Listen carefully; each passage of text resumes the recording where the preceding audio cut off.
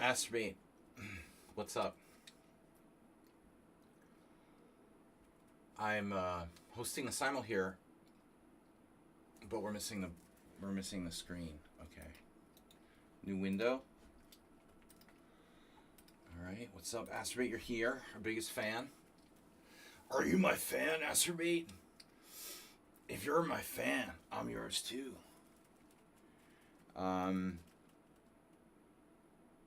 So today's thought is one of mindfulness. Thinking about mindfulness and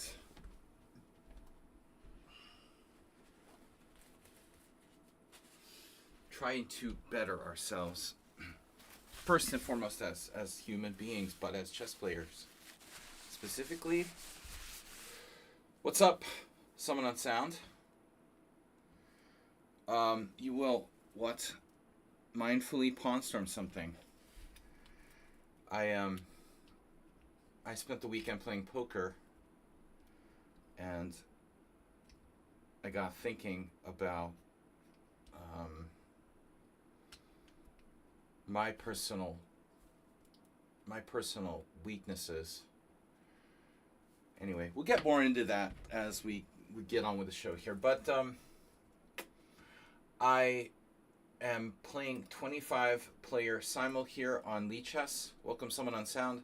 Astrobate, International Master, if you can call me that. Sparkle Horse, Classical Simul. Actually, I should call it Twitch Simul. Didn't I normally do Twitch Simul? Okay. Weird. I think I did. I did that. Yeah, I usually called it Twitch Simul. Okay. And then random, 10 plus 50, 120 minutes, 14 days minimum account age, 7 o'clock start. You're really looking forward to the Simul day. Okay. I'm being mindful. I never really did a lot of self-help, and although I studied psychology, just on a low level, and it's something I'd like to get more involved in. But anyway, I'm being mindful about stuff. Impulse control, A lot of talk of people having ADHD and so many things, that can affect us. All right, anyway, we'll get into it. Estimated start time at 7 o'clock. It is now only, we're early on time. Relatively on time tonight. So it's 6:33, got plenty of time. We're starting in the next 27 minutes.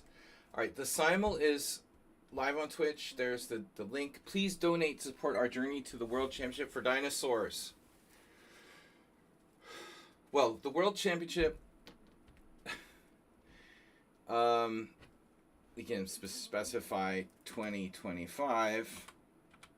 Sorry. For young dinosaurs. If you'd like to support my journey to the World Championship Senior, please donate via Streamlabs, or else you can also simply subscribe on here on Twitch. That helps too.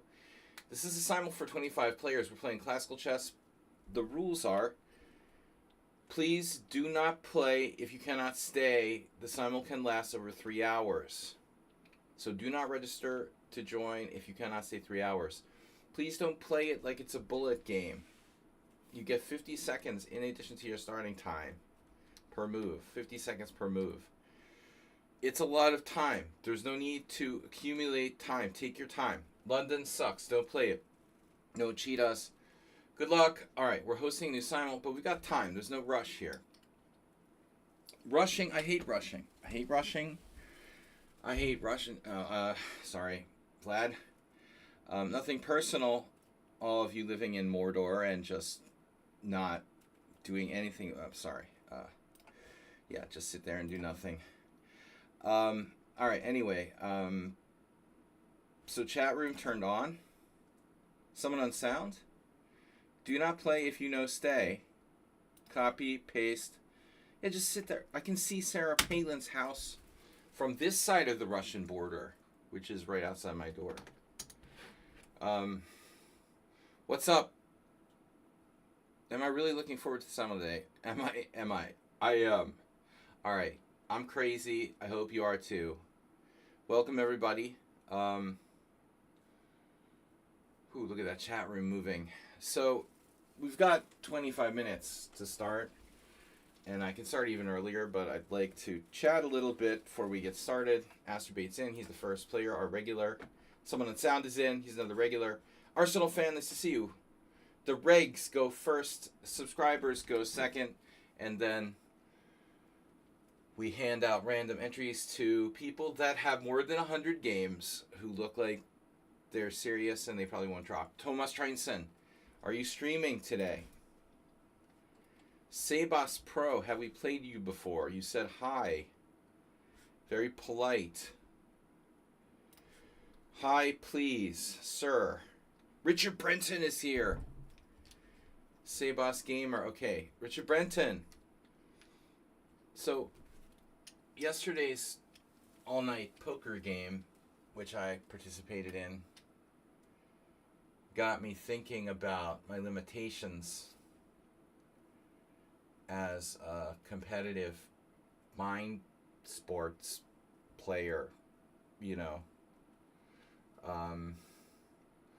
And the thing that really freaks me out is like how much I emphasize taking your time, which is very mindful, you know, and I hate people playing bullet, playing without thinking, etc., but you know, it's amazing how impulsive I can be, you know, it's weird.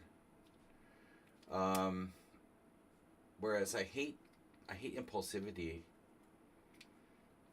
in general. I'm as guilty as anyone else of being impulsive. So, all right. Anyway, self-analysis, psychotherapy here. What's up? What's that say? Saeed Islam. Saeed Islam chess? No relation to the other Saeed. I remember. There was a Saeed from Egypt or Syria or something. I can't remember. No, maybe he was from Iran. Sorry, he was from Iran. My bad. It was an Iranian. Ask him nicely in the chat. Someone on sound, did you drop out? Did you get in the Simul and drop out? Guys, Mr. Sleepy. Mr. Sleepy. You know those smileys? Mr. Sleepy? Alright, Mr. Sleepy can't do it by himself. Guys, we're up to 1733.32. The donation goal is 3,000 for October 20th. World Senior. Arsenal fan is here. I'm willing to talk about anything you guys want to talk about while we play the Simul tonight, but I just spent the weekend playing poker, and I'm trying to understand why I do impulsive things. You know? I do it in chess too. But chess is more, you know, it's more deeply ingrained somehow. I don't know. We're going to be mindful about mindfulness today. But I'll tell you guys an interesting anecdote. Listen to this, right? I'm playing this poker tournament last night. And we're playing for like, I don't know, an hour. Actually, it was 2 nights ago. It was Friday night. We played for like an hour. And everything's normal. We're going along. And this like new player joins the table. A new player joins the table. He just entered the tournament. He comes to the table. He puts his chips down on the table. And the starting stack is 50,000 chips. And just to show you guys, this is about mindfulness. The starting stack of the poker tournament is 50,000 chips. Everyone starts with 50,000 chips. The guy sits down, and I noticed that he has 55,000 chips. Right? What do? I I think about it a little, but not really. I got distracted for a minute, and then a few minutes later, I brought it up again, and I said to the dealer, why does this guy have 55,000 chips? You know, everybody is like confused. They're like, what is he talking about? Most of them are Hungarians, and I'm speaking like broken Hungarian. But I'll get to the point, right? I don't think about what I'm doing. I just do it, right? Without thinking. I call this guy out for having like 55,000 chips. The thing is, right? It doesn't really matter. You know, it didn't really matter. I mean, it doesn't hurt me that he has 55,000 chips. Why am I making a complaint or a big deal about it that the guy has 55,000 chips and everyone else has 50? I know it's unfair, but the thing is that bothers me that I brought it up and I formally made a complaint about it, like without thinking about what I was doing, you know? And so I make this guy angry, you know, and he's like calling me the fucking police and stuff. And the reason why I'm bringing it up, it's not an important story. It's just that it's an example of doing stuff without thinking. Like, why would I like call him out? You know, who cares if he has 5,000 more chips? Maybe I win his 5,000 chips, you know? Because I'm like grumpy and jealous that he has 5,000 chips extra. So it's an example of a situation where we just do stuff without, you know, and I make an enemy of the guy because he hates me now because I called him out over this picayune thing, you know. Just thinking about stuff like, if you're going to do something, at least think about what you're going to do before you do it. This is an example of something that I do in everyday life.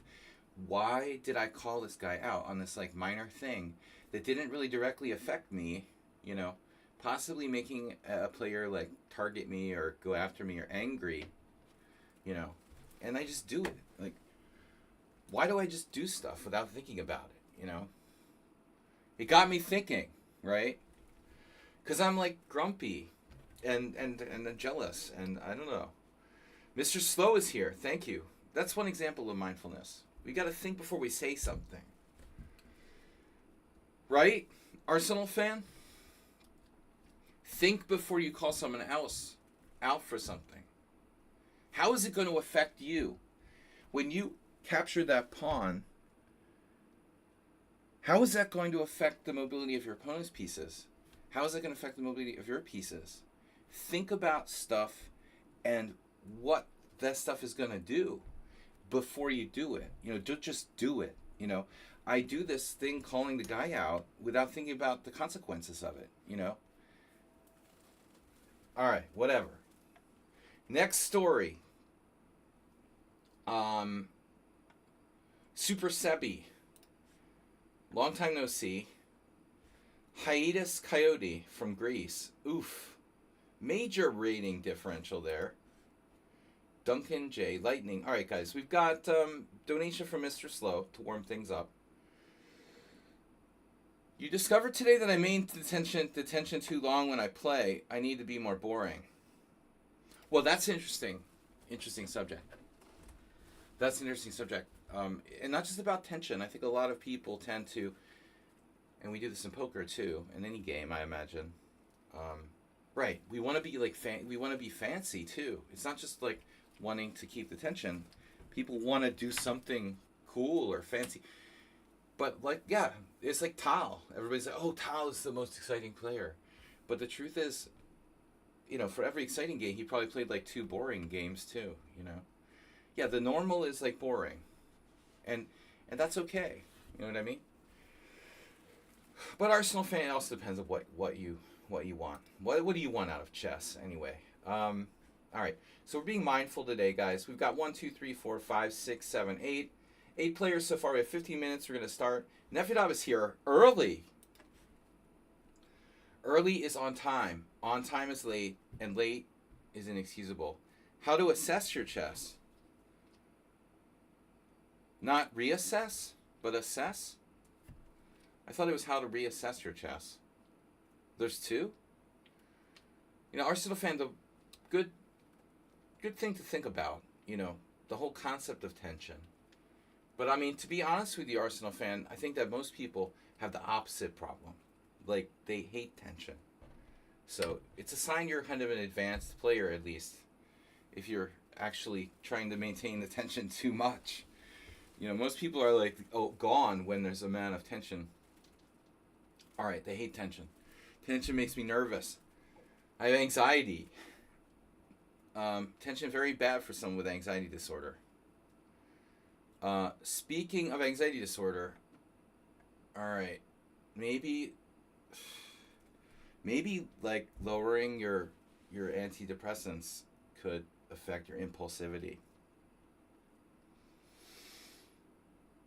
I was talking about this 2 weeks ago when I went to Croatia and I forgot my medication. I take medicine for anxiety, and I just couldn't. I didn't have it. I didn't feel like getting it. Whatever.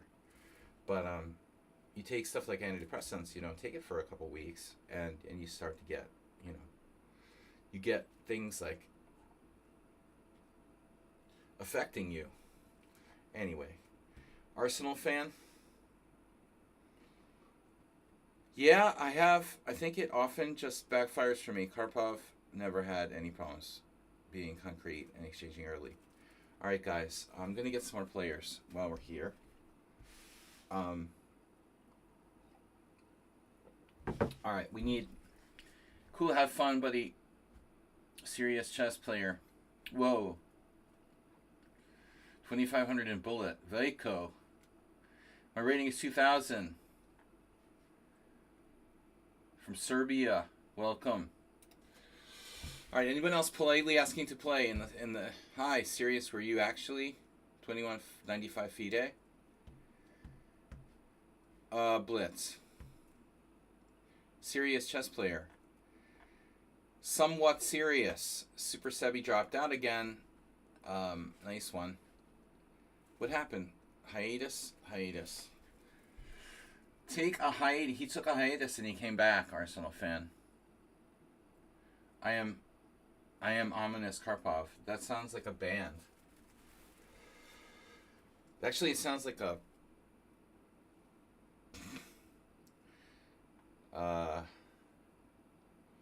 song title.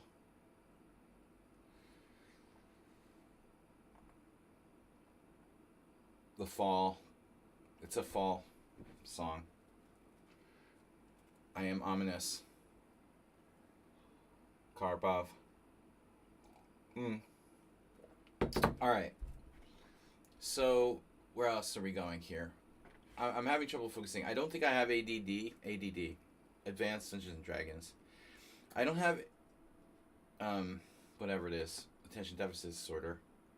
AD&D. But I might have mental problems. Okay. I'm not crazy. I'm just a chess player. Was that a nickname Unsound? Someone Unsound he's a liar. He's not Unsound. The player formerly known as Unsound. Alright. Niedermeyer. So guys, we're about to start in 10 minutes. I'm going to get the rest of the players gathered around here. Fries, would you like fries with that shake? Lightning 1101. Luke Wright. 65. 1,200 games. Good. Alright. Nita Knocker. Knocker. I like that. That's awesome. That's a great name. Whatever it means. It sounds funny. Seongji Hun. It's a Croatian from Hungary. Tarashova Varia. Varia in Hungarian means wait, to wait. YOLO. Chess Gamer 200 from France. Oof. We had a good game before now. Musa Sajia. Iran. So guys, we have 14 players. We need 11 more.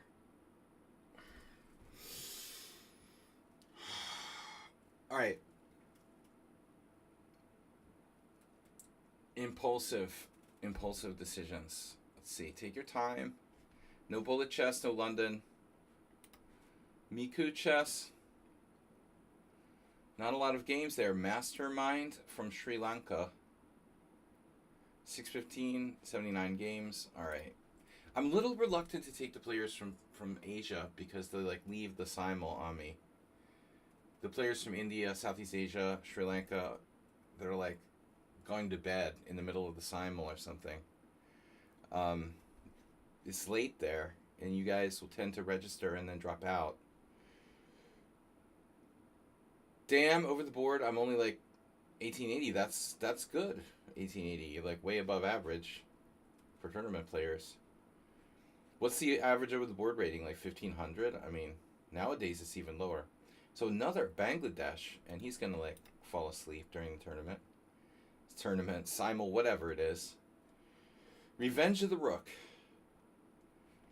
So I'm playing 25 players. It's a long Simul, guys. Just a reminder, join me, please.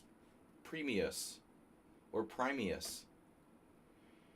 Did you see your comment? Oh, man.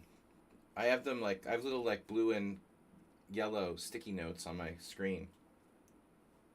You know, to keep track of your comments, Arsenal fan. But that one I seem to have missed. Where is it? I discovered today that I maintained... Yeah, we saw that.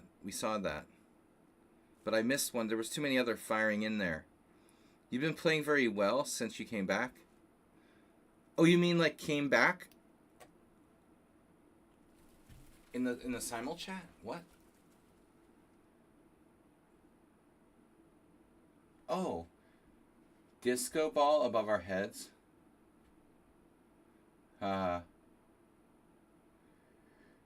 You once stood next to 2100 FIDE at a urinal. Oh no.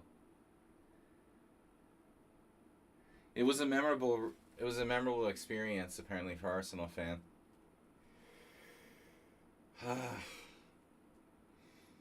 Alright. Don't distract me now. I'm having trouble focusing already. We're playing poker. I was playing poker with 80-year-olds till like 8 o'clock in the morning.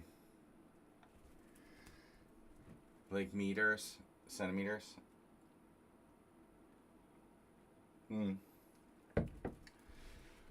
these guys are like these two like local Hungarian poker legends. Like, played poker with them until like 8 o'clock in the morning. It's fucking unbelievable. You know, unbelievable. I mean, just unbelievable. One guy is like 77 and the other one is 80. And they're able to play poker until 8 o'clock in the morning. I mean, how fucking amazing is that? I get tired. I'm like 50 and I like get tired, you know, want to like go to bed. I'm like suffering there. I hope that I can play poker all night or whatever, do anything all night when I'm 80. It's amazing, you know, it's just... All right, next, Miku Chess. All right, we'll take them. Our Thomas Trenson, if you swap to a different app... By the way, there's a new Lee Chess app out. I haven't really made up my mind about it, but they tried to make it more professional, so the jury's out on that. Mr. Sleepy tip 30, Primius has followed. Guys, we need your support. Song Ji Han. Okay, I'm sorry if I don't pronounce your name correctly. Anybody? You're not from Hungary. That's just part of your name. All right. Anyway, Han would be capitalized. Ukraine. All right. Ruslan Bear. Also. Gutand. Some regulars. Guys, we're going to need your support. There's been no gift subs, no subs, anything this week. So, I am filing for bankruptcy very soon, you know. And I don't make enough money playing poker at the moment to survive. As can be.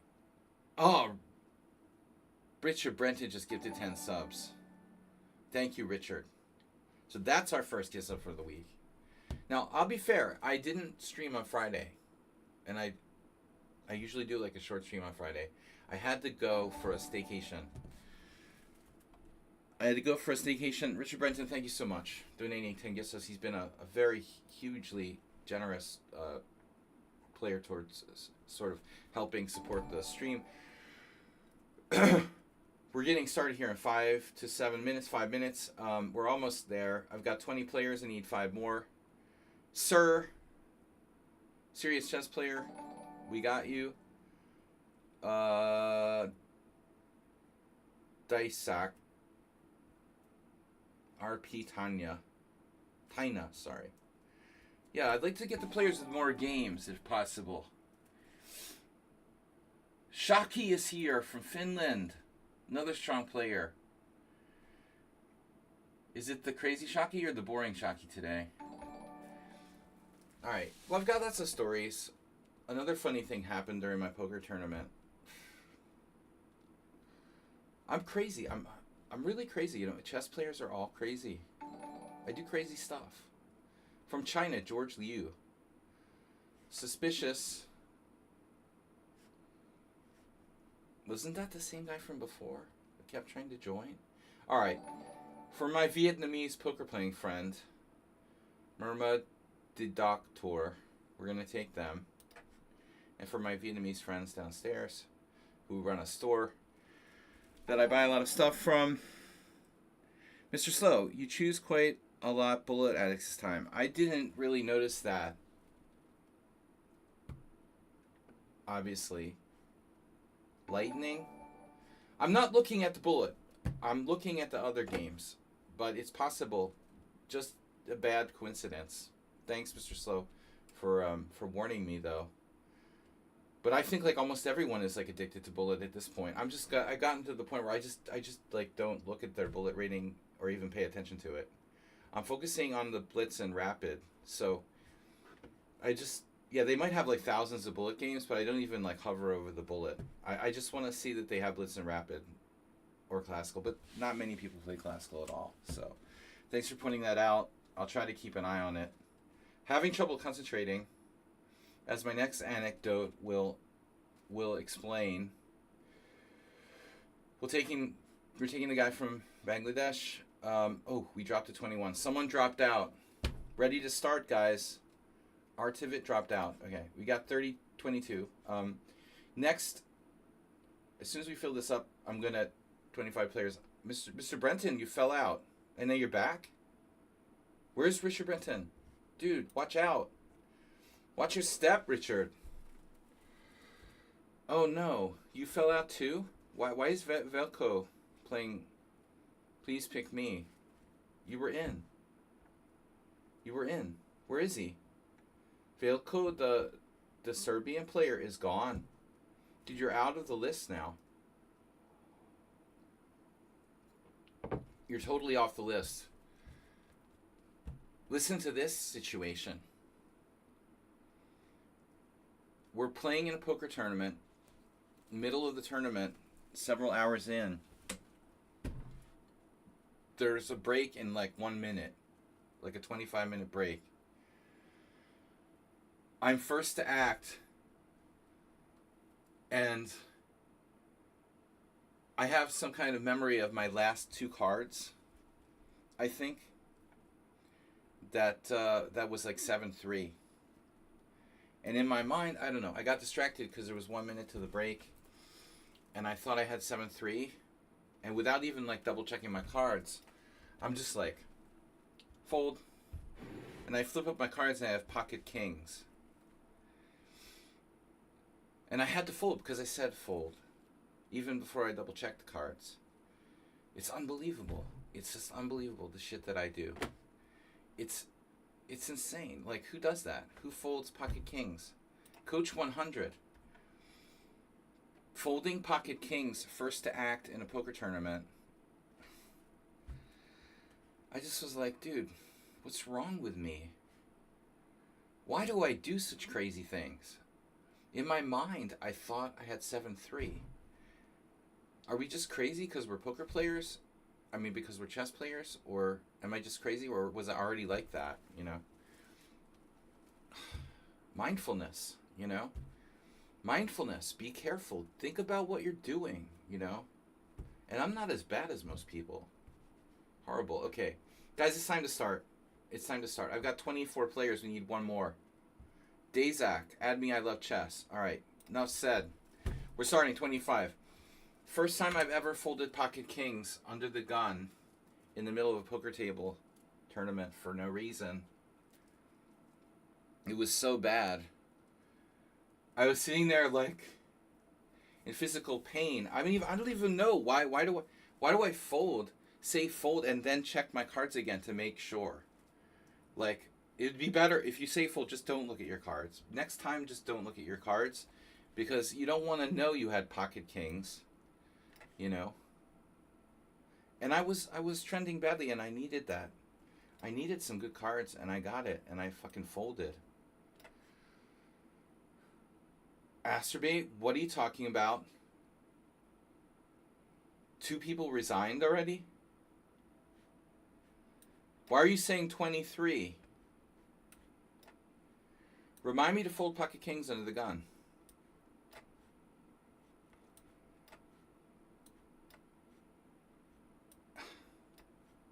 I just can't believe the crazy stuff that I do.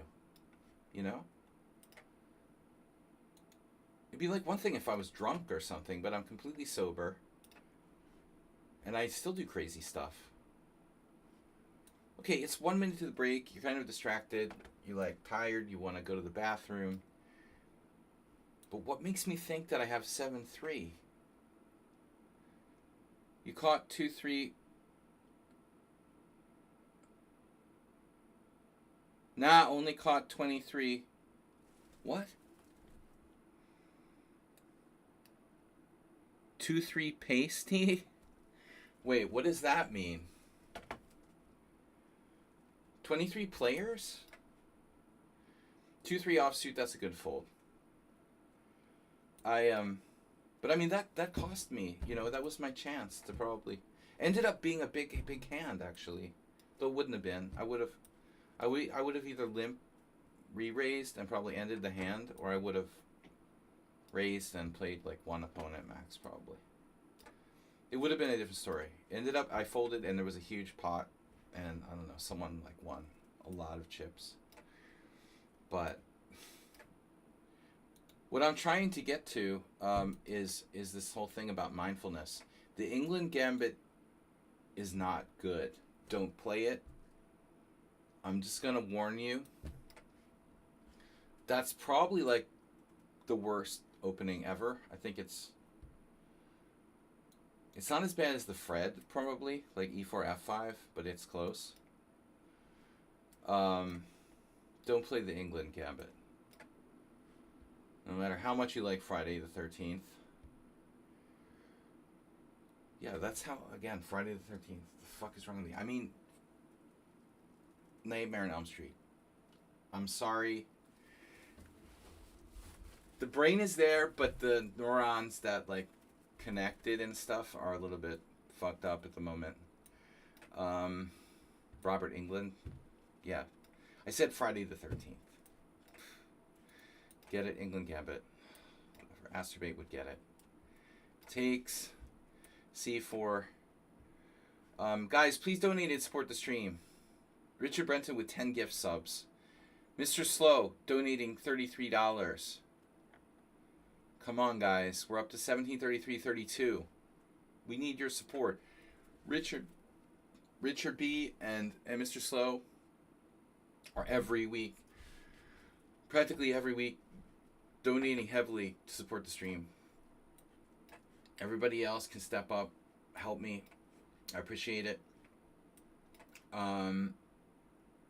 But I played poker all weekend, so I've got poker, you know, anecdotes. That was a weird thing. Folding pocket kings under the gun. And then you can't shake it later. My aces got cracked. Of course, the bad beast story, right? Immediately.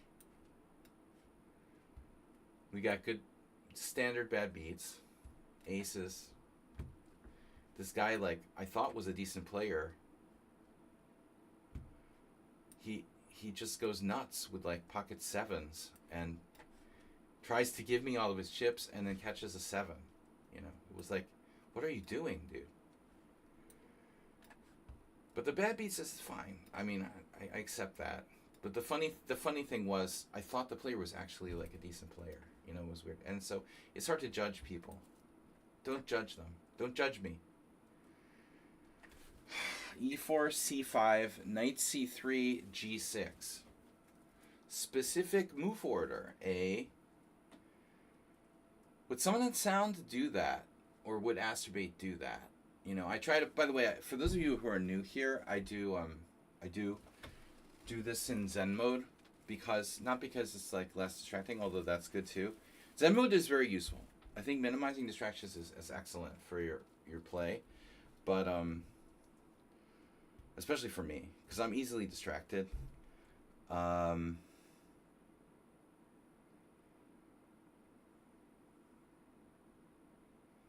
do I want to say here?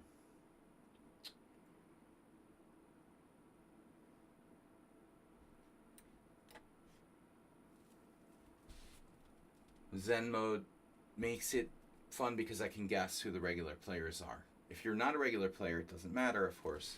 All right. Here.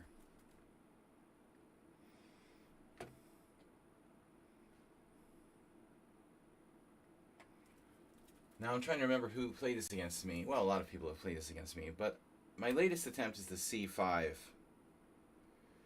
Now check. Yeah, all right. I don't normally play D6 that much.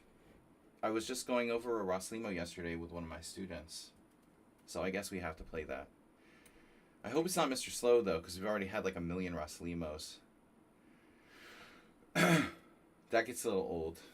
We play the same thing over and over again. Let's try something different. Quinteros.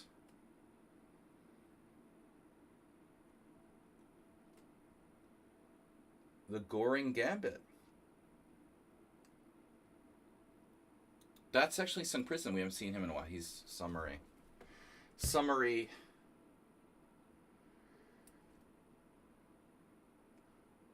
I have played D5 here.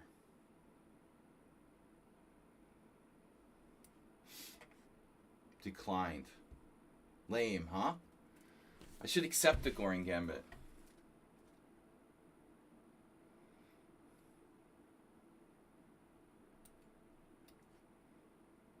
Oh, a Smith Mora. Mora Smith.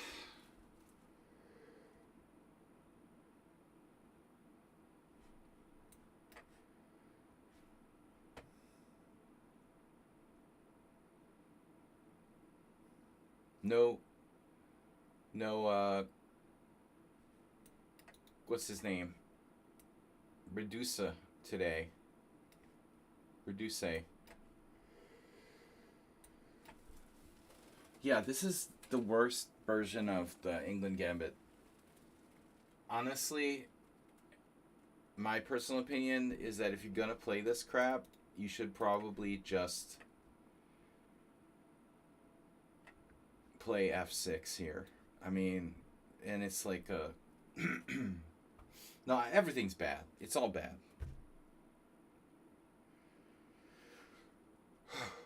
F6, I don't know. Maybe Bishop F4 I'll play, to be honest. The kind of Yasser approach. It's like a Black Mardimer reverse F6 Bishop F4. But Queen E7 I feel is even worse. Here, I don't even try to keep the pawn. You can have the pawn, okay? It's all yours, bro. But your queen is on E7. You know, I just want to point that out. All right, next. Some things are more important than material. I'm not here to hang on to the pawn. And those variations are good for white too, by the way. Just saying. But I don't want to even give them the satisfaction of playing their little England Gambit tricks and stuff. Nefirov, nice to see you. Have a nice Slav.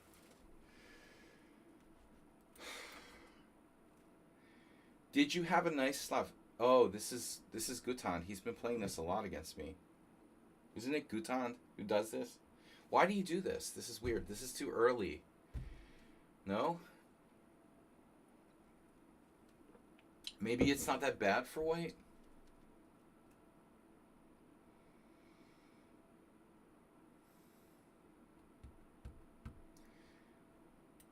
There's a couple different options there. Shaki, I apologize if we have a symmetrical English in advance. I apologize for the symmetrical English. Maybe one of the most boring openings in chess. Alright. Oh no. There he is, actually. Now that we mention it. Guys, can someone... Move 11 was here earlier, right? Ominous Monkey, welcome. So, Move 11, if you're still here, Move 11 just like he likes to just jump on the stream and then run away. He doesn't actually watch. What happened to Aldous though? The guy who was a good player who used to always play in our Tuesday tournaments.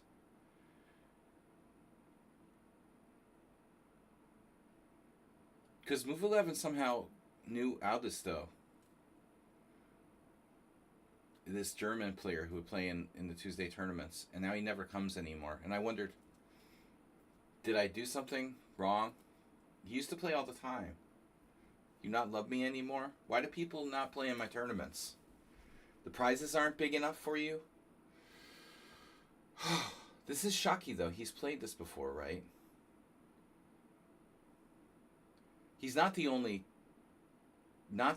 crazy guy from Finland who's played this against me. Actually, he is the only crazy guy from Finland who played this against me. He is. But there's that other guy, that weird I am, who like tried to claim I abused him in the chat. From Finland, played it against Pia Kramling, of all people. There's a game in the database. Crazy guy. Crazy I am. I won't say his name because it would be abusing him. Yeah, he like made fun of me and then claimed I abused him. But it's cool. Anyway, I'm still scarred for life. We'll play the main line. I played e6 last time.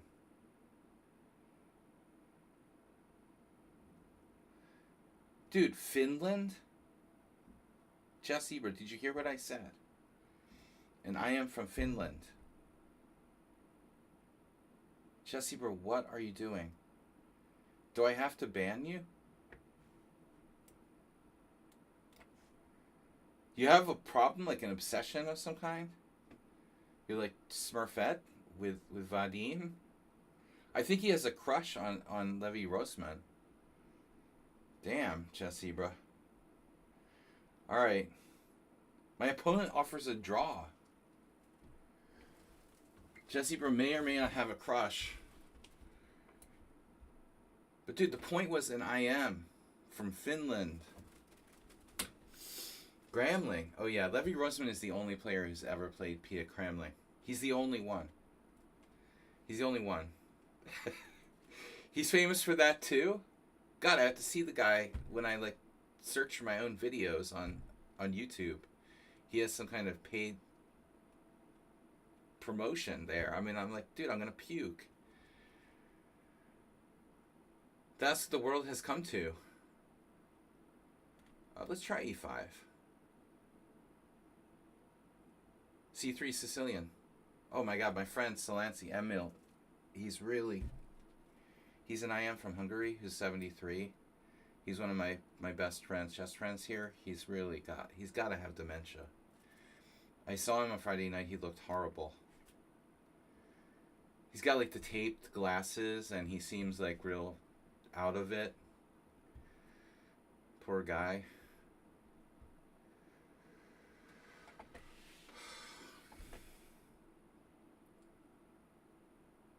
Taped glasses is always a bad sign. But, no, there was this guy, this IM came to my stream like 5 years ago, and he like made some weird comment about me, and then I got like offended, and then he claimed I abused him or something. He had sent like a complaint to Twitch. Idiot, really. Anyway, speaking of mindfulness, knight c3, that's a good move. Now I only have one good move myself. I played other moves here. a6. The old, no, it doesn't work. I have to play knight c6 now. No more bluffing.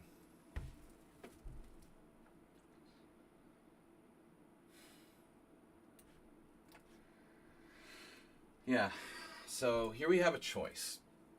Two moves I like to play. There's the Michael Road, e4, which is principled and very strong.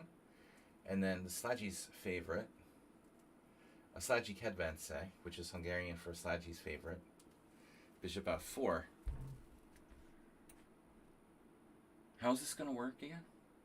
No, not bishop f4. Jesus.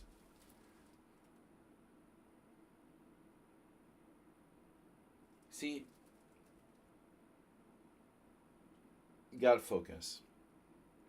You feel you're getting distracted, you're not concentrating, you gotta focus. Knight d5 right away. Bishop f4, knight takes f3, g takes f. It is bishop f4. Okay. And you might ask yourself, how did I get here? There was an episode of What's in My Bag with David Byrne from the Talking Heads. I haven't looked at it yet. It's curious to see what a creative musician would buy. How did I get here? How did I get this beautiful wife? But he's still going strong. Amazing. Now the older I get, the more I really respect like other old people who continue to excel even later in life. David Byrne is just an amazing, musician and creative. I think they're one of the most influential acts in rock music. Anyways. Alright, so is this somewhat unsound?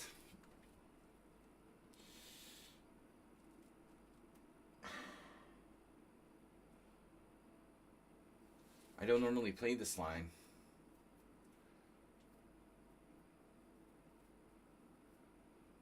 It's got to be somewhat unsound. Asterbate would have used more time by now. What's in My Bag is this like video series where famous musicians go into like a record store and they pick out all kinds of music that they would listen to, so it's cool. You're curious what this famous artist would listen to himself, you know what I mean? What kind of music he would buy. What's in my bag?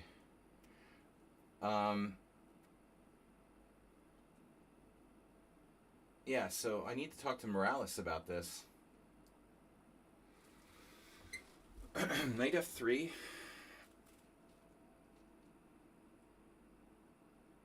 If I play bishop b5, you play a6.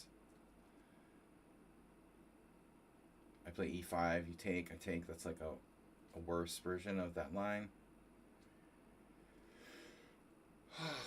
Why do I play so badly against things that I've played myself? Because I rarely find myself on the other side of this. Bishop g5 was played against me.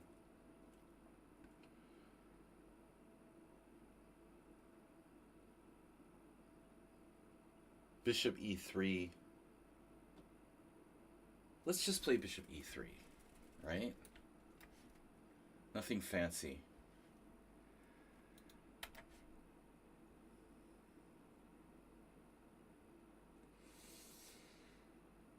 So, welcome everybody.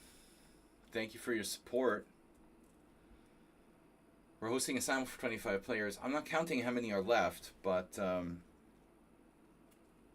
hopefully a few. Anyway, whatever. Whatever, Nefyadov, is this you? How did I get here?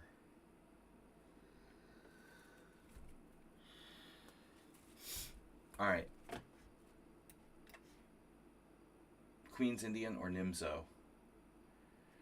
Beef or chicken? Chicken or beef? Let's go with the beef. Shaki, nice to see you. The Finnish Gambit. Mm-hmm. The white side of Spanish could be Mr. Slow, it could be Richie Rich. The Smith Mora, usually someone random. Hopefully someone on sound has outgrown that at this point. This is Acerbate. This is your brain on drugs. Knight E2. Anyway, I was talking about my friend Emil, and Emil is an IM. He reached like lifetime 2450. He was a good regular tournament player. Now he seems to have like dementia or something. The last time we invited him to play poker, he came and we're like, Emil, please don't drink, because I'm gonna back you, and if you're gonna play, don't drink any alcohol. And the guy, he sounded sober on the phone, came to play poker, and he acted like he was like drunk or something, but there was no alcohol smell at all, you know. So we're like, what is going on? He seems like he's drunk, but he doesn't have any alcohol odor at all, you know. So we started to think like, fuck, you know, he's developing dementia, you know. He just acts weird, and like just kept sort of repeating the same things. Like he was saying, oh, this banana is so delicious. We gave him coffee. He's like, oh, this coffee is it's so good. Oh, this banana is so good. You know, my mom had the Alzheimer's. And so this kind of repeating the same thing over and over again, because they don't know what to say. They don't remember what they said last, or, you know, they don't remember. They just said the same phrase like 6 times in a row. This banana is so delicious. This coffee is so I'm like, fuck, you know. It was the same thing with my mom.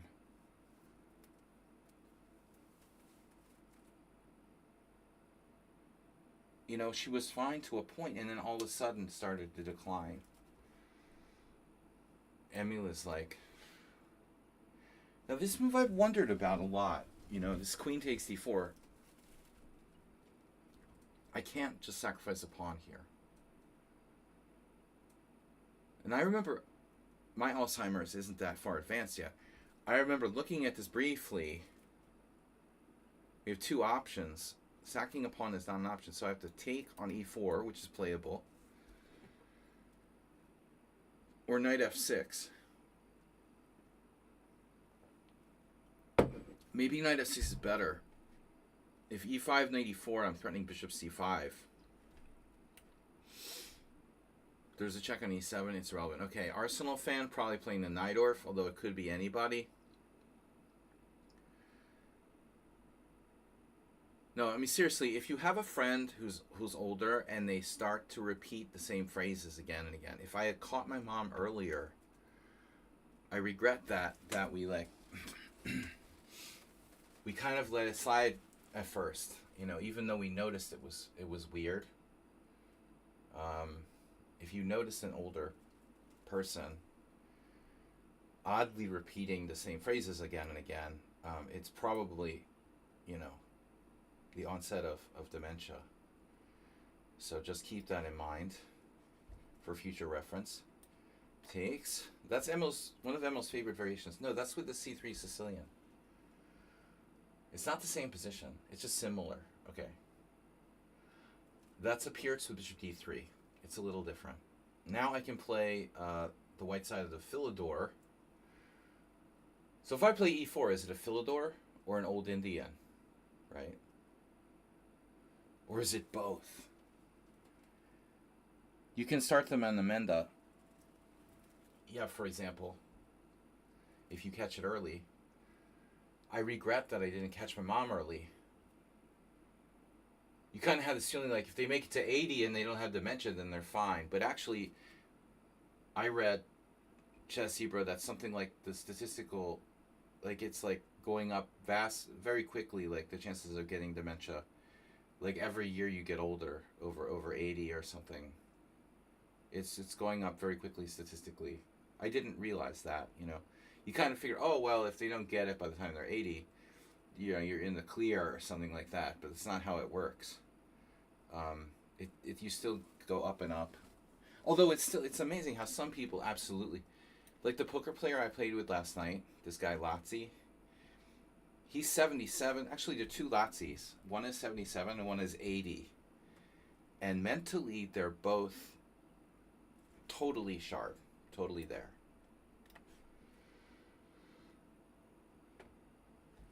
I hope, I'm already like foggy headed, and I'm 52.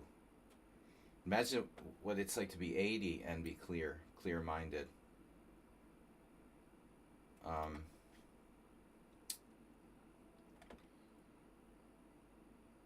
You know, one of them's in like a bad mood. Probably he has a lot of physical ailments. He's always like grumpy, but that's a different thing. Today I was checking out what makes people irritability. What causes irritability? I'm thinking, why am I irritable all the time? Tiredness, okay. Alcohol, drug use, stress. But I'm like, why do I hate everyone all the time, you know? Probably shouldn't have, you know, reduced my intake of serotonin reuptake inhibitors. But if you find yourself irritable, that's another thing that can be treated. But it is a problem. I was just thinking of these guys, man. What amazing guys. It was fun though. I was tired, honestly. We played poker till 8 in the morning with like almost a full table. And what am I doing here? Bishop f4. But it was fun. I was thinking, like, come on, these guys are like 77 and 80, and I haven't played that much with them. Low T or high T? It's definitely not high T. But, yeah, here we go. Okay. Don't play the England Gambit. That's the message for you. Knight d5 or not? It's a good call. Do I want to play knight d5 or not? If I don't play knight d5, black can play c6. But anyway, if I play knight d5, he has to take on f3. And now I take back. I think I like it. I think I'll do it. I've done this before. Okay, Mora Gambit. I have like 4 different variations that I play here. But some of you know them. This better not be someone unsound. I'm going to be pissed if you played the Mora Gambit against me. I thought we progressed beyond that. Poker vs. 80. No, I know, right? One of them is like wickedly aggressive. You know, he's very sharp, very aggressive. The other one is more passive. But the 80-year-old is a little bit passive now. The 77-year-old is entertaining to play with because he's really loose and unpredictable. What the hell is this? All right. So this is the C3 Sicilian. This is what my friend Solansi plays with black. D6 against the C3 Sicilian. Now this is an old Indian. This is not a C3 Sicilian, but it's similar to a C3 Sicilian, just without C3. So I can play C4, trade queens, and grab the pawn on E4. Trading a side pawn, if you will. Flank pawn. Flank you for the pawn. What about our development there? C4, bishop takes, queen, takes on E4, hits the F2 pawn. White will have to defend it, most likely with bishop E3. But you can't castle. Black's got to be okay. Bishop e3 is an awkward move to play. All right, we're going to do it.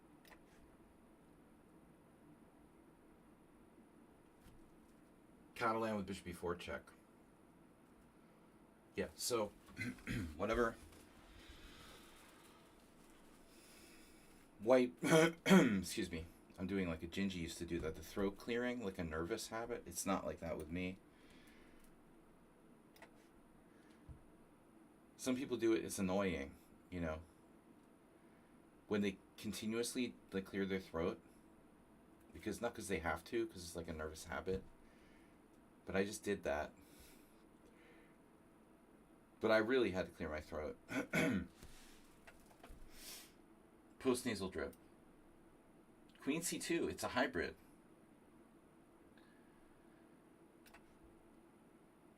So this is shocky. Definitely. This line is...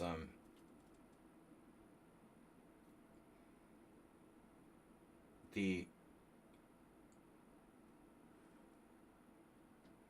problematic I am against Pia Kramling.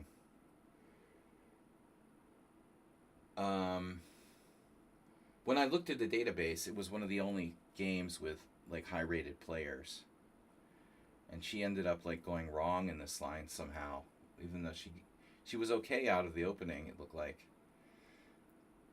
Even Joe Gallagher mentions this line in the old book from like 2002. I don't remember. It's old.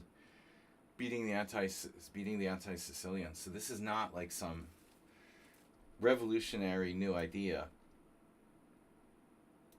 We've had this before.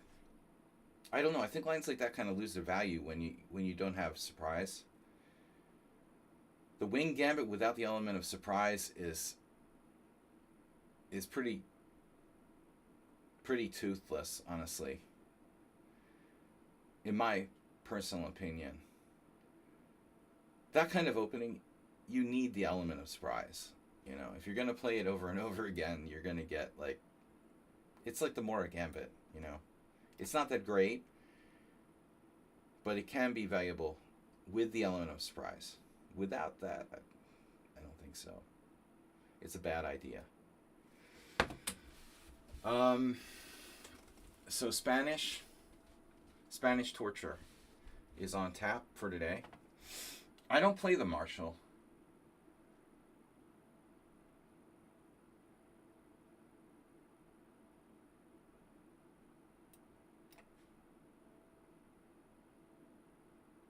Oh man. Is this Asterbait or someone else? G6. Regarded by many as Black's best line.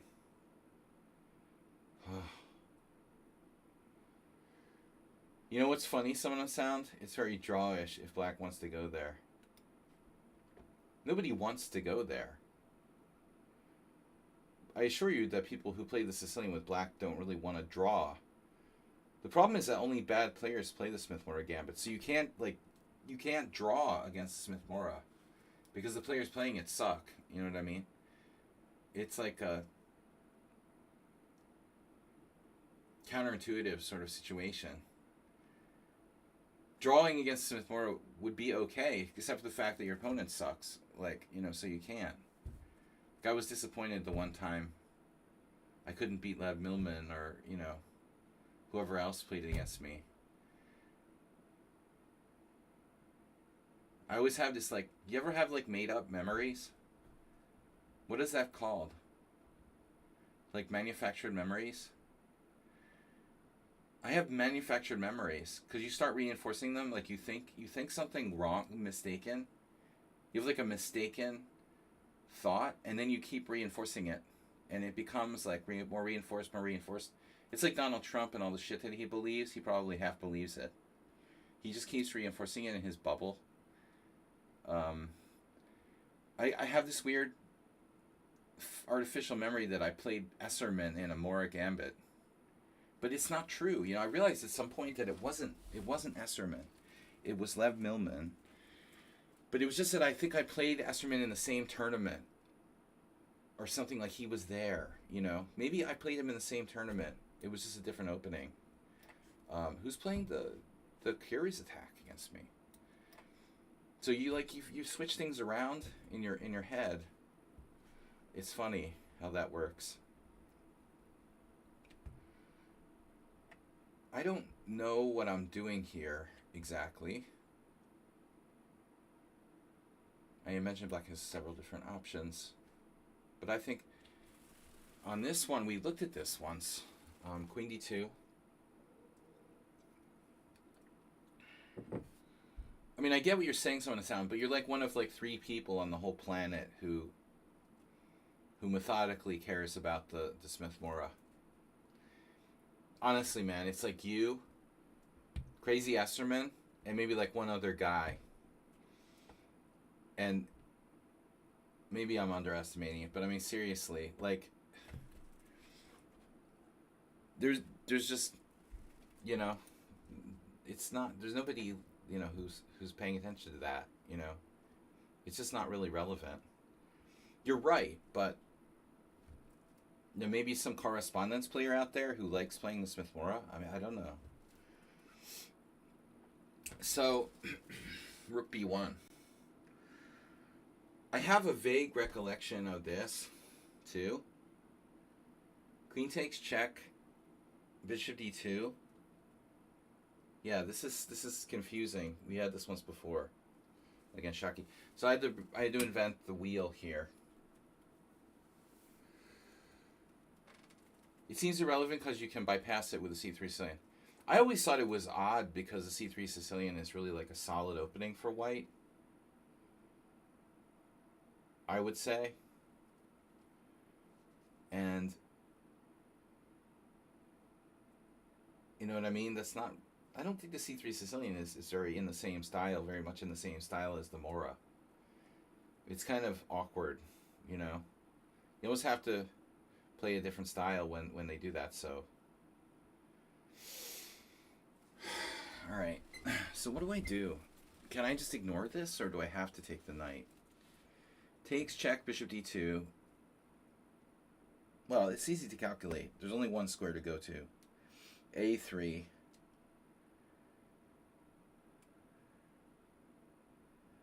Then there's like d5.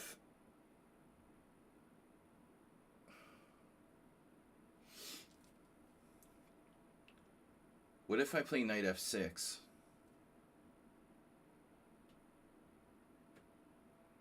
Is d5 an issue? Knight f6, d5. There's also simply bishop d2. If I don't do anything. But knight f6, bishop d2, e6. What are you going to do, man? Like a Scandinavian sort of knight e4?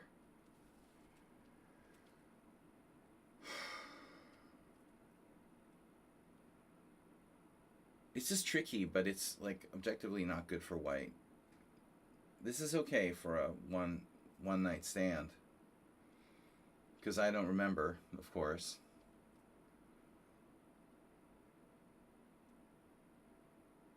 So queen takes check, bishop d2, queen a3, rook b3, queen takes a2. No, I have queen d6, okay. Queen takes check, bishop d2, queen a3. What are you doing? There you're playing what, d5?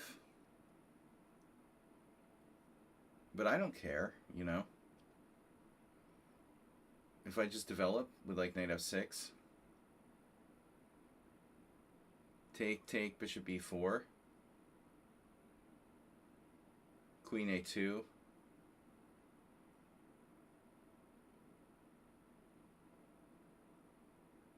I don't know how I decide between these moves, though. You know, they all look reasonable. I mean, e6, knight f6, and queen takes, c3 check.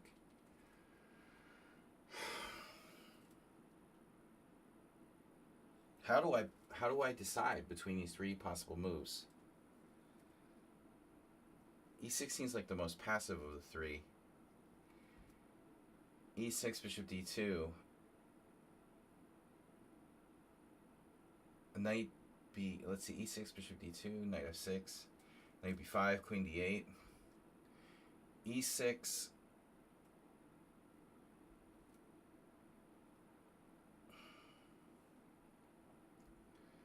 Queen takes c3 is the simplest. I'm trading pieces. Queen takes c3 check. Bishop d2. Queen a3.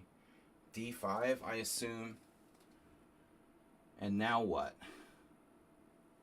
I'm not trying to keep the knight. You know, I mean, you can have the knight back.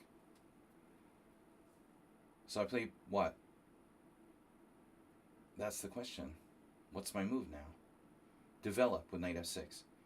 You take on c6. It's my turn. I take back on c6. Now white has weird move, bishop b4. And then I would be obligated to play queen takes a2. But still,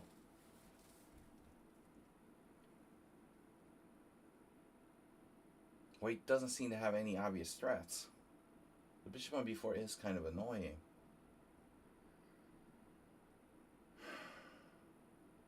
How does he develop his other bishop, though? Bishop d3, bishop e2. Let's say bishop e2. Yeah, I can't play e6, and you'll mess up my right to castle. So let's say I play e6 instead. e6 instead.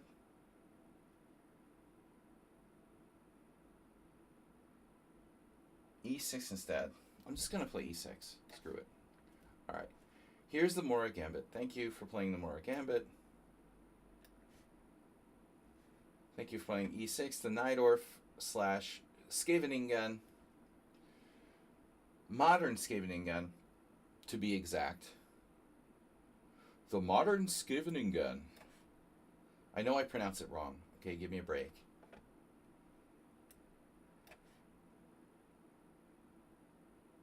What did you play? d3?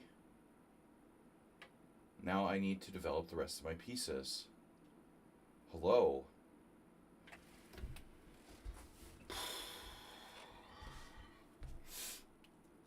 g6, bishop g5, or even knight d5. Yeah. We need to be careful. h6, knight h4.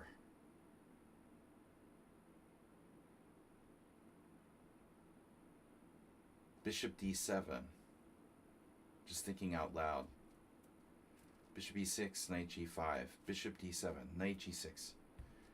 Saying these moves helps me to sort of sort out my thoughts. Not a very exciting move. What am I going to do? Ah, now I remember. Okay, so if knight c6, bishop e5, but I'm not going to play knight c6. I'm going to play knight e4. It's like a Ponziani. Can this transpose to a Ponziani? Ponziani has the knight on f3, but it could, right? I don't know. The hardest, yeah, that's why the hard... Is this knight gambit a real thing? It's a thing. It's not considered great, but it's playable. a6? Come on.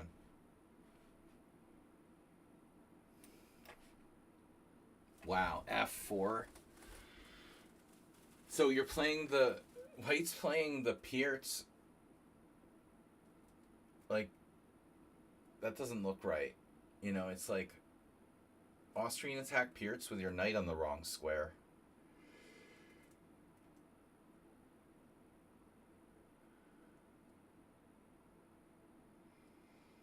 Okay, maybe there's nothing special that I can do. But White's position isn't really threatening either. So has to be, don't just play knight c6 without thinking about it, though. Knight 6 d5. What did I tell you about that?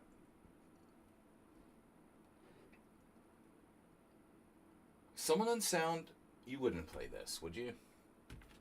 You did that once.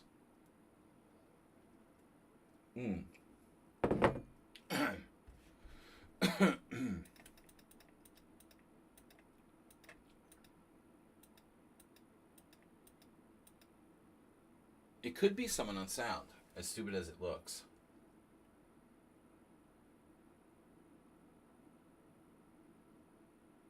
What would Solansi, my friend, do? You know, he would do some crazy shit here, like, Knight c6, d5, knight a5. I don't think I can do that, can I? I can do that. Knight c6, d5.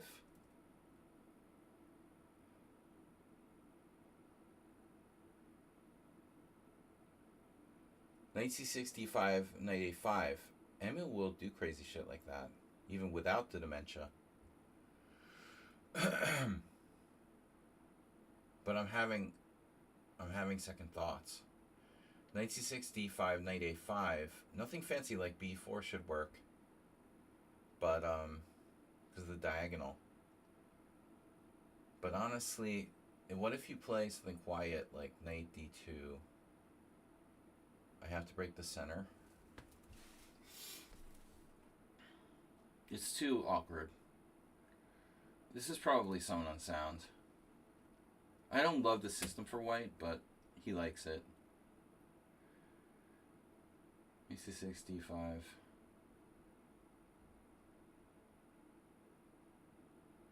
e6 would be weird.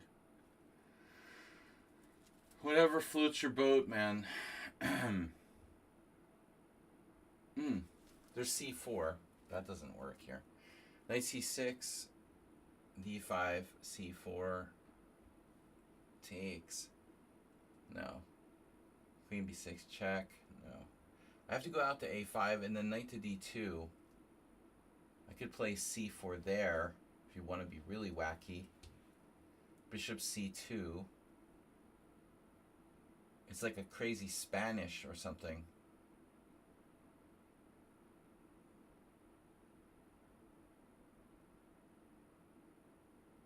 But I don't trust my position that much.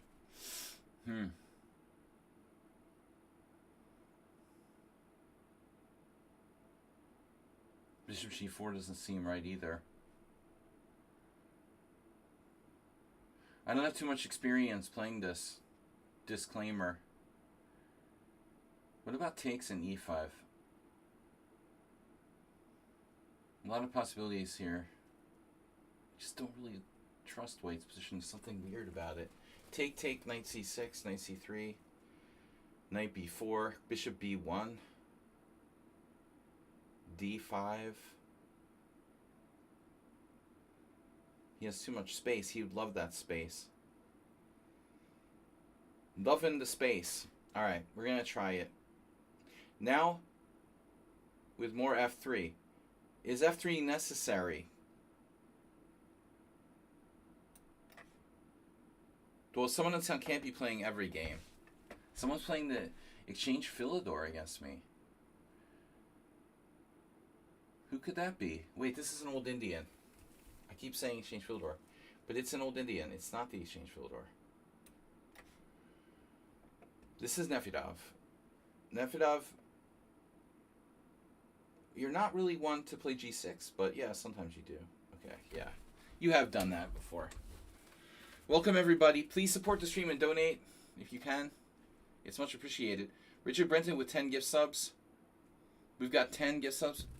Chess Riddle donated 60 bits. When was that? Was that like on... Was that on Tuesday? We got 10 gift subs from Richard Brenton and Mr. Sleepy. All on their own. Guys, help support the stream. We're going to Italy in October. In Noctober. Nocturnal.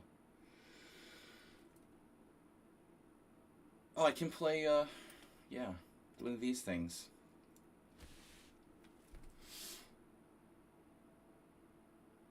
What would Elvest do? So bishop d2, and screw you. That's what I always say.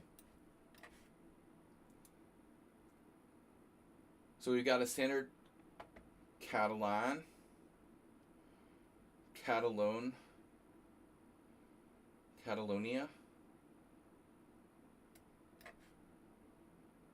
If Morales is, where's Morales been?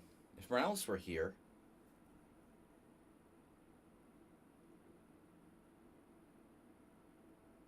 Retire. You should do retirement. Early retirement. My best friend who taught me how to play chess is talking about coming back. We had a really good talk last week.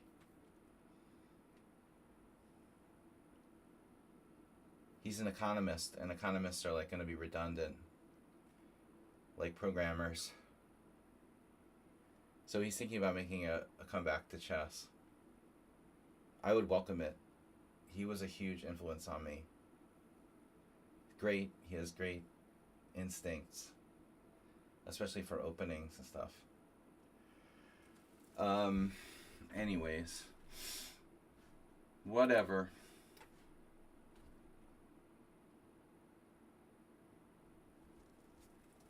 That's fine. You do that. Night before on the table. I don't mind. Are you threatening me? It's like the Beavis and Butthead. This isn't Nefedov. He wouldn't play this. What is this? I don't care about that. Oh, you hurt me. Right. Okay, Bishop G5. Wow. Now that's provocative. But you're giving me a useful move here for free.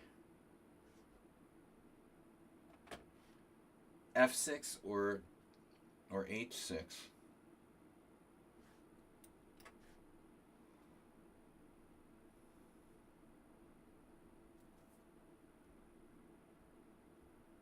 You'll keep your opinion on economists. Your opinion on economists. Well, you're not generalizing a little. That's like my opinion on lawyers.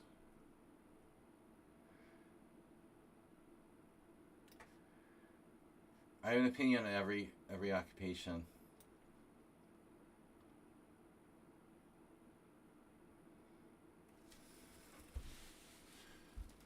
Am I supposed to play H3? Nah, it's too slow. Rip, England Gambit. That's the right place for an Arsenal fan.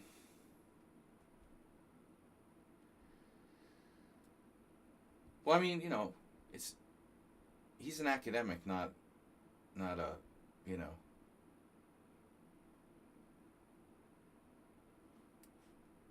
not an industry person. I appreciate academics, you know. They do it for the love, not the money, Arsenal fan. For the science of it. Yeah. Corporate evil. They're academics for corporate evil. Exactly.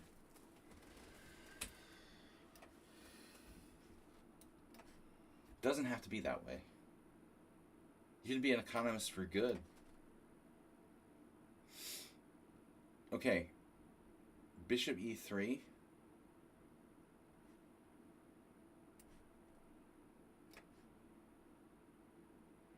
Evil economists and good economists.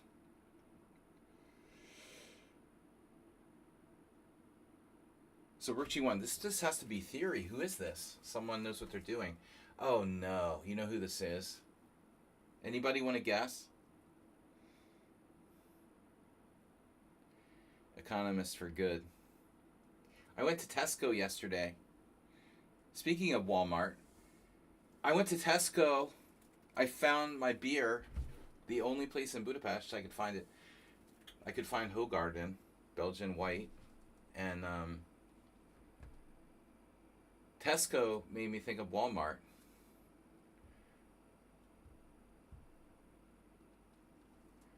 Yeah, I went to like a specialty beer store in downtown Budapest. Couldn't find it. Ridiculous. None of the non-stops or off licenses I could find Hoegaarden. But of course Tesco has it. Just so like Tesco is like on the outskirts of the city. You know, I had to go like practically outside of Budapest to get it. I could order it, you know, online. Tesco. Order from Tesco Express or whatever. Alright, this is Mr. Slow. I'll wager anyone like a side bet.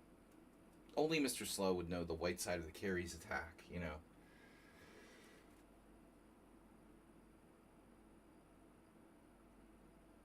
I'm at the end of my theory because I never used to play the H6 lines, so I was just kind of hoping like maybe my opponent doesn't know it either. But I mean, people don't generally play G4 unless they know what they're doing.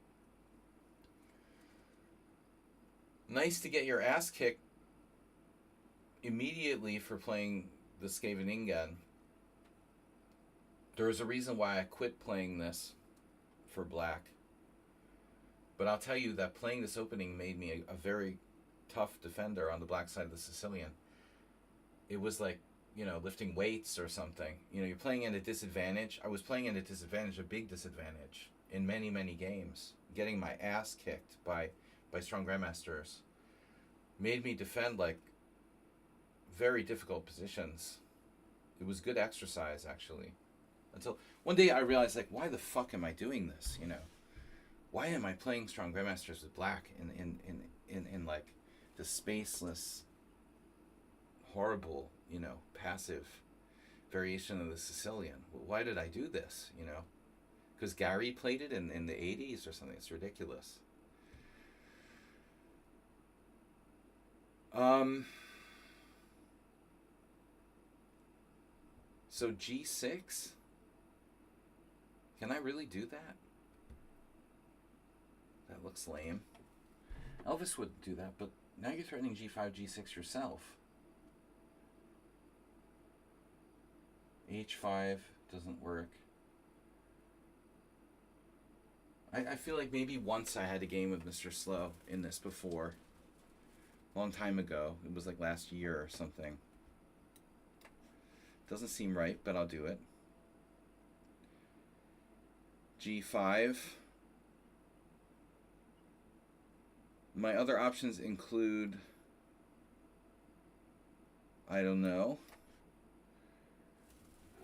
This is good hand, I think. Yep. Got it. We got it. That one's good. One down. One called correctly. One called over the cuckoo's nest. Wow. I thought this was Nefedov. Nefedov playing A6 and G6? I don't know. Would he really do that? I don't know. Yeah.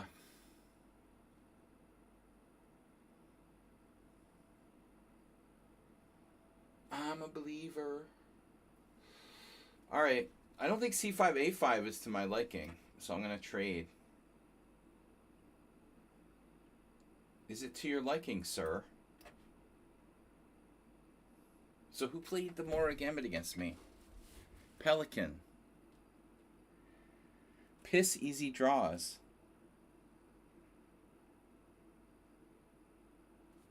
Yeah, right. No, it was horrible, but it made me a good defender, I think, you know, personally. It helped me develop skills, like playing the inferior side of Pawn Storm type positions. I had to dig very deep, you know, a lot of times. In very tough games, it made me work really hard, so that's a good thing. Yeah, Bishop F4 is the line, right?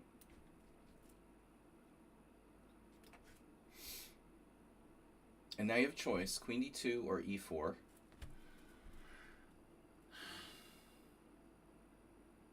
Maybe Queen D2 is more like a hyper-modern way of playing this. Queen D2, C6, Knight C3, D5, boom, E4. I should play E4 right away. So this is weird.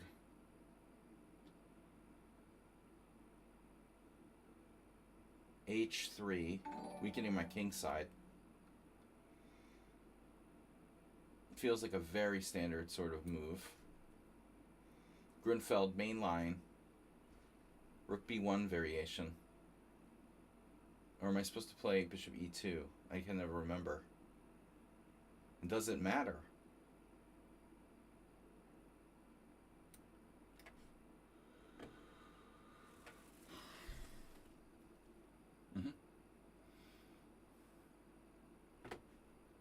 Piss easy draws. Proper grammar.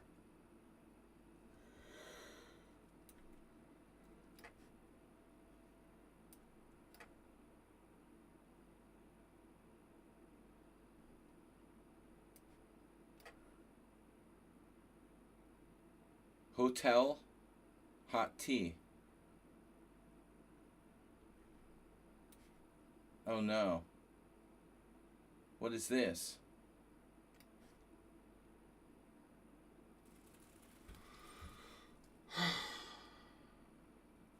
Well, alright. I don't know what else to do. So, Arsenal fan playing d4 again? This looks like something that could be him. But you played the classical lately against the Nimzo. This was a Queen's Indian. Could be Arsenal fan, though. You never know. So, well, we've been here. Oh, dude, come on. Do you want to take back? Now, there's no alternative here, like knight g6 or something, is there? Knight g6, knight f7. I bet even knight g6 is good. Knight g6, knight e6. Queen h4, knight c7 check. King d8, knight a8. Yeah, we're just taking the free piece here. Rip my opponent. And now we've got to beat black to the punch in this one with a4, but do I have time? The unbelievable Nefedov. Well, I don't care if I have time or not. I have to play this move, because if I don't, you know, he'll be first. This is like a good Joko for black.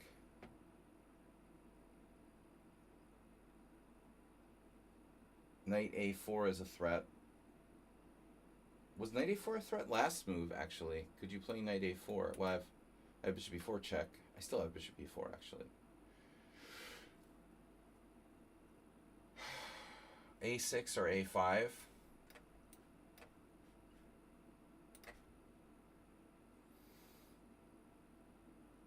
Or h6. Also a useful move.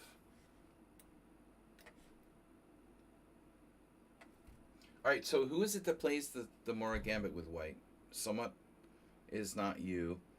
Thomas Reinsen. And someone else plays it, and I keep forgetting who they are. Who's the other player that plays this? That I can never remember. Mr. Sleepy. Mr. Someone on Sound donated drier than Karpov's Martini. I can see, yeah, I can see Sarah Palin's house from this side of Russia now.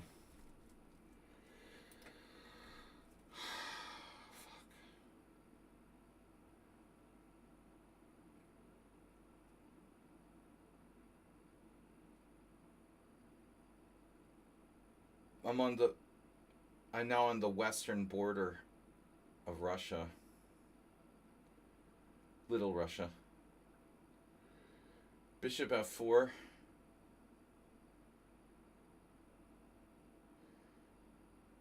In like 10 years, like Russia will control Alaska, Greenland, half of Canada, Hungary,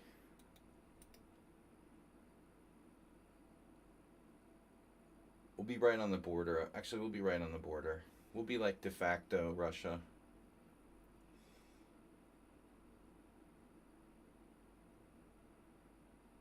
By the way, what happened to the stream Friday? What about it? You have a problem? You have a problem with me taking a day off?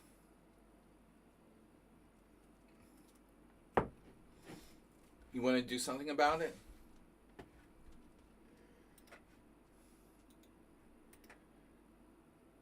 I have irritability issues.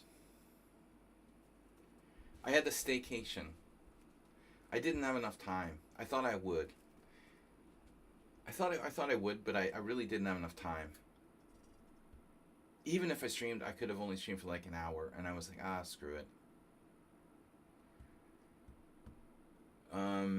It just in the end, I might as well have, because it would have been better if I didn't even go play poker this weekend. It's just a waste of time.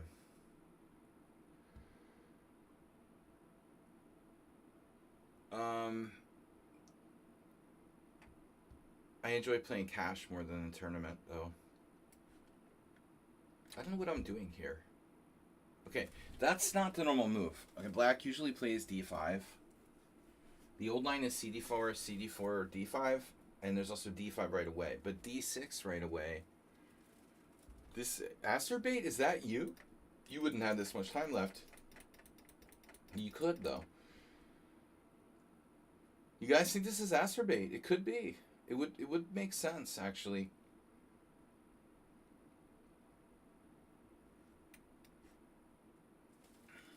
He uses a little more time, but lately there have been a few examples where he didn't use the time.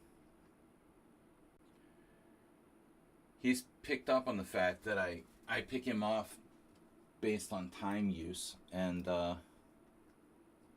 it was Boko on brown beer.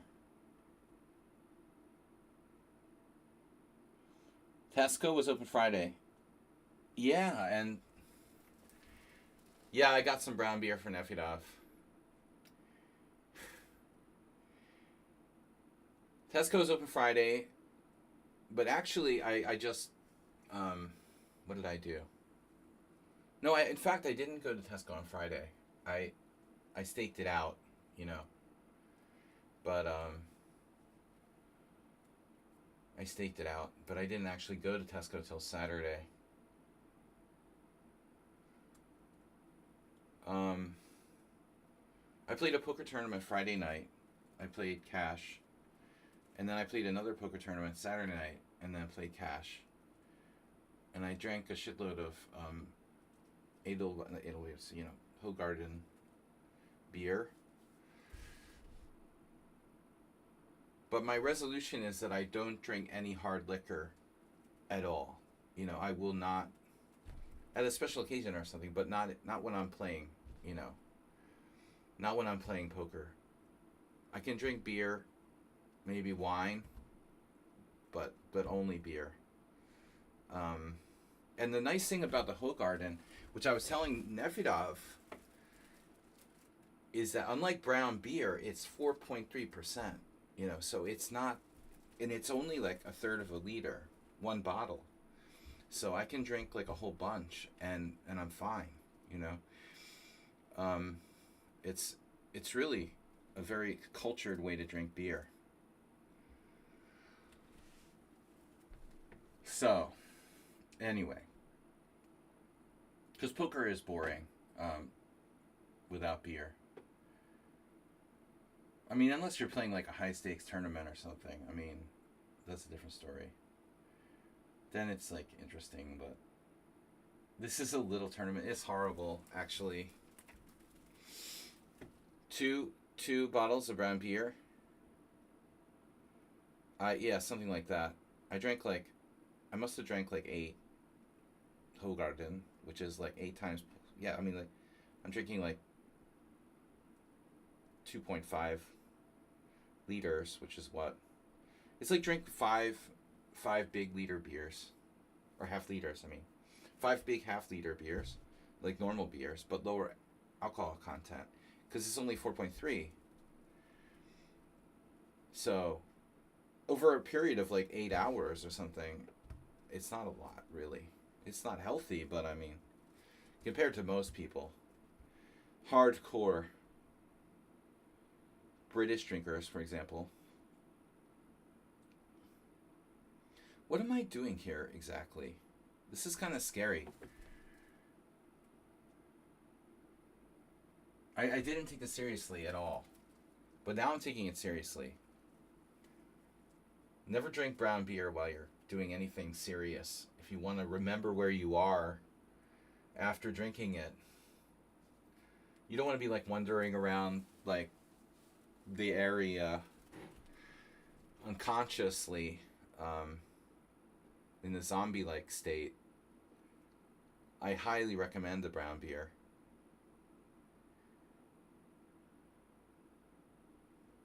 Just make sure your friend gets in a taxi if you're gonna like have them drink brown beer. You love black here. I don't like knight d5, to tell you the truth. And I need to figure out how I'm dealing with that. There may not be that many ways to deal with it. You like black here. Well, black is up a piece, so good choice. Queen C8. Tastes great, less filling. All right.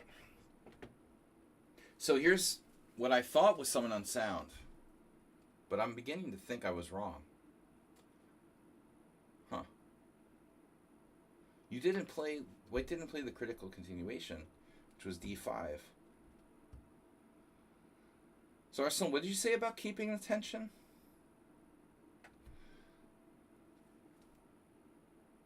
Nice and clean. Keep it clean. Take, knight before. Do we have a tactical problem there? Take, knight before. E5. Knight takes D3. Pawn takes F6.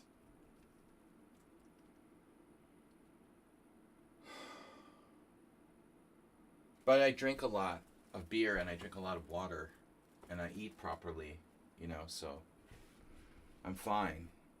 But I have to take care. You know, we're not like 25 years old anymore. And I'm not like a 77-year-old teetotaler. Those 77-year-olds, they're like not drinking anything, you know. I mean, no wonder that they're completely fresh.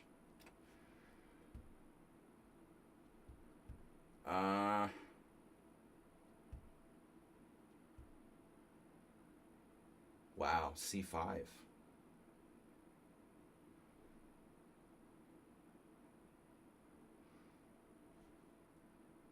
What a move.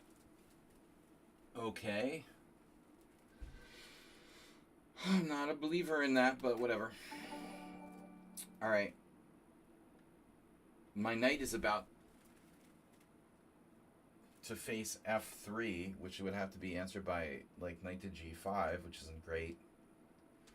So, alternative, maybe we have one. Queen E7, F3, knight C5.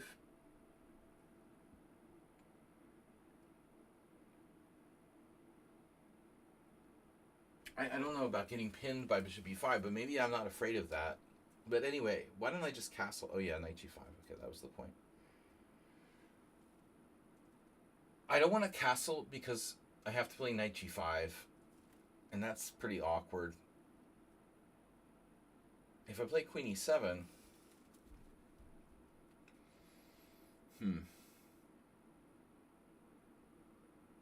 we got to think this through a little bit more.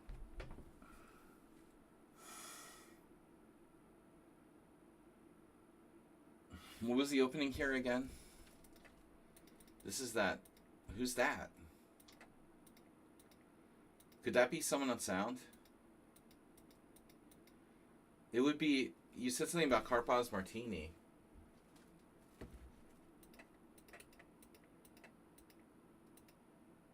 Oh, man. If this is someone on sound, he's gotten really dry. Like, I didn't think he would be that dry. Because you're like the Sahara Desert if this is your game.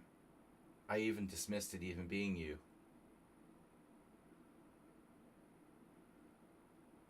I'm like, no way you play something this boring. But it started out as a Goring Gambit.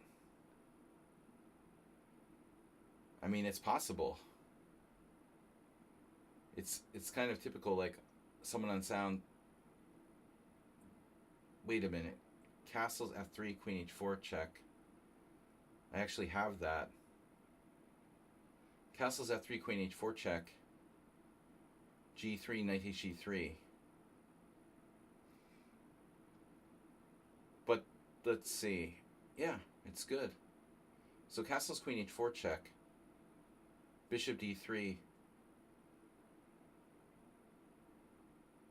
I don't believe in white anymore. So I'm going to castle.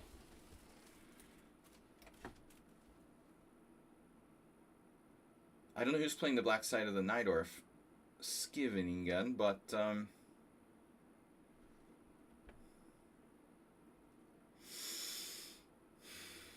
what's White's main move here?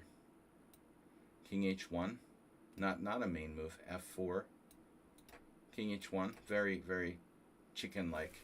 So the Mora Gambit, it was like chess Riddler. Who else plays this? Someone on Sound and I had this before.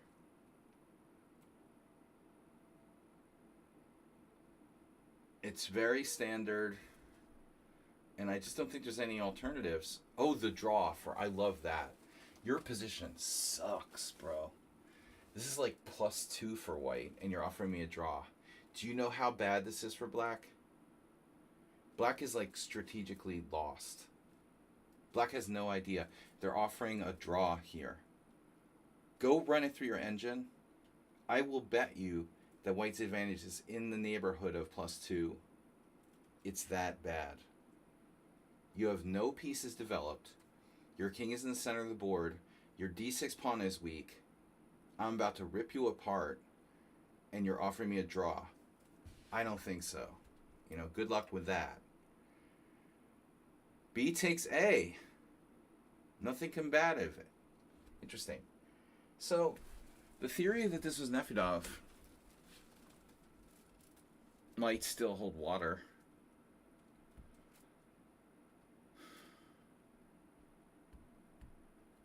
It's a low maintenance move. Pawn takes pawn. Why not?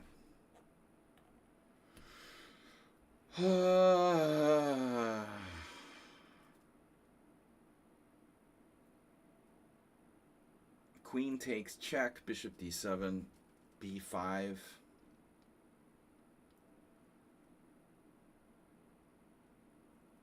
You know, the nice thing about that variation is that his knight can't develop. How does he get his knight out? Queen takes a4 check, bishop d7, b5. How do you get your knight out? I'm serious.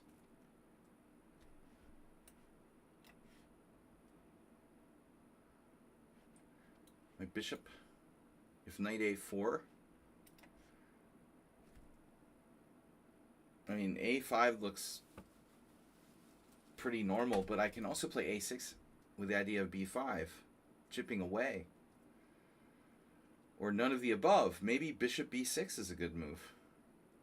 Just allowing White to have space for free. I had similar games with Morales. Here again, I mean, g5 needs to come into consideration. Morphy would play like king h8 in this position. And go for g5. Not just Morphy, I mean, others.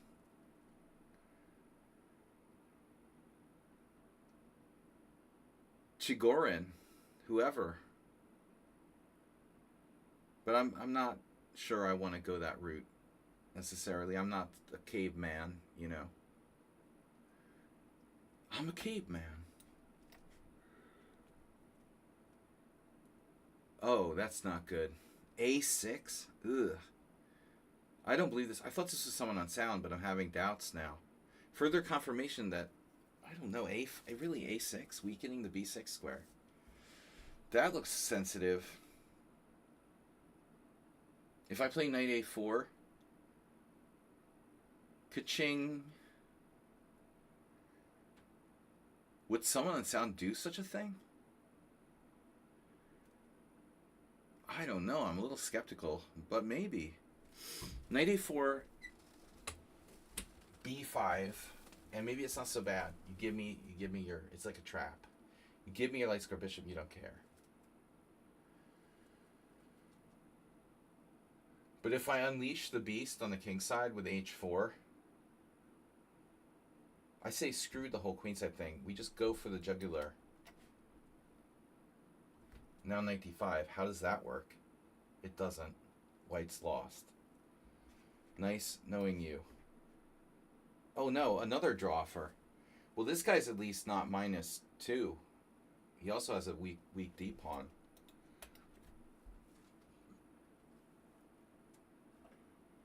I don't know what's up with people offering me draws. Why do you want to play chess if you offer draws in a simul with black against the title player?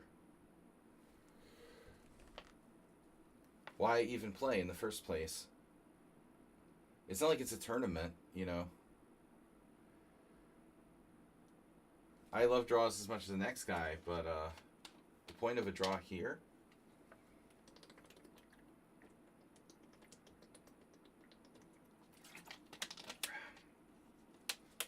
to provoke me, to overextend myself. Well, I can't go to e3, I drop my pawn, so... Mainline Grunfeld. Being mindful. Could be Arsenal fan. I kept that in mind. I still believe this has got to be someone on... Excuse me. The other... Mr. Slow.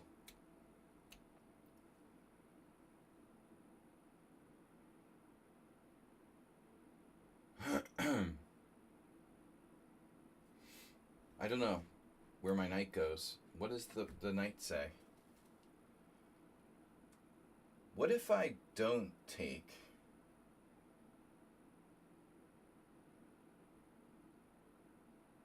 Hypothetically.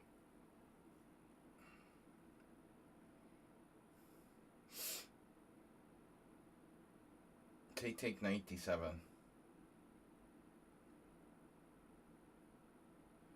That's got to be what Elvis would do. Take knight d7.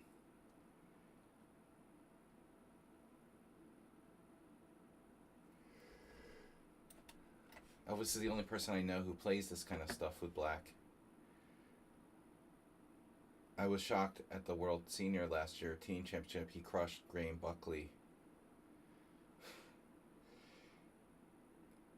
He was worse, but just like destroyed him. Like mated his king in the middle of the board. Just made the guy look like a beginner.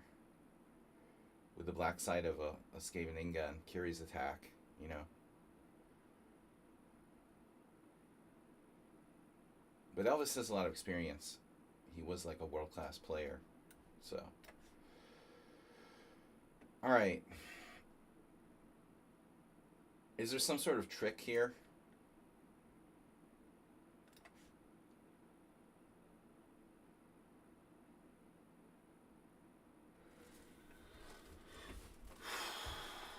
This is weird.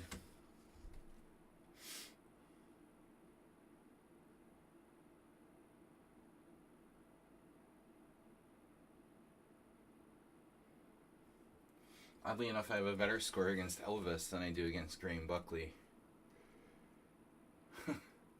One draw versus one loss. Not a lot of sample size there. If c4... I don't know, I don't really trust c4 for black. So, Acerbate, is this you?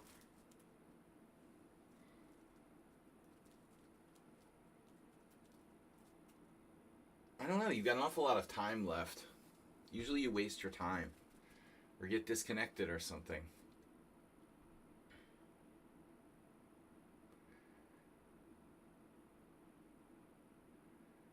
So e5 is tempting.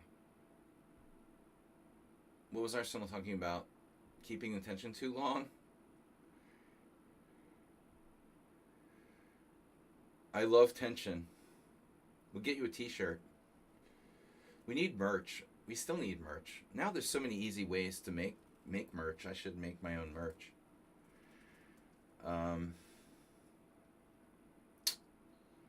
Make merch matter.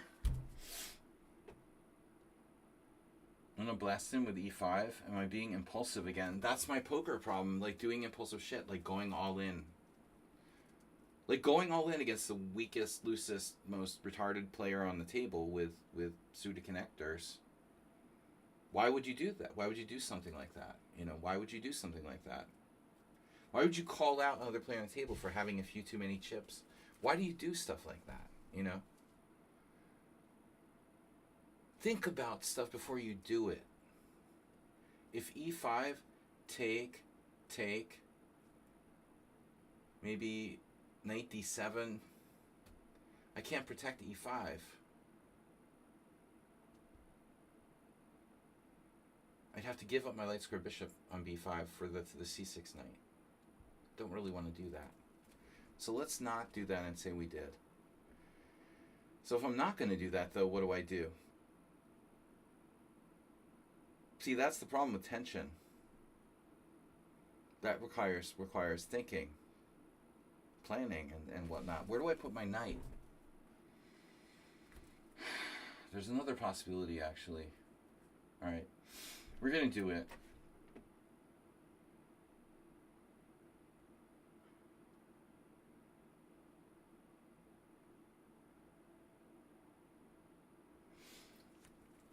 I'm serious. This better not be someone on sound.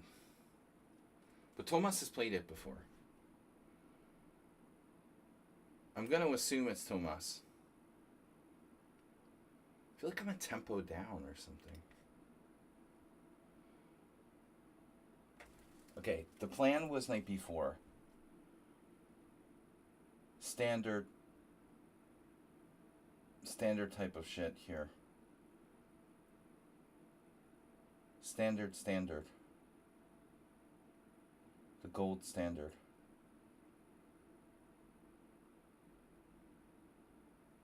Problem? Do you have a problem with me, officer? Well, I mean, there is a problem. I mentioned it. It's knight before e5, and I can't take on d3. And then I move my knight somewhere, and you can play bishop to e4.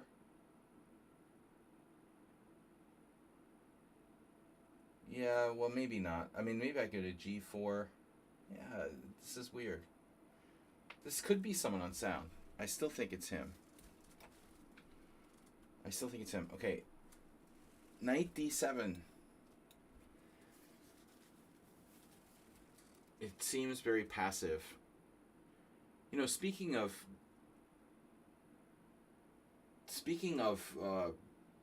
World Senior Team Championship last year in Poland, and Graham Buckley and Elvest, the game they had was similar to this. It could have even been the same variation. Jan was clearly worse after like 20 moves, and then he slaughtered the guy. But you got to take some chances, right? Knight h5 off sides, or knight d7 staying in the center, but kind of passive, right? Knight d7, knight takes c6, b takes c6, queen d4 e5, no problem there. Knight d7, knight b5. Now this is where it gets scary. I have the old knight b6, and then it could be Arsenal playing the Grand Prix attack. I mean, the Curious attack. You never know. Knight d7, knight b5, knight b6, bishop f4, and now I have to try knight e5. And white has tricks there that don't include queen d4. Knight e5, bishop e5, pawn e5, queen d8 check, king d8 check. We're fine. All right, we're going to try this. Arsenal. Well, I can smash his pawns now. I think I should. Hasta la vista. Hasta la revista. So +2, draw for incoming.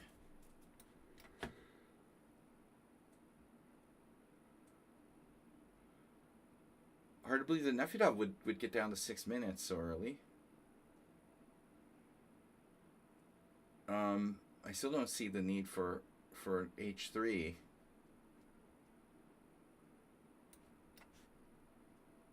Wow. And that's Arsenal fan. So we're playing the French now after e5, and Arsenal has played the French. He used to play the French. Taking looks too lame. I don't think I can play take. You know, it's stupid. Actually, though, you would take with a knight. You would take with the knight, and then I would take, and you would take with the queen, and white would play bishop f3. Maybe I still have some kind of Karpovian edge there. Speaking of Karpov, e5. I like e5 better, but it's a much more complex game. After e5, knight fd7, even possibly knight e4. Let's just take. This is lost for white.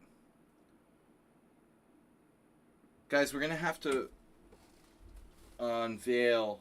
My last move was a misclick. Yes! But I don't think you're talking about this game.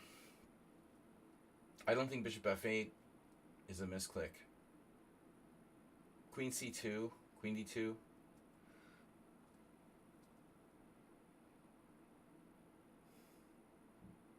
The problem is the knight h5 can come in. So I'm going to play queen d2, r2 d2. So I don't know which game was misclicked, but don't tell me.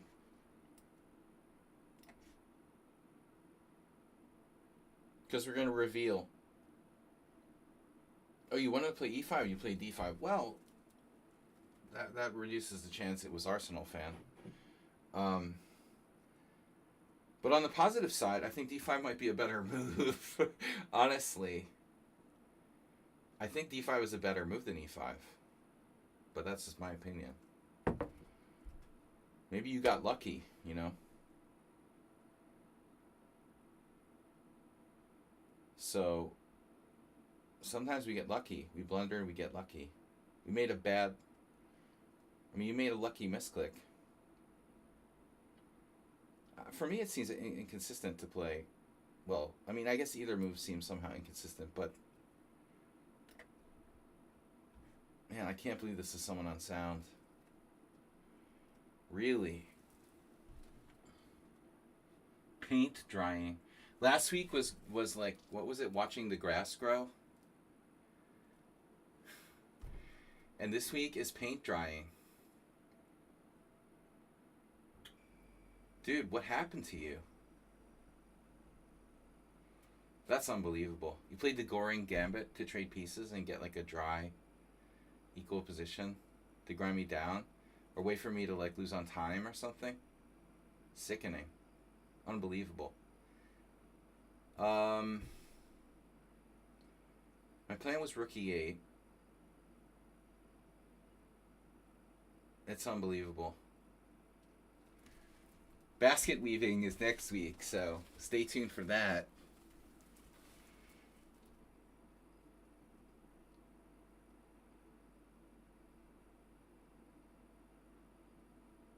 You know, the more I look at this position, the more I really want to play f6.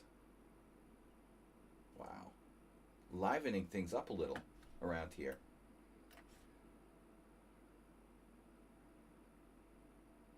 So this is jugular. He has knight takes h5. I can't play h5, knight h5, g4 because of knight g3. Well, I could play it. Let's see. h5, knight h5, g4, knight g3, rook h3, knight f1, rook f1. That's kind of awkward. Although, yeah, he'd have knight c4 coming in and stuff. I might want to be a little patient here. Though there is g4.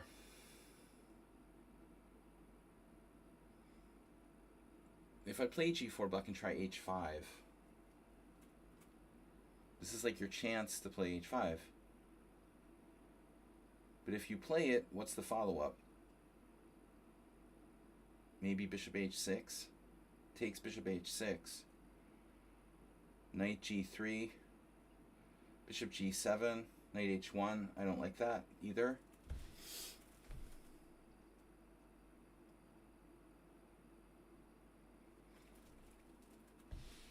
G4 H5 would change the entire character of the game. Yeah, I know you like that kind of space advantage, but I'm playing a Simul and I'm getting in time pressure, so I'd rather keep it crisp and frosty than get in some kind of quagmire of closed spatial advantage, someone on sound. Quagmire not welcome. Frankly, maybe I should just play Bishop H6. You know, keep it simple.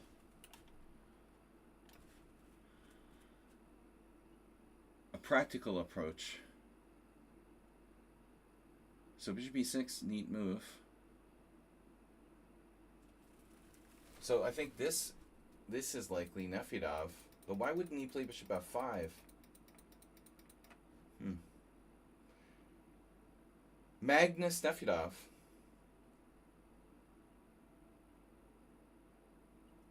Knight G5 for me. Bishop F5. Oh, we do it. I don't have another lead on Arsenal fan. This would be my only guess. Well, there is that Spanish. What happened in the Spanish? Where'd the Spanish game go? Seriously, where's our Spanish game? Did that game just end? Did they just leave or something? Because I'd like to know if my opponent in the Spanish game just left. Here I have Queen A5. Do I really want to trade queens?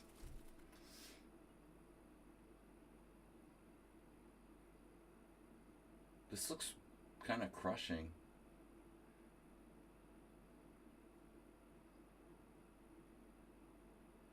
Queen A2.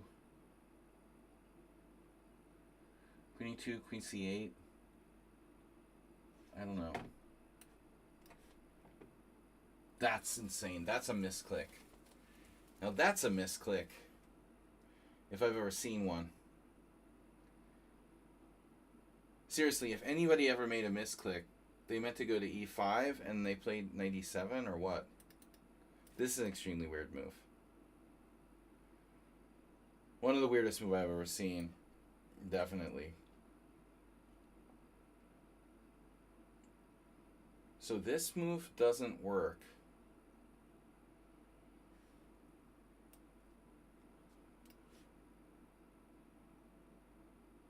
Okay, so Shaki, I assume here, it's not. Okay, wow, chess gamer. It's not Shaki. Told you guys not to play it twice. Wow.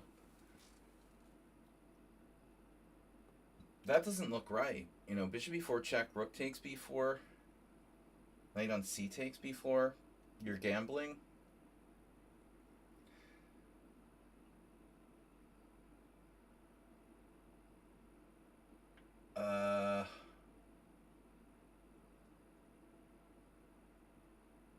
You're gambling for this thing. I don't really like gambling. I can just play bishop e7, but then you have bishop c4. Okay, so John M says I should play a6. Oof. And white has like one trick? A one-trick pony? No tricks. a6 looks strong. What is white gonna do?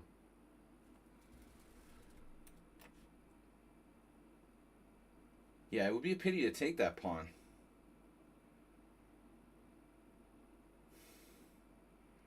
I kind of have to, though.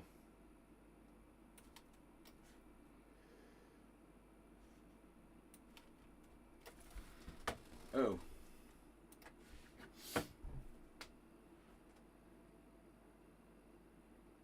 Okay. Fine.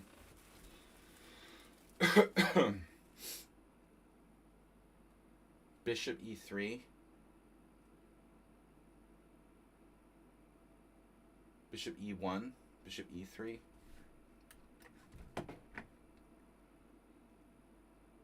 Robert Rowley. This is my game with Robert Rowley that was published in the Boston Globe in 1994 or 93. I can't remember.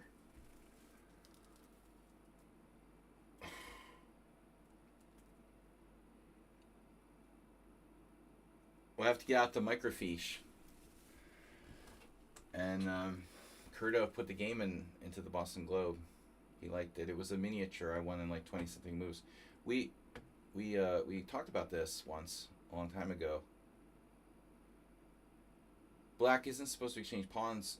They're supposed to play b6 without exchanging pawns. But Bradley did it like this. We had the same exact position. So, okay. Yeah.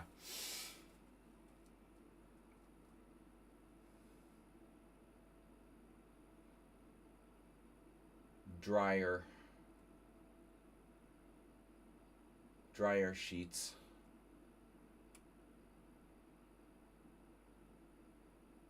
I figure I don't care about that too much. Knight c6, bishop c4, pawn e4, queen e4.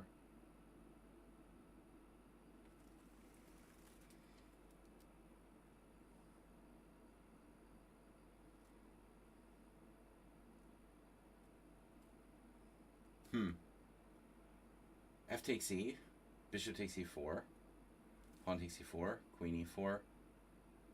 Oof. Yeah, F takes e. I feel like sacrificing a pawn here.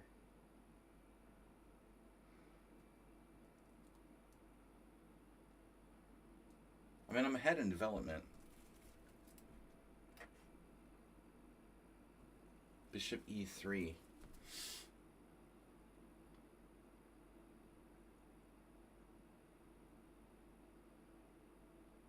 That looks like a good move. Alright guys, I'm going to guess that this is Mr. Slowhand. I was right. I have hate mail too. Aster B. Thank you, Aster B, for the hate mail. Hate mail is always welcome, guys. I was right about Mr. Slow. I'm going to release the identities of all of our opponents next. But I wasn't sure 100%. Good call by me. I guess a6 now. We can't allow him into b5. Pretty obvious. I was going to guess Arsenal fan, but the other guy said he misclicked d5. So I guess not. Then, knight c6. Arsenal must be on the white side of Roy Lopez. What happened to our Roy Lopez game? Nobody answers me.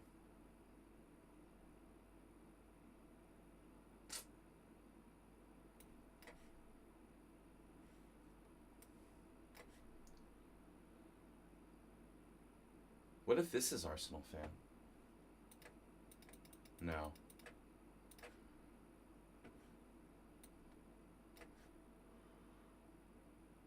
So someone in Sun can't be playing two different positions. He's either playing this one or the other one. You want to guess? I feel like the other one is more likely. I'm going to guess him anyway here. Yeah, okay, it's not. This is not. Although, someone on Sound did play very similar line against me before. This is a, I guess you say song. I don't know.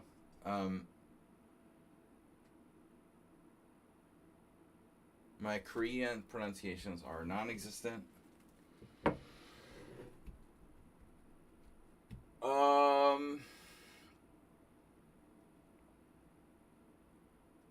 Yeah, I mean, I guess b6. I'm going to guess Arsenal fan here. I was right. Nice.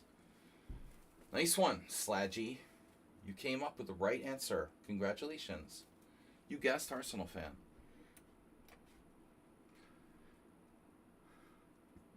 We'll go with Nefedov here.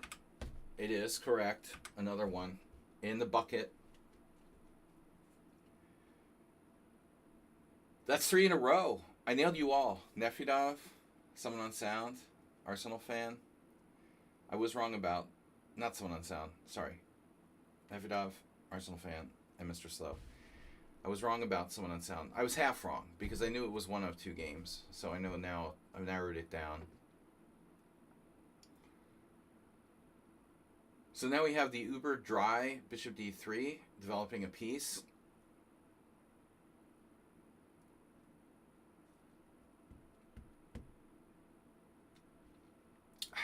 Man.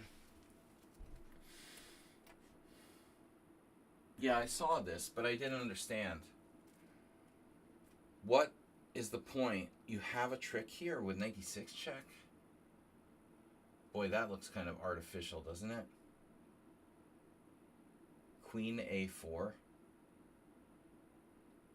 I mean, I'm having some serious doubts about white's position here. I was going to just play bishop d7, but allowing knight d6 check takes, I can't castle. So if I play bishop e7, I'm not really sure what white does there, you know? Like, what's your move after bishop e7? Something crazy? Like, just for argument's sake, let's say bishop e7, knight e5. I could play bishop d7 there, let him have my bishop, and then take back with the queen on d7. I don't know what the hell white is doing. He can play bishop c4. Alright, we're going to try bishop e7. Robert Rowley. Was this the position?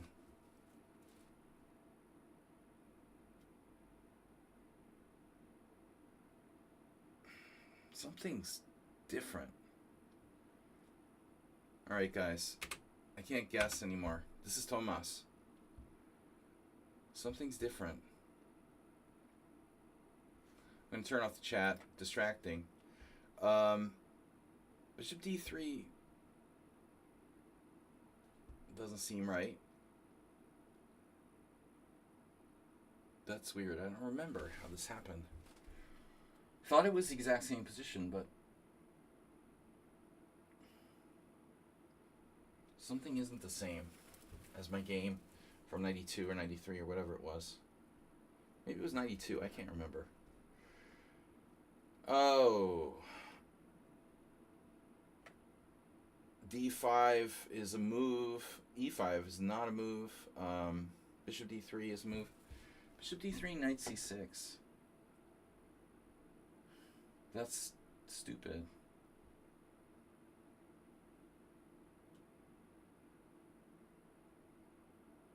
Queen D3.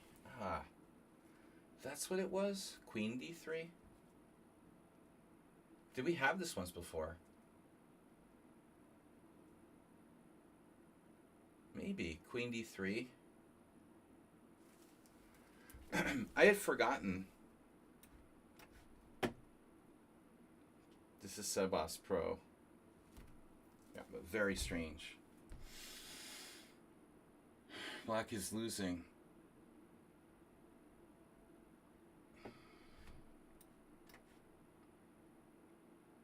Wow. I thought this was someone on sound, and it's Richard. But the wrong Richard. The other Richard. So where the hell is someone on sound? Mostly the right ones. I was going to guess this was someone on sound.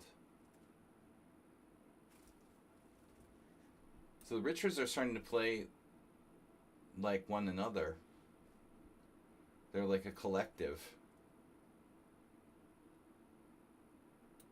The Richard Collective. This is someone on sound. Yeah, I didn't think it was. I didn't think it was. Now I go h5. We should have a strong attack.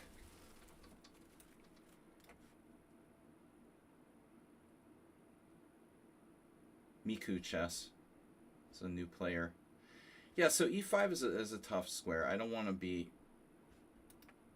seeing that. Trading, I wish I hadn't played a4. So how strong is this player? 1500. We have 9 wins already. What did like 4 people drop out? Nice. 9-0. I need to be more practical.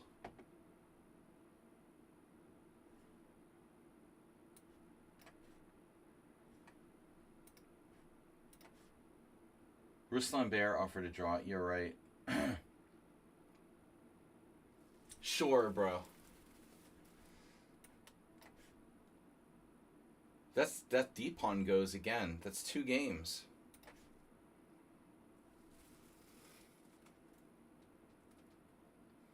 So this is basically like I'm playing a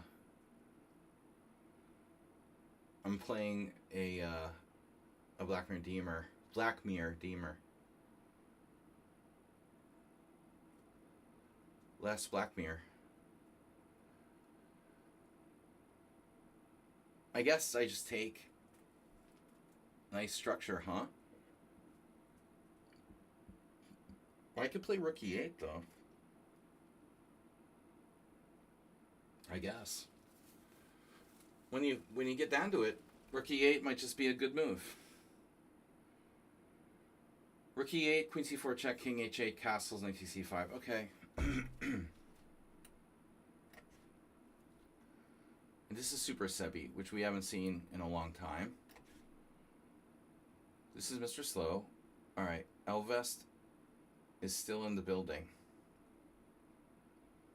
Again, very, very close to Buckley Elvest from last year. World Senior Teams.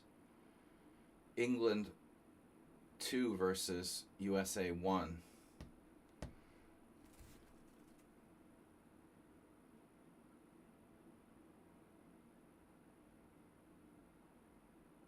I don't know what Jan did.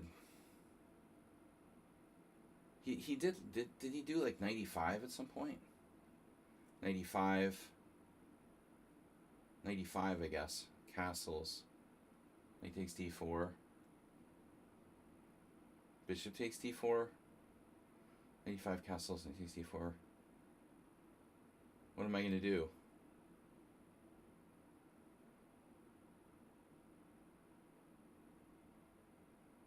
You know, queen c7 is one of those very slow moves. Well, Elvis was much worse according to the engine as well. But anyway, okay. Luckily, Elvis wasn't playing against Mr. Slow.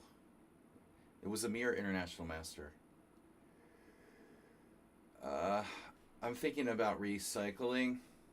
Wow, bishop c4. Yeah, but the problem is I can take now. You're dropping 2 pieces. Just Gamer. It's a 2-for-1 sale.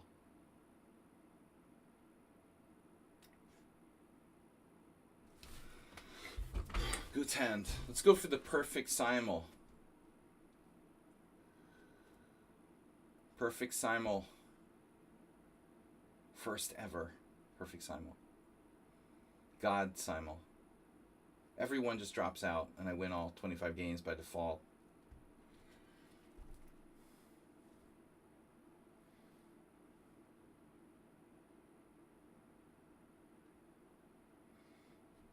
Okay, what do I do now? That's a good question.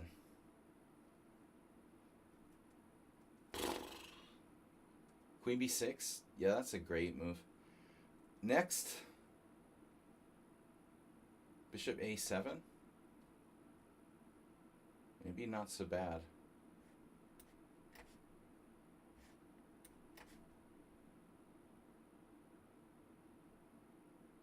You gotta love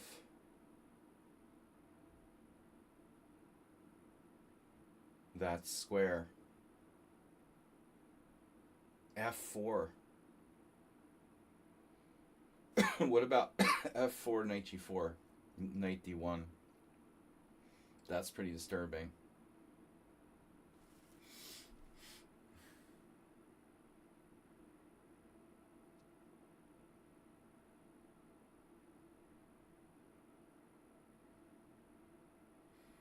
Maybe I should centralize my king.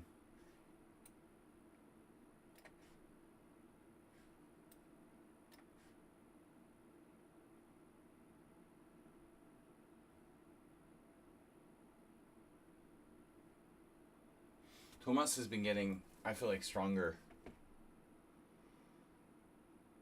He's 2145 rapid. That's pretty solid. My time is ticking. I don't remember what happened, but this is not... We had a similar game, but not the same. I don't know. Rook d1, knight f6. Yeah, a5.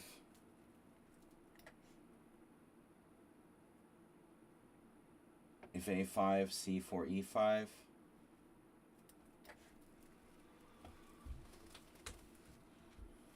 Do I want to react to that? Probably not.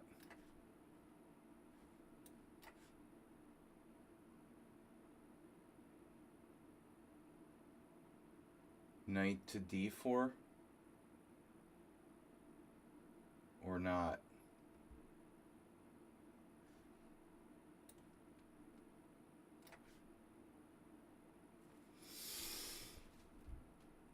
Nefedov, are you threatening something here? Like queen takes b2? Queen a6. He wants to play queen a6. He's big on not developing his knight on b8. There he is now. Waiting for someone to create a user on Lichess called Mr. Slow. Mr. Some Slow Sound. Mr. Sloan. He's waiting for me to walk into queen a6. I could play b3. That's probably the encouragement he needs to play knight a6.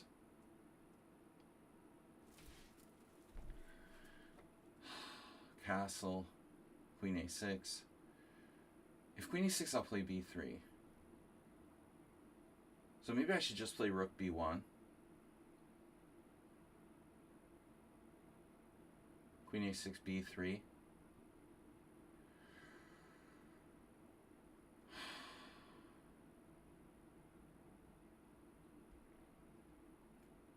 Take.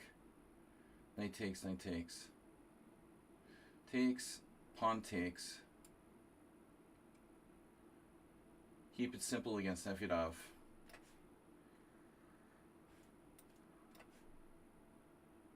Wow. Ooh, bro.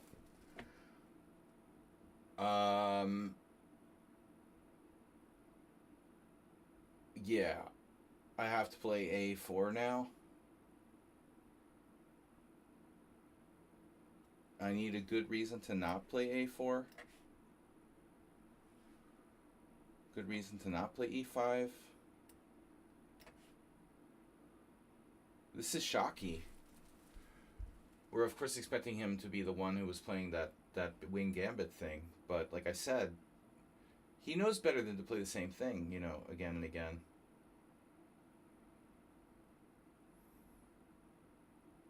But oddly enough, maybe he's going to do bishop d7, bishop b7 rather, and it's not so bad.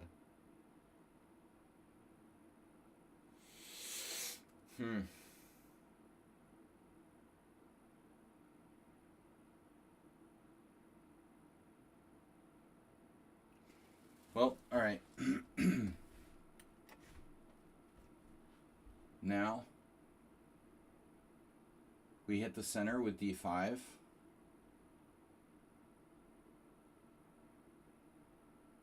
White doesn't really have any threats. But, you know, I don't know. I don't have a better idea, really. Ruslan Bear's position is horrific. It's horrific. This could be the worst game ever. He offered a draw earlier. Okay, queen a4. And white is toast. Chess Gamer is dropping an exchange on top of everything. So this was the point.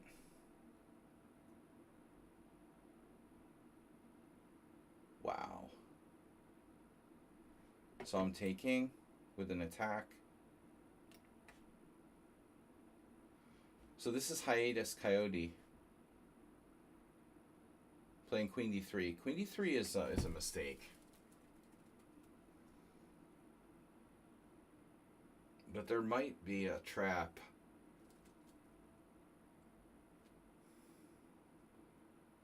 there are certain traps.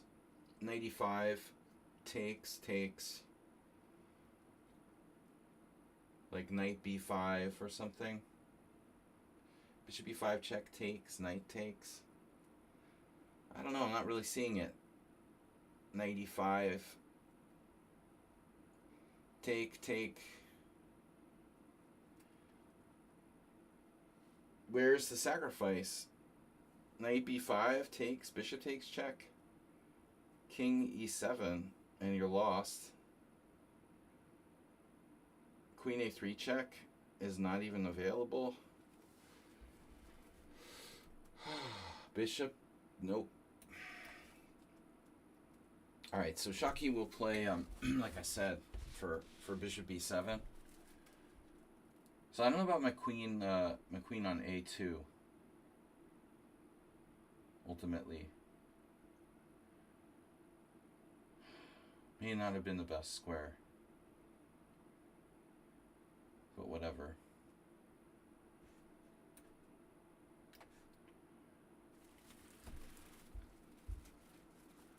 White square bishop. Anyone? h5. Not here. I don't think I've ever had a game where I had any kind of threats against someone on Sound's king before.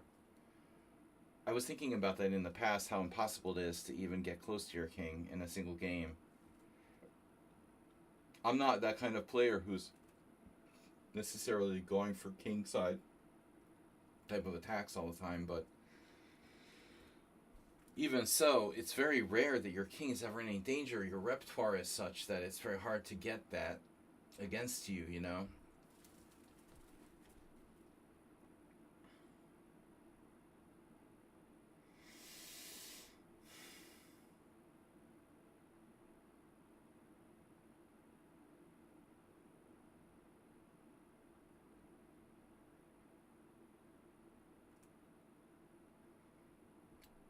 How strong is this player, though? 2,000, 2,200 in bullet. They only have 42 games. I really shouldn't have accepted them, but they asked nicely. They only have bullet games. At least he's using his time, though. Less than 100 games. Yeah, so f5. What's my plan? I'm planning on developing my pieces at some point.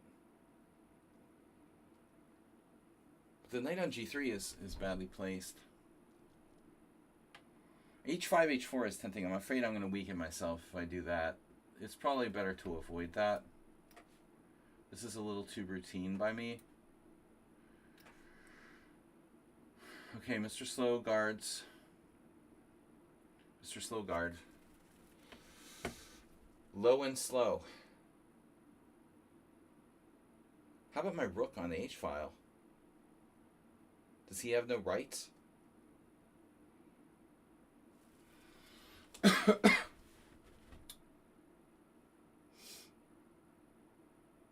Bishop g7. f4. You know the drill. Yeah. You don't want to be playing Mr. Slow in general.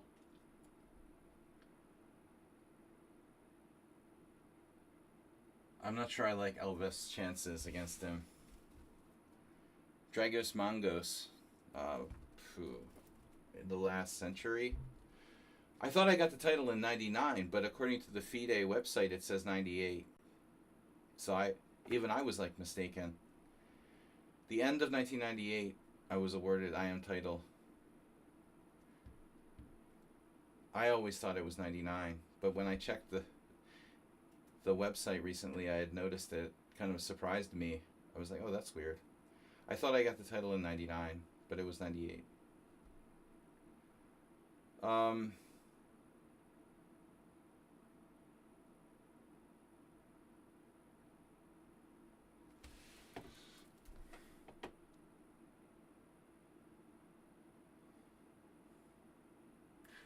Rook somewhere. Castle's queenside. He takes the open file.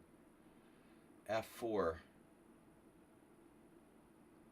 Rook h2.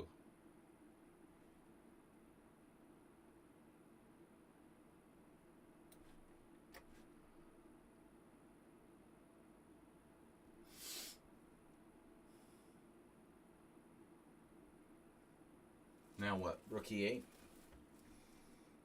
Eh. Rook d8? Maybe rook d8. I'm having some kind of weird hallucinations.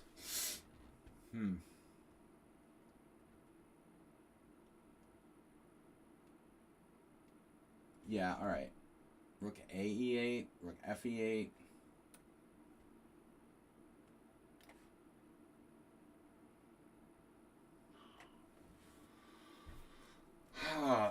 Alright, queen c7.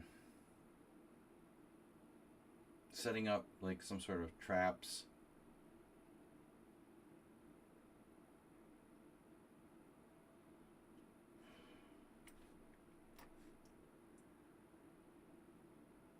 Wow, in between move from Nefedov. Just asking for it. Yeah.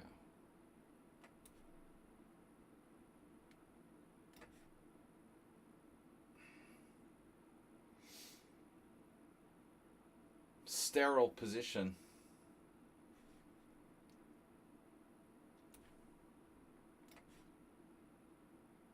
All right.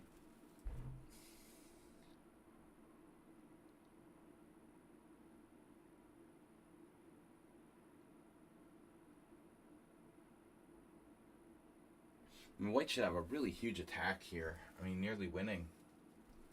Check. He has knight f7. So I don't want to get overconfident.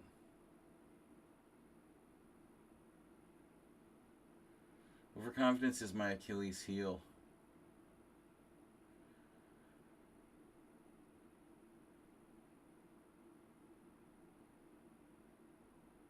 G4.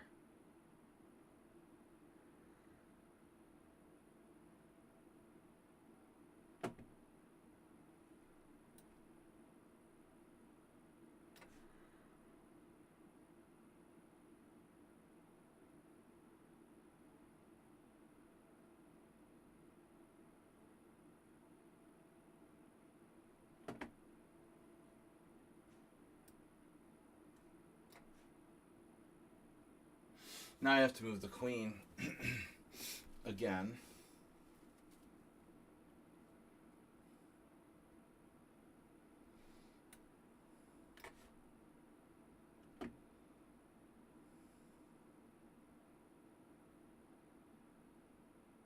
Ruslan is not in his element here.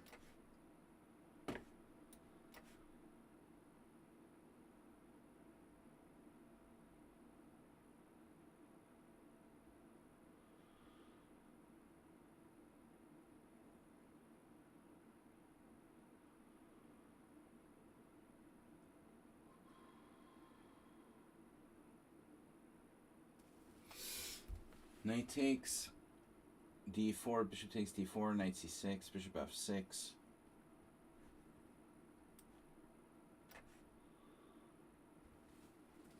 Pawn's hanging. That's fine.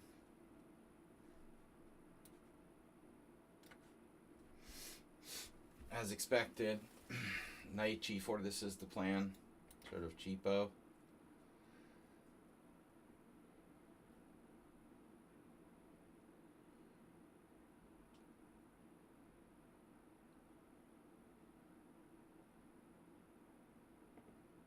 Perfectly thought out.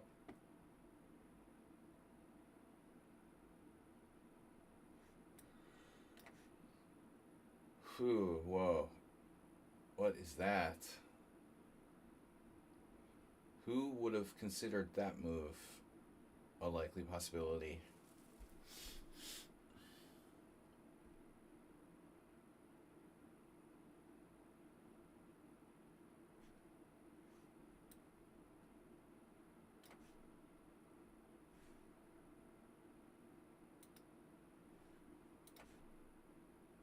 What? Say what?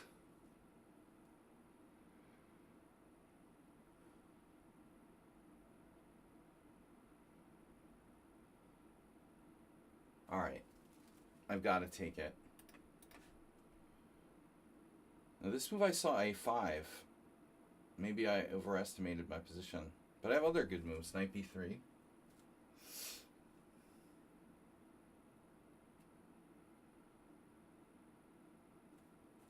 Or should I play first? No, that's not a good move. Yeah. Okay. I feel like I've had the same game before against somebody. Is g5 an option? It is.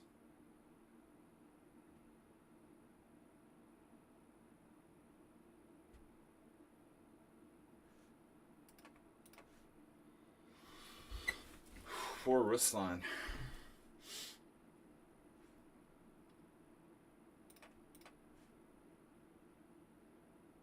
So the plan was to play f4 now.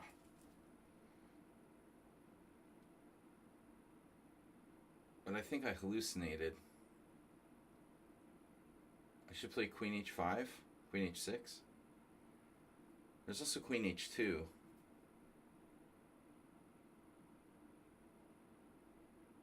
We should be winning here. f4, knight g4 isn't good enough.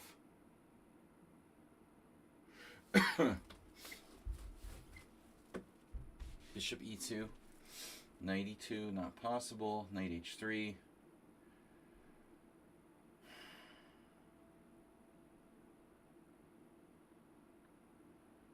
Queen h2, certainly not a bad move.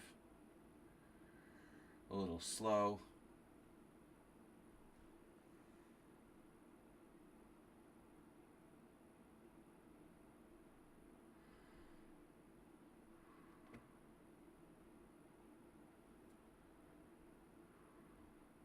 f4, knight takes g4, f5. No.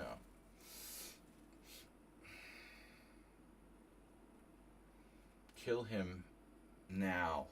Kill him now. Queen h6.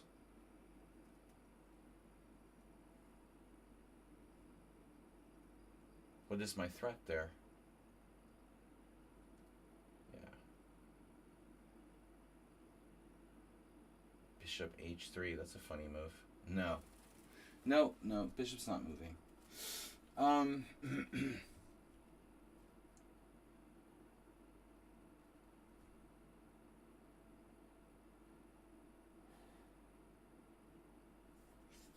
Maybe just sack a pawn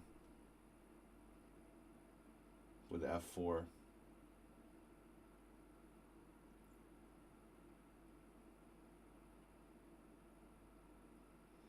Knight takes, knight f3. I don't really trust myself. You know, he's too good. He never misses anything.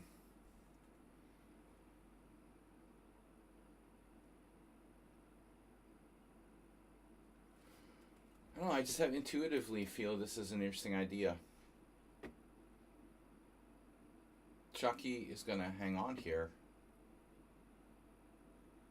which sucks. That does suck for me.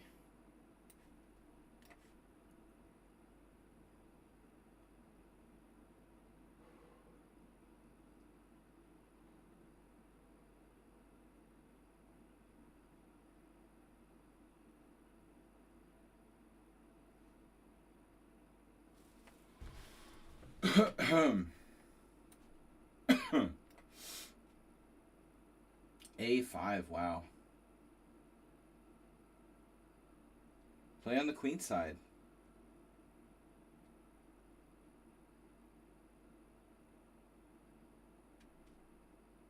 Unbelievable. Okay. What a move. Huh. Just can do that. No problem. Alright.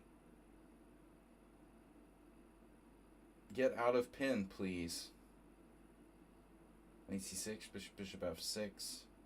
Knight c6 is pretty horrible. Bishop f6. But... Uh-huh.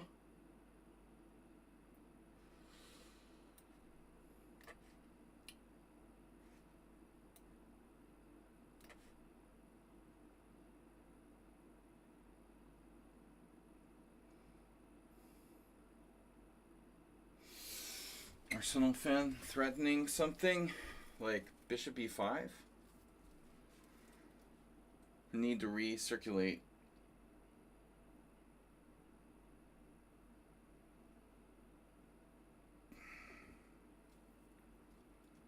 Where's my knight?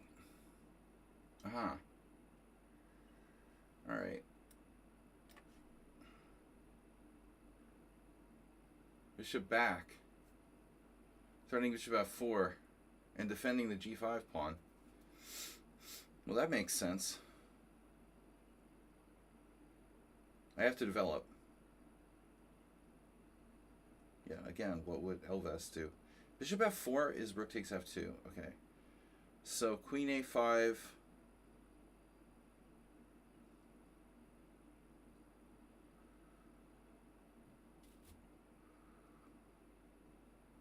I see.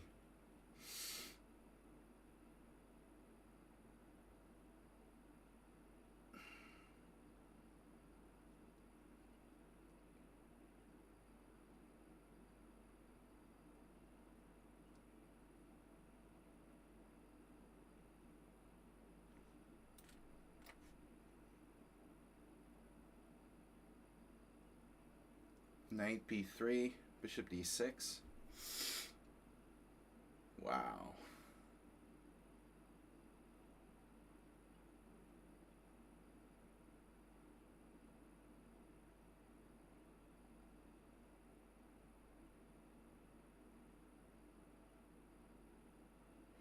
Holy moly.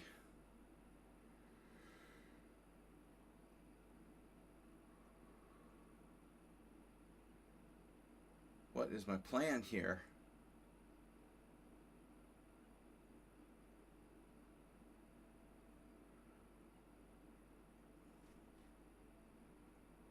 Wow, the 1500 with confidence. 1500 with confidence. He's 1400. He has 100 games on Lead Chess, offering me a draw. Damn. That's a confident 1400. That's a bad sign, actually, for me. Very bad sign.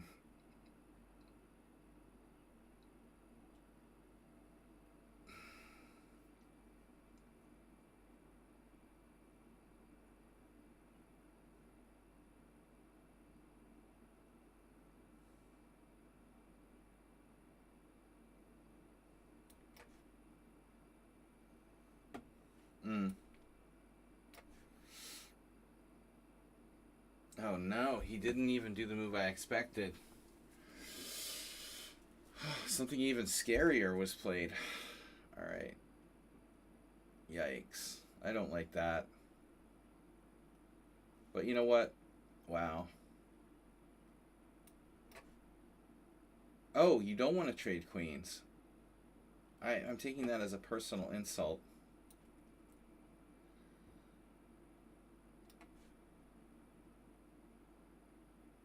Right. I see what you did there.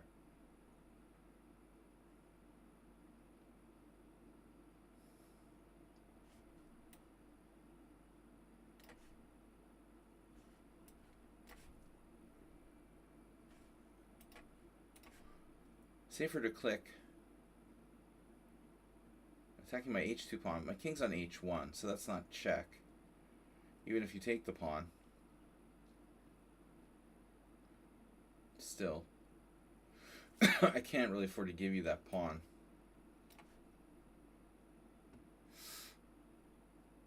F8 is unbeatable, as usual.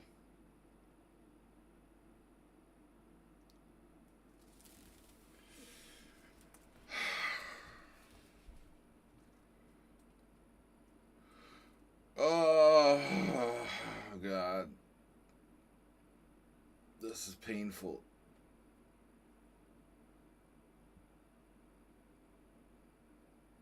What am I doing?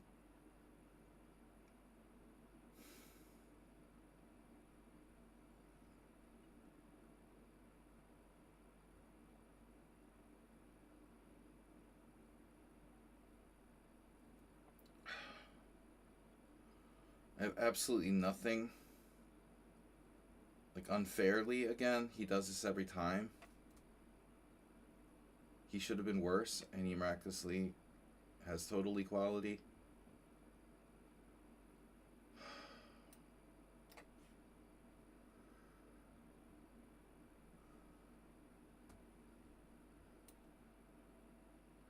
Yeah, maybe I should play F4, but...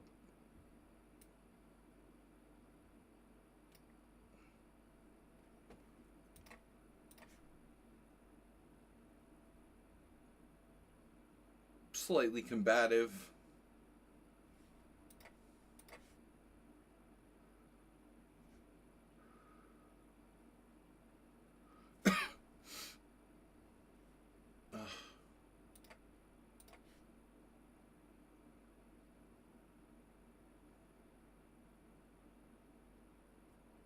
Very solid. I thought this was someone unsound. Playing white here.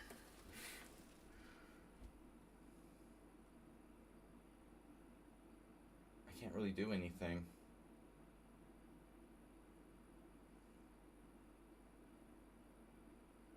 He decided to play on the queen side.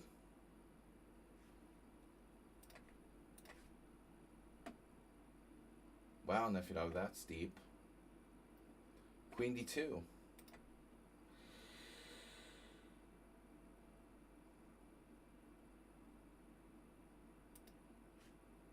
Oh my god. The 1300. 1300 is gonna kill me. 1400, 1500, whatever. He's gonna kill me.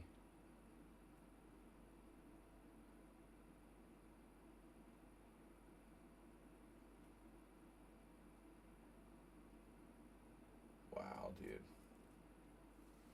I knew that I was in trouble when 1500s offered draws. You know, that's really suspicious.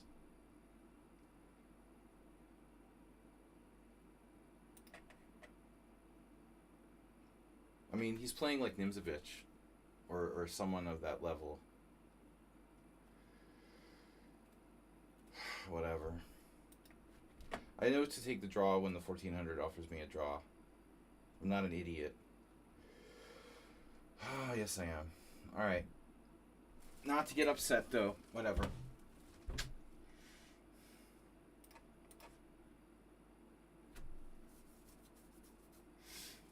Dynamism.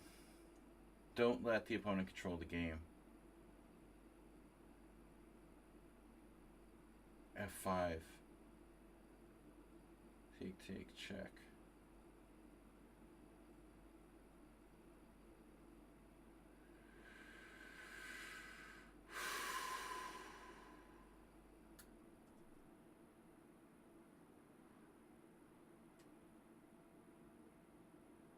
Yeah, I see that.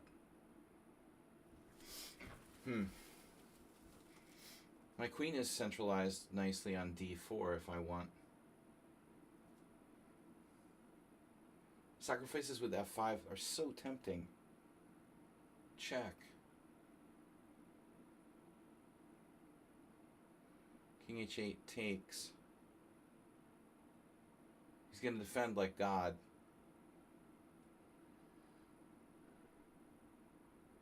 Do you know he is?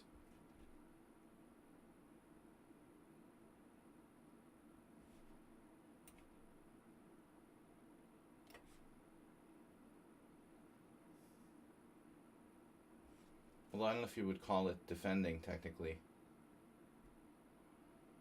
In my mind. Ooh, I got Richard to trade queens. When do I drop a piece? Blunder check. Damn, dude. Unbelievable. Can't go over there.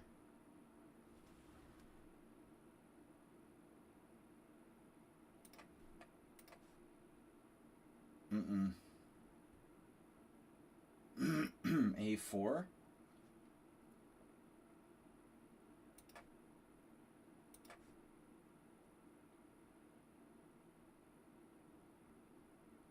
Can I develop something, maybe? Develop yourself. Wow, he's back to the king side.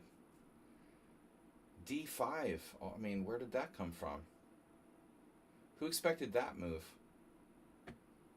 I'm going to have to break. I can't take this anymore.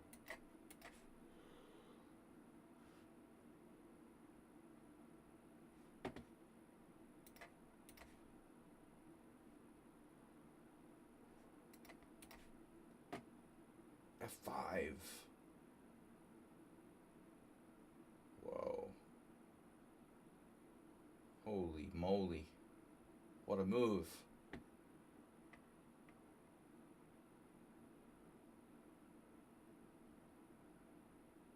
Bishop D3.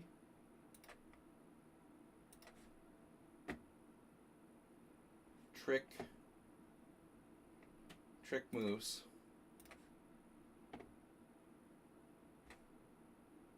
Super speedy.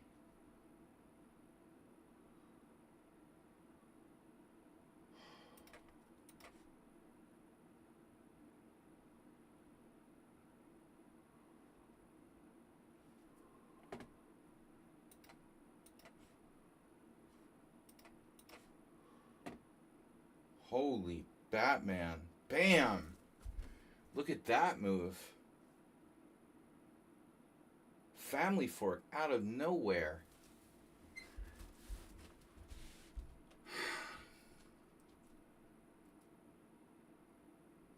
Where did that even come from?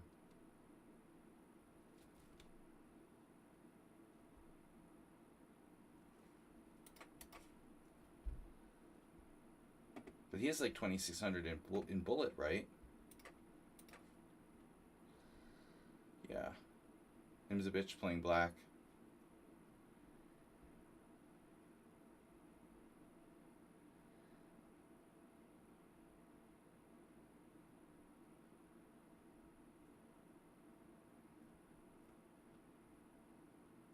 Very unpleasant position for white. I feel like I'm playing an engine. Aha. My knight's on D7. Okay, that's a good thing. Okay, Tomas hesitating.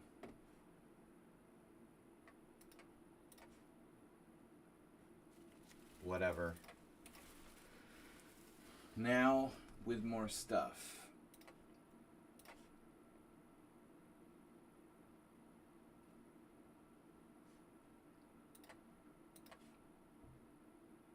Queen A5. I expected the mere Queen B6 there.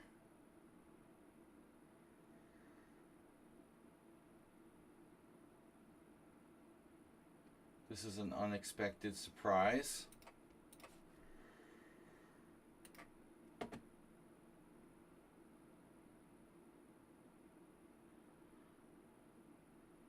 Wow, dude.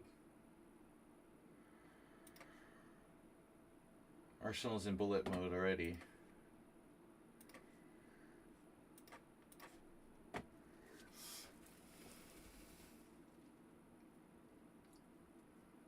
Maybe I can withstand the knight on F5, but I'd really rather not.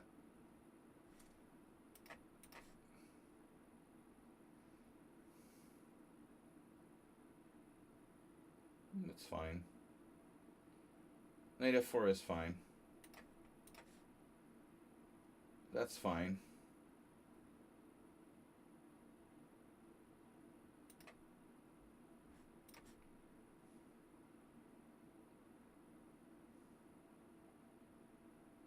Mm-hmm.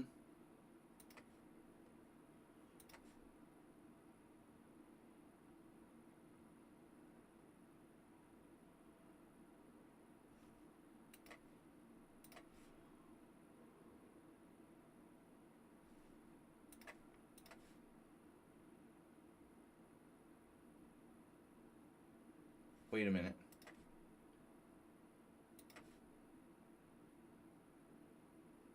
Speaking of bullet mode. Oh, dude. Alright. You're banned. He's blocked. You gotta be fucking kidding me. He offered me a draw. He blocked. No more simuls for you. Dude, what just happened? Bishop f4? What?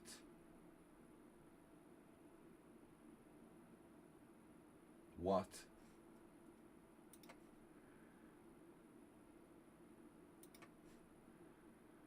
Why would he offer me a draw there? Are you trying to insult me on purpose? Seriously? After all the simuls and stuff he's played in. Why would you do that? After all of your problematic behavior before. That is so weird.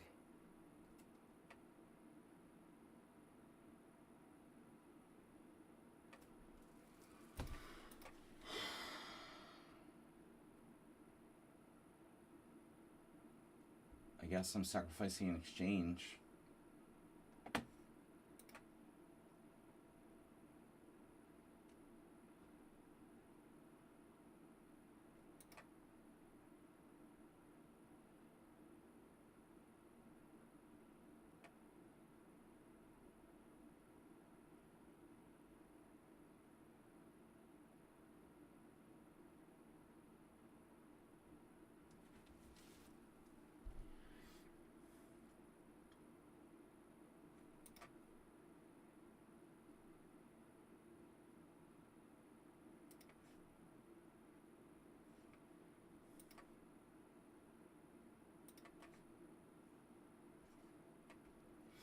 Why does he want to insult me?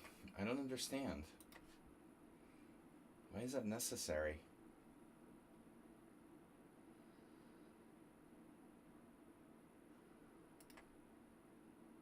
Wait, F5? Talk about fearless. Oh my god. Queen A8 now. Richard Retty.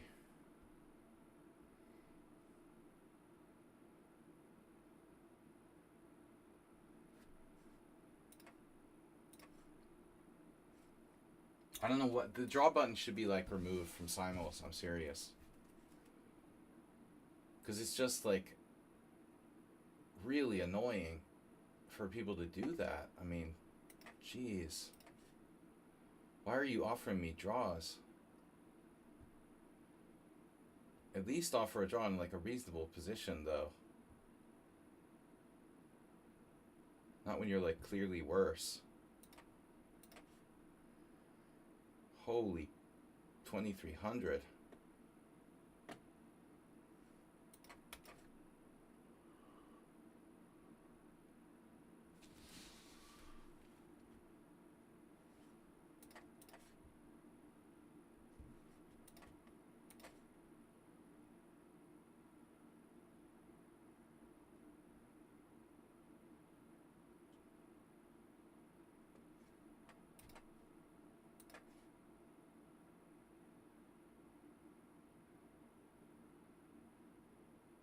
Bishop G3, trapping my rook. Oh, of course.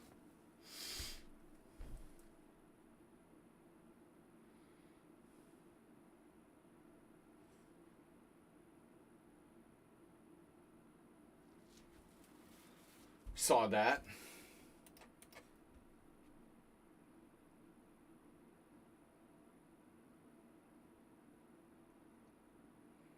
Tactics. Should favor white here. Bishop H3.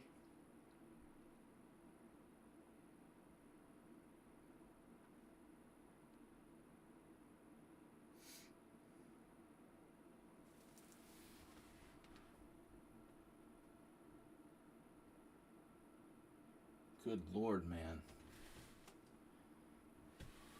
How can I have nothing here? Knight H7. Knight H7. Yeah. E5 takes. Do I never have a tactic of any kind? That's unbelievable.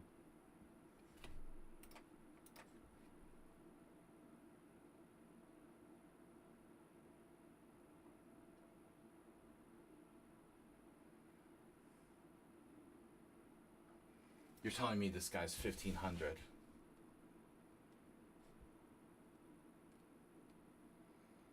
He's playing like an engine.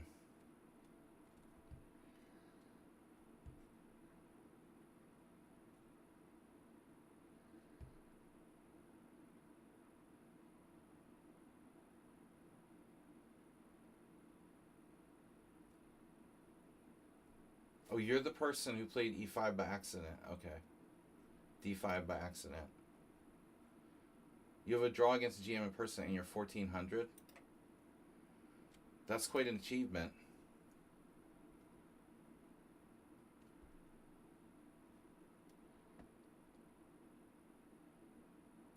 Yeah, it's pretty much an outlier, I would say.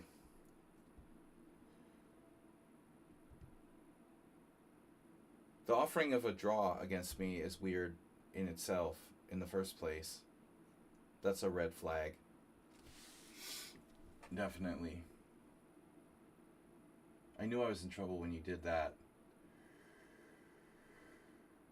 Alright, let's try this.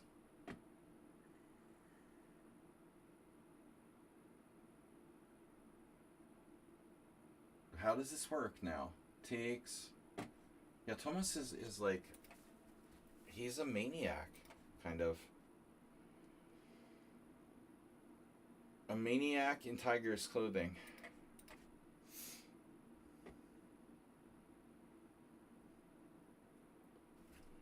As they say. I'm losing an exchange, obviously. But that's alright.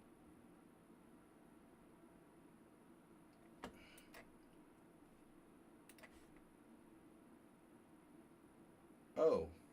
Okay.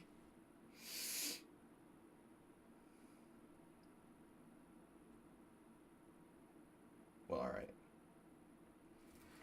He finds some amazing way to gain counterplay here. Of course.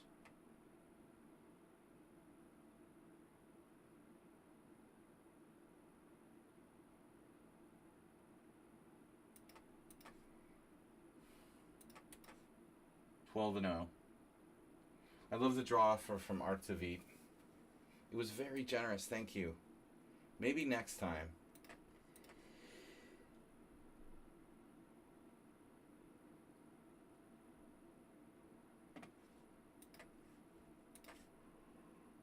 Queen trade. Your A2 pawn is hanging. Oh my god. Dude, what's up with that?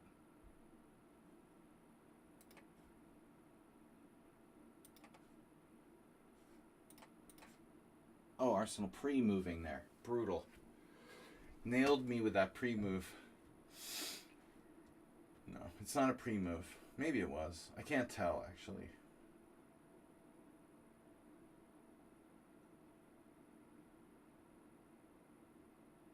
Bishop G4. Bishop G4. No. Rook G1.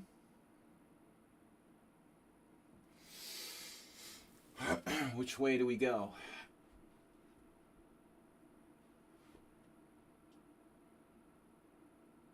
Gotta see on the H file. I guess Rook G1. F5 was very interesting.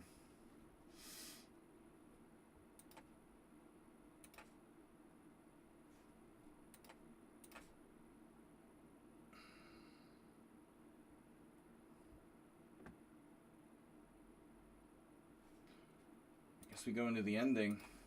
This is an endgame, but wow, knight c4. Keep it solid, don't get forked.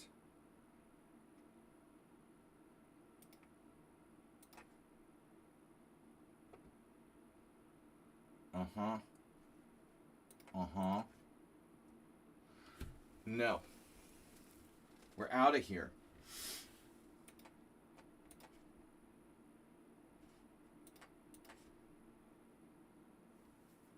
Thank you, but no thank you.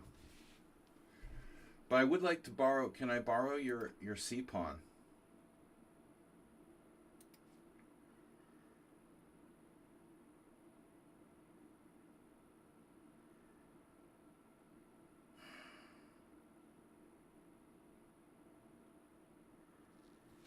Knight... Yeah, alright.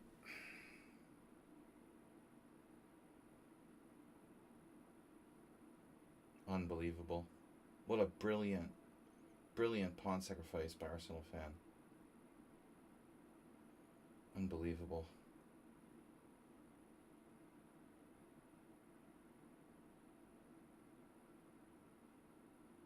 That's the best game of the Simul. So thematic.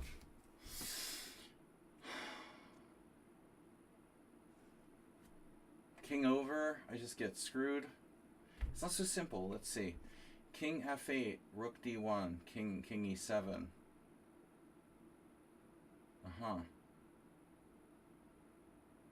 Maybe there's a problem. King f8, rook d1, king e7, rook c6. Knight f6. Maybe that's the best try.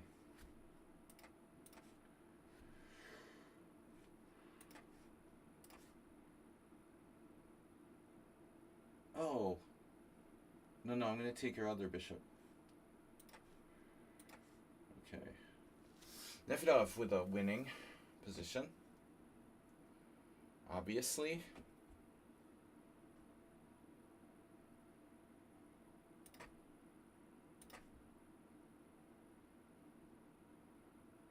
Queen e3, of course.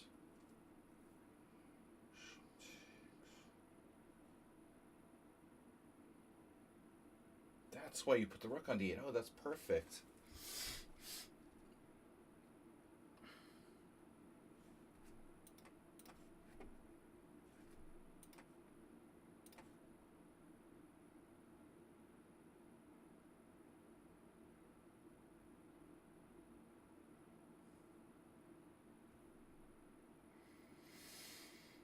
Should have taken the draw here.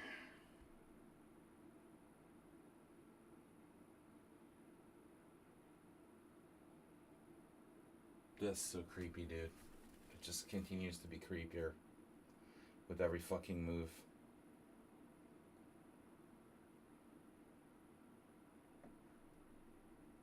$1,400 in Blitz, based on 93 games. $1,498 in Rapid, based on 30 games. $1,519 based on 17 classical games. You're playing like a perfect game. Nothing suspicious about that, you know. It's unbelievable.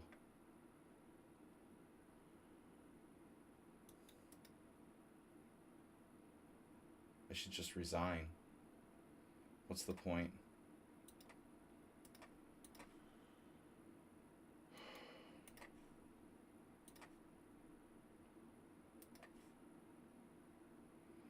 Mr. Slow gave me this pawn on purpose. That's very surprising.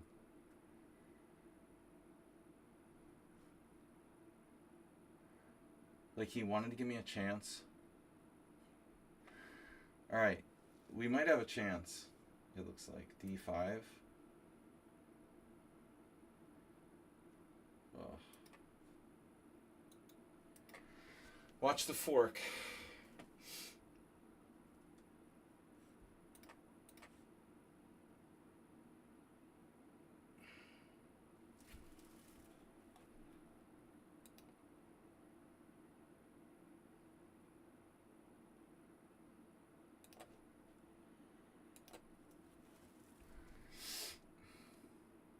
I wouldn't accept a draw with the computer either.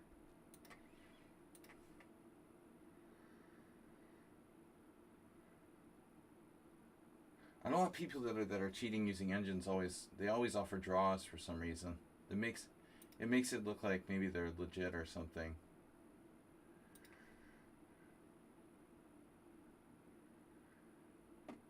It makes it look more realistic. I knew Nefertari would play h5. I predicted that move.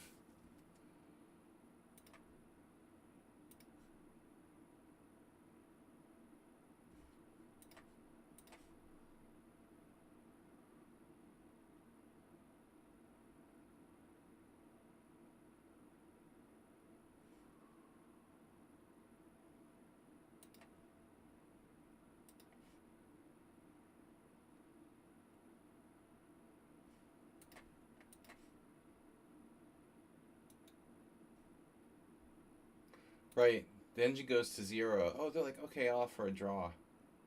Yeah, that's probably what it is, actually. It's like they have this... Oh, yeah, second sight. It's a draw. Speaking of draws...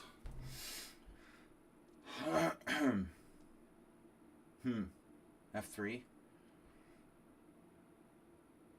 I might as well open the A file.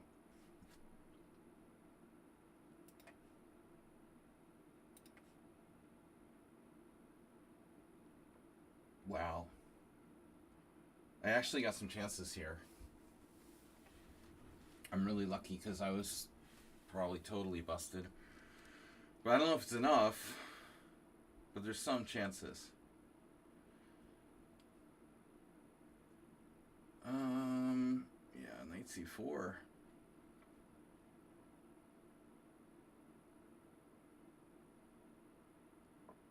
Where's my bishop when I need it? Like d2? Oh, shit. d2, rook d3. I'm gonna lose that pawn. Oh my god. I don't know what to do. Maybe knight e4.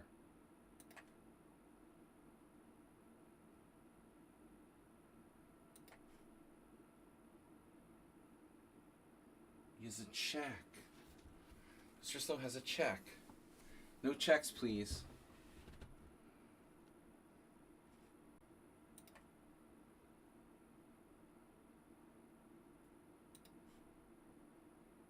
Knight d5 first. Oh my god. But wait, I have a square for my knight. I have a square for my knight. Ooh, that's a miracle.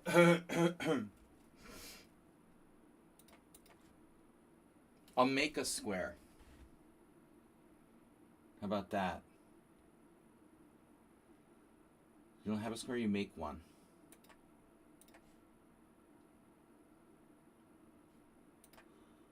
Isn't someone on sounds knight trapped? Knight g5.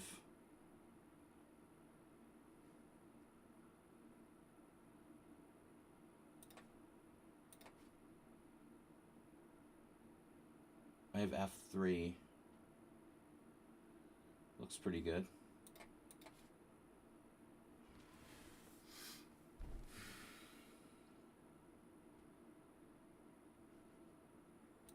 I'll probably have a perfect Simul except for the one engine.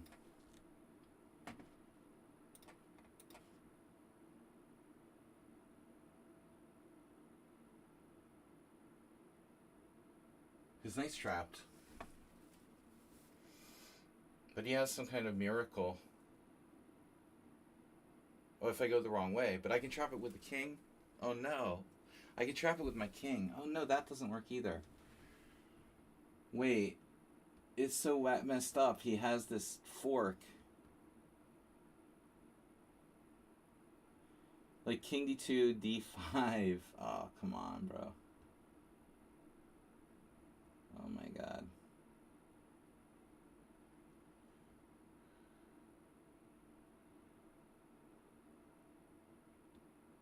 Rook g3, d5. Takes. Oh my god. Are you serious? Just kidding, right? You saw all this in advance?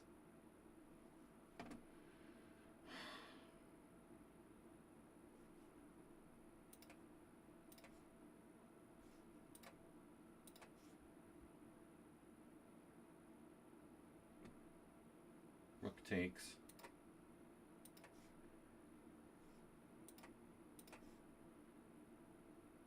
Yeah.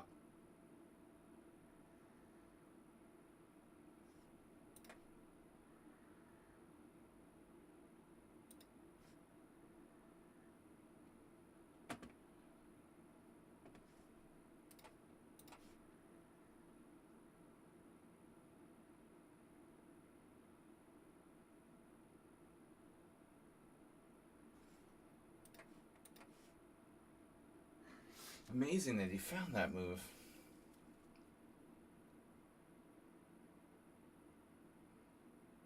And after e5, my f4 pawn's hanging, etc.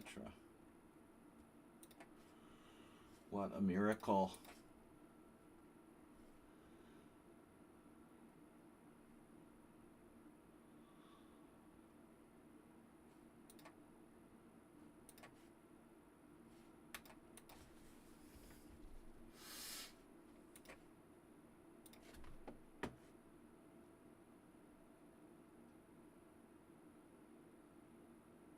Does anyone want to bet this is a computer playing black?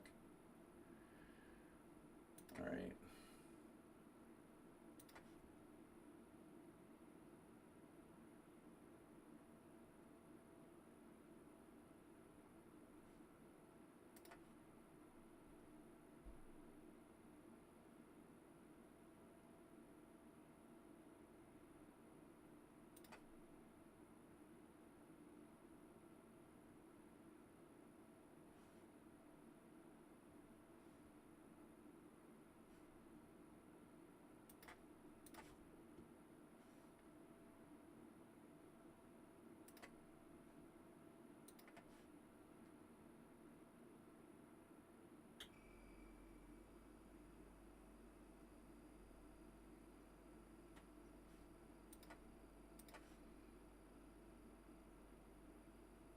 Oh man. Whew, white is lost.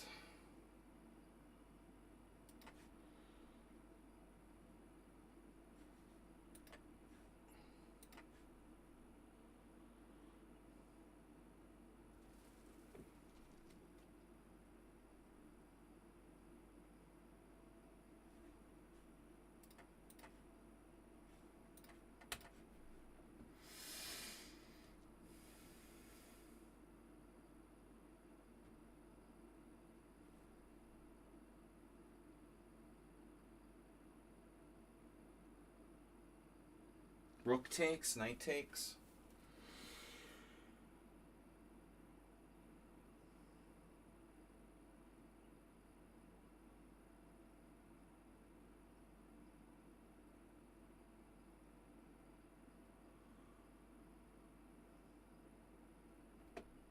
E5.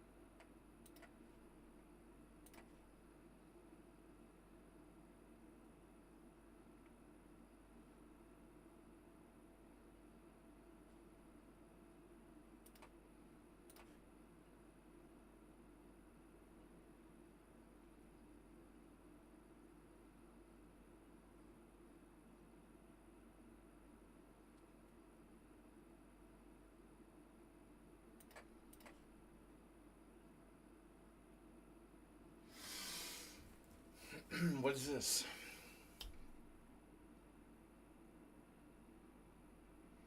Draw.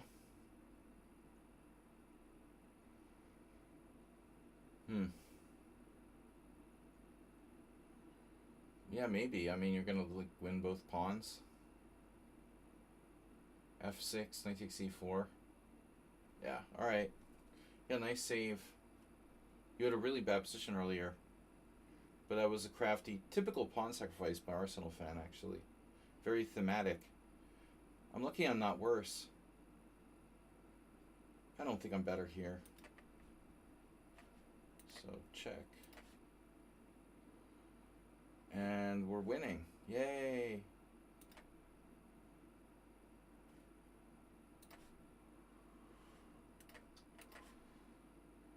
"14 wins, 1 draw."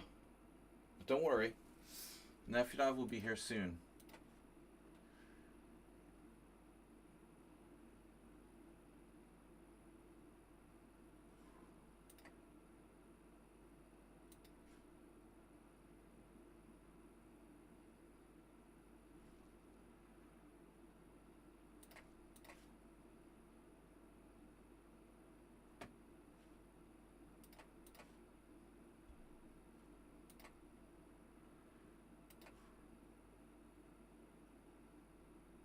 Yeah.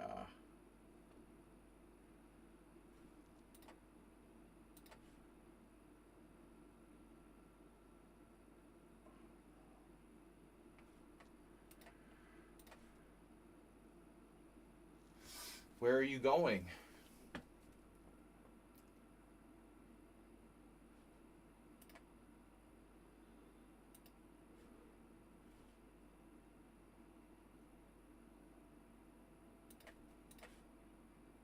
Now maybe I'll hold a draw here.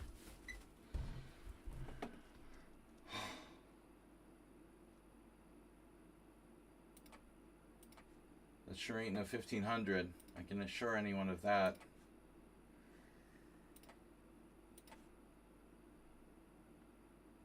Ruslan Bear is banned for life after the last draw for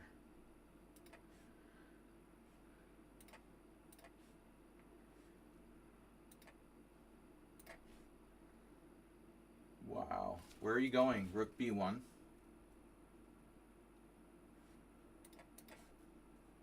No. Takes check. That's fine.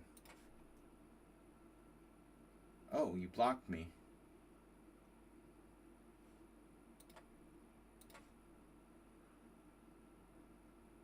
Maybe I'll get mate.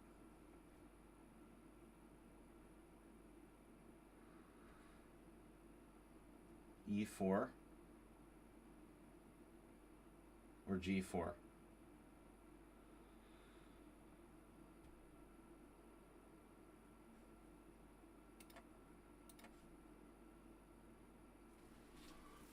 Okay, so what's that about?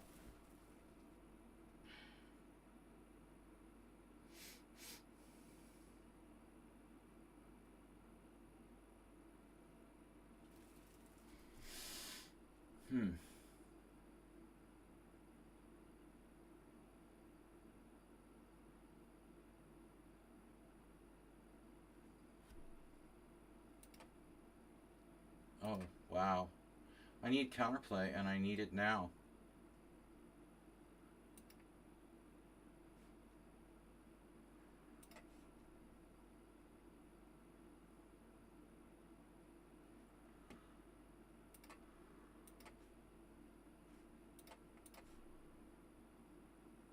Yeah, I thought you'd try that. You stole the file from me.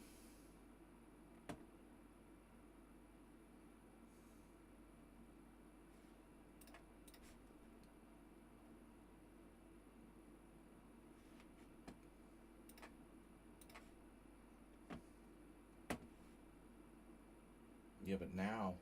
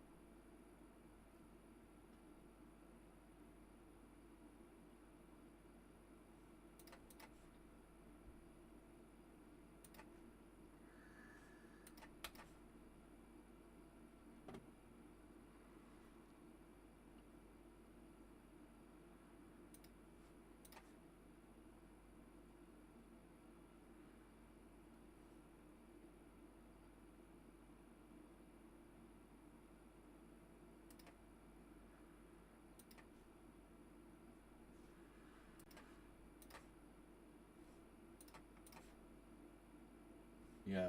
Wow.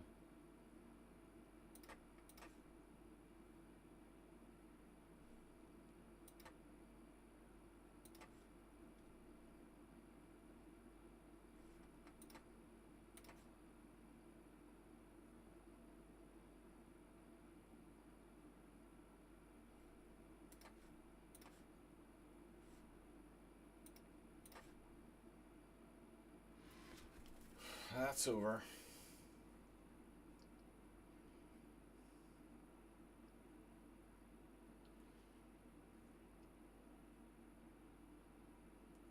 Where is he going?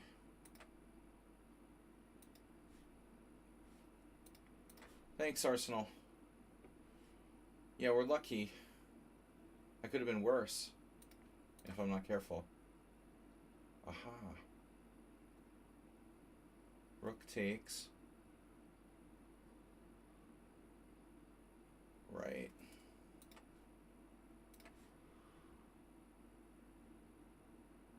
Whoa. What? What's the next cheapo on the Arsenal? I mean, the Song on Sound list.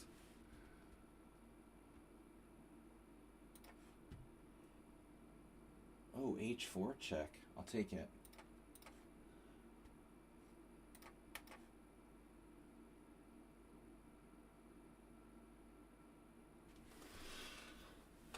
How about my passed pawn?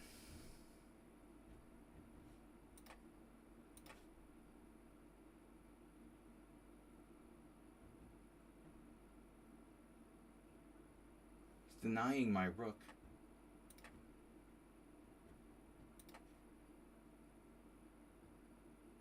Oof. Bishop G4, take.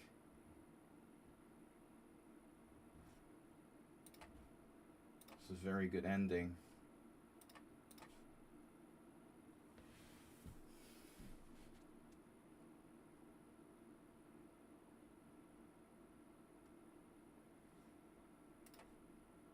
Mm.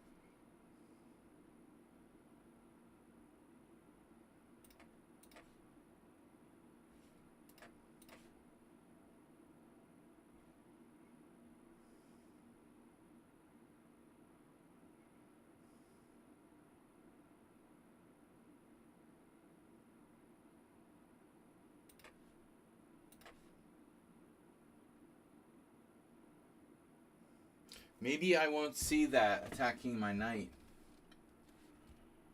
It's a rook, sorry, whatever it is.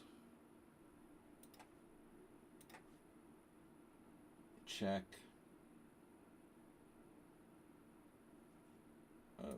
Okay.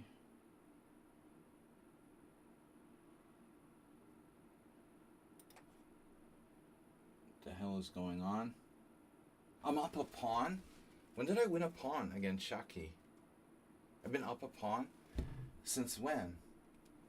I played G takes F5 and he played G5. Oh man. He's like playing to lose. Play for the loss.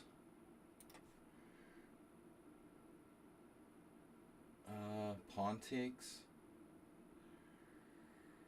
Oh.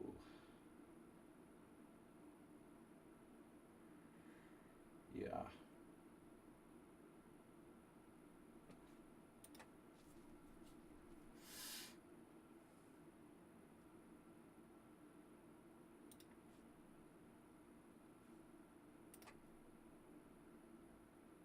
Check on D5? I don't think so.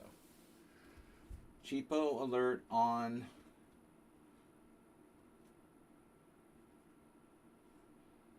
Cheapo alert enabled. Okay. Now which way? Wait a minute. Wait a minute now. King f4 check. Okay. But still an interesting move. King d6. Takes. King f4 is kind of cool. Check, king e5.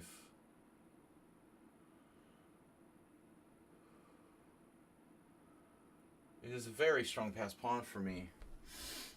King d4.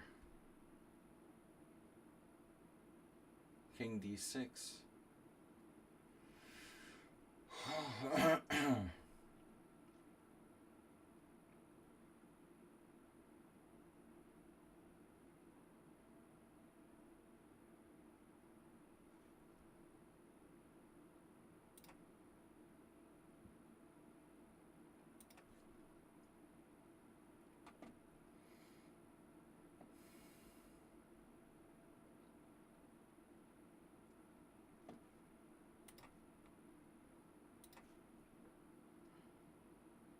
Oh no. Oh no. Poor someone on sound.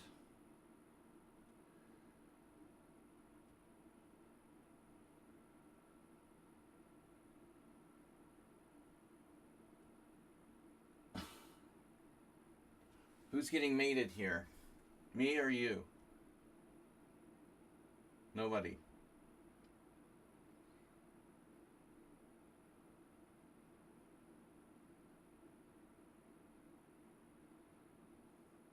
Rook h7, threatening mate in 1.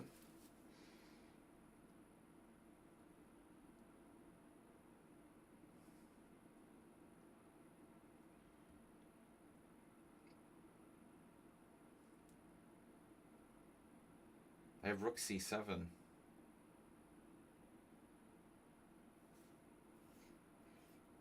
Pawn on the 6th.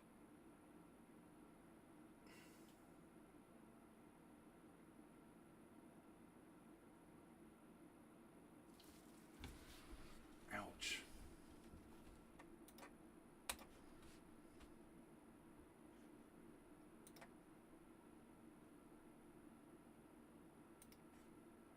No.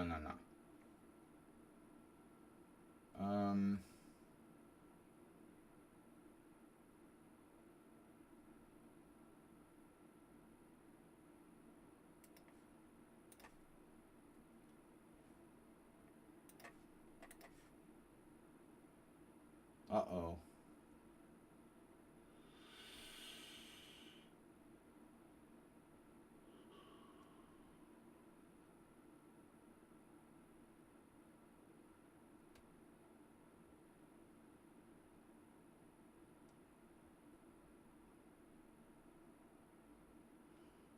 Knight g3.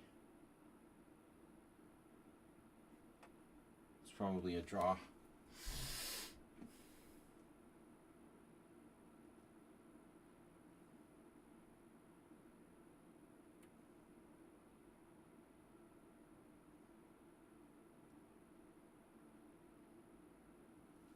But what about bishop f6?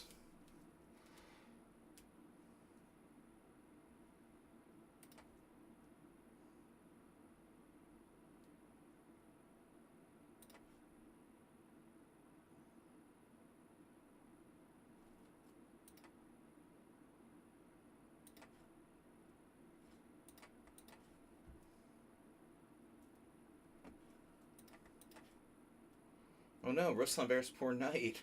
Where's it going?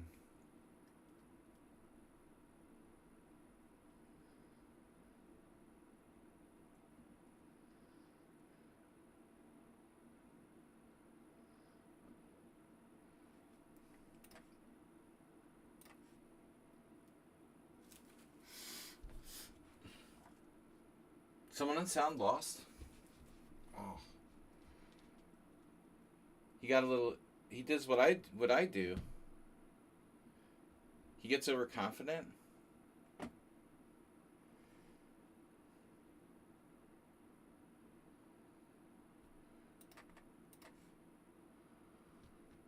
Definitely knight b8. Killing me. He's killing me now. It's a good thing he offered a draw earlier. I almost took it. This is a perfect position. He's cruising. Thanks for the draw offer.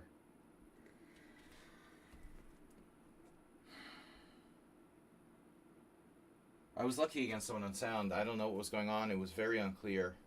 I mean, winning, I thought a draw. I was happy with a draw, to be honest. We had a bunch of people leave, but I'm surprisingly in good form today.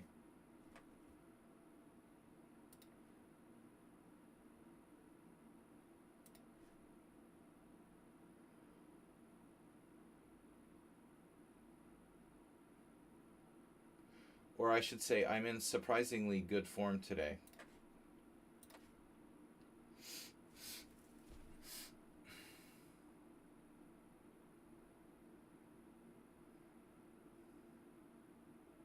Excellent chances in this Brooking game because his pawn structure is bad and his king is bad, you know? So, Thomas Transon raiding with the party.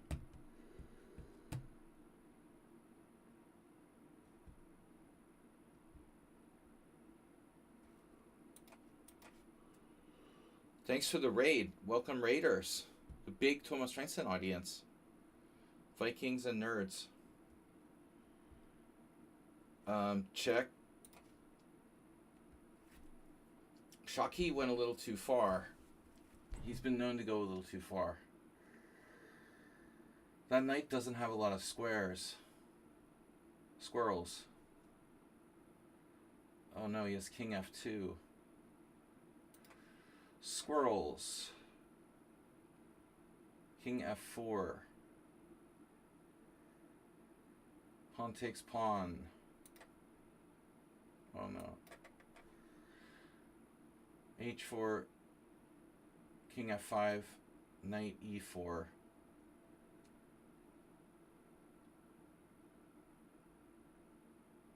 And it's probably a draw.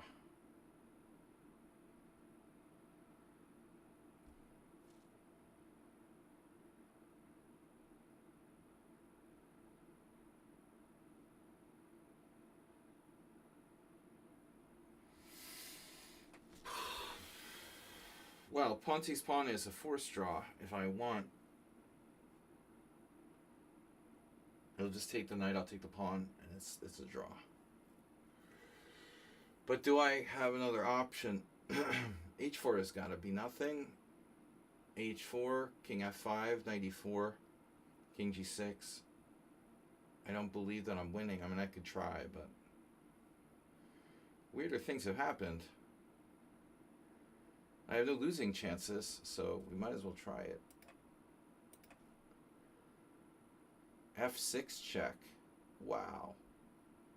I missed that.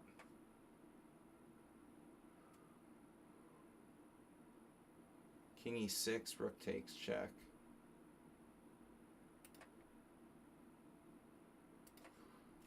I don't know if I played that right against Nefedov. e5.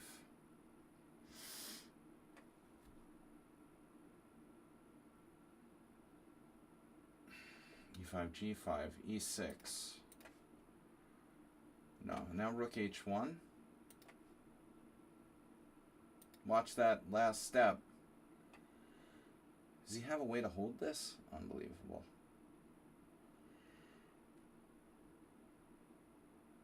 All of my pawns are on the right color. Notice. You were too tentative. Well, queen a8 was a little bit eccentric. You know, I think that whole ready thing is like overrated. I very rarely put my queen on a1 or a8 because it always seems to be like out of play. Your queen ended up really out of play. In the hedgehog, sometimes it happens, but even there, you're like usually not putting the queen on a8.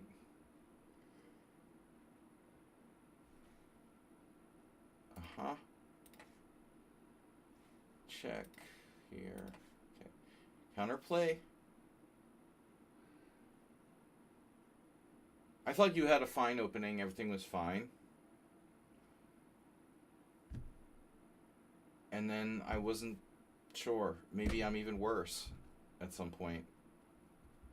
Before you got, I felt just too eccentric.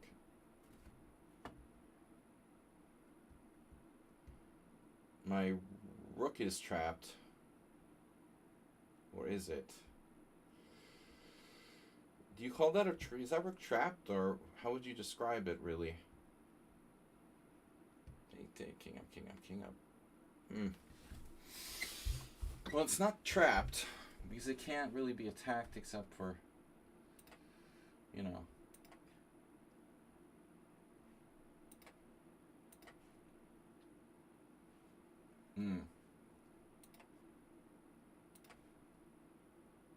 Temporary.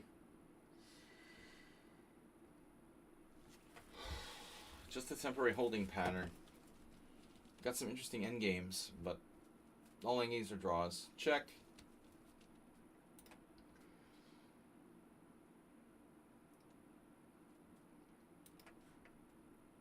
Check.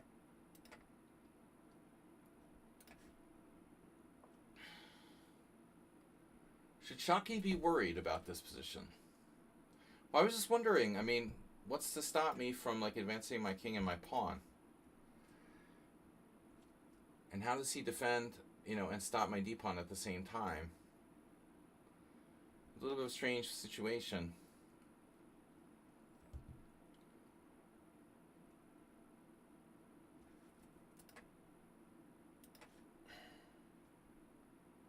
Oh.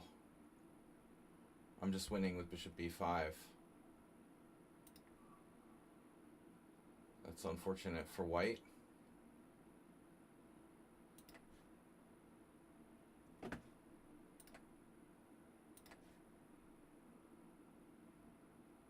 No perfect simul. Maybe the guy wasn't a computer, but he wasn't any 1500, that's for sure. That one draw. Okay, Redusa, don't do that where you start giving away moves, okay?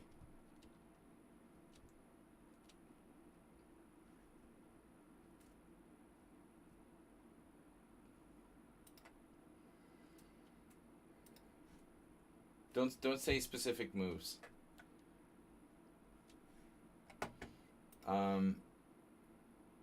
Check. Pawn takes.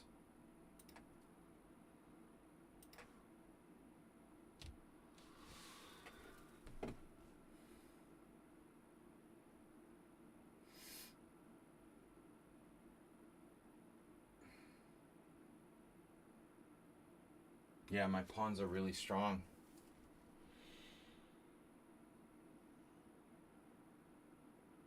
But b5 is possible. It's not a good move, though, is it? f5, b5, rook c4.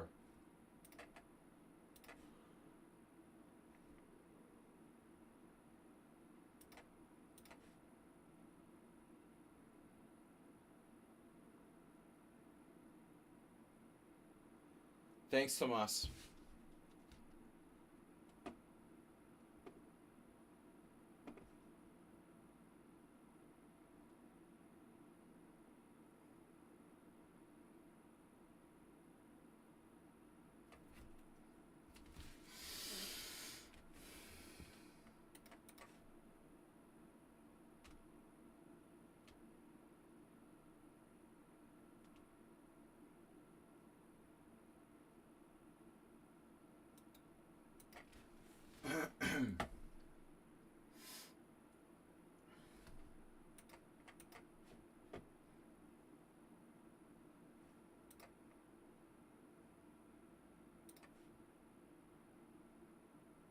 I think this is a win. The other two games I'm not sure about. Got my rook behind the passed pawn. Is that important?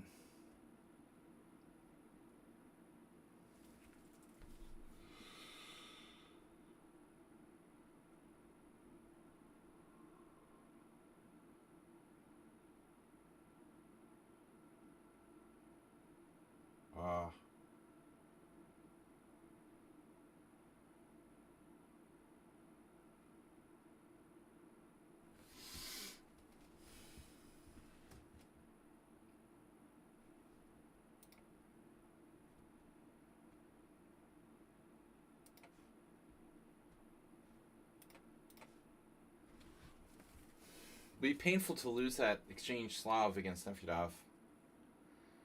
A totally drawn position. I managed to like put my rook on c3 like an idiot.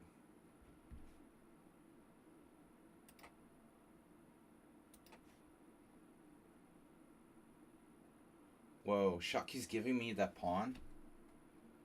What is going on here? Now I'm really not sure. Maybe he sees a way to draw.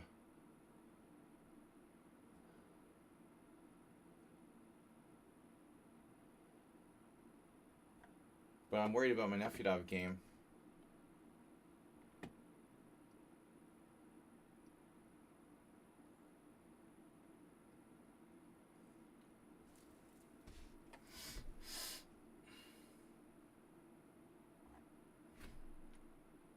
Thanks all of you for your support and donations. Someone on sound.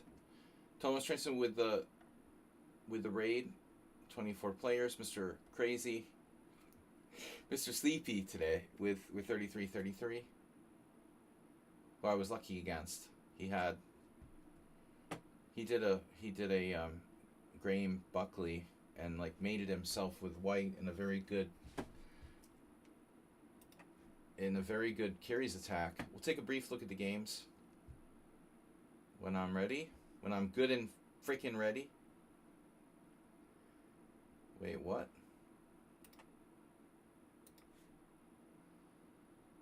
And how is Shaki gonna stop this? Oof, good and ready.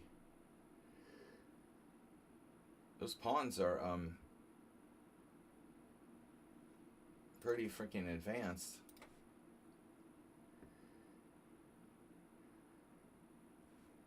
But I don't want to let him in there.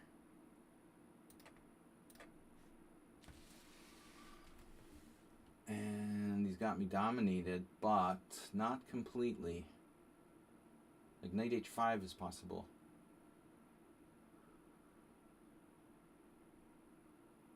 Knight f5 check, take g3, h7, etc. d6. Here, knight h5. d6 check.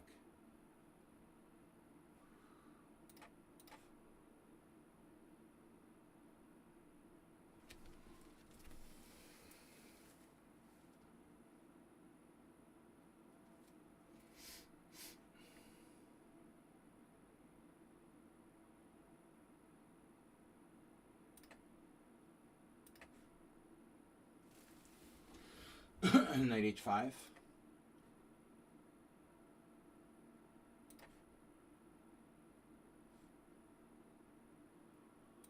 This has got to be winning for me. Those pawns are horrible.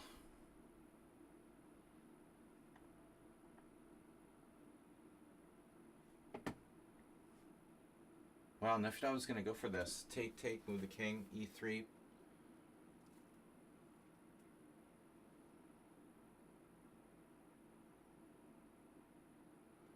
d7, push. I queen first. Then he's winning, so I can't. Okay. Fair enough.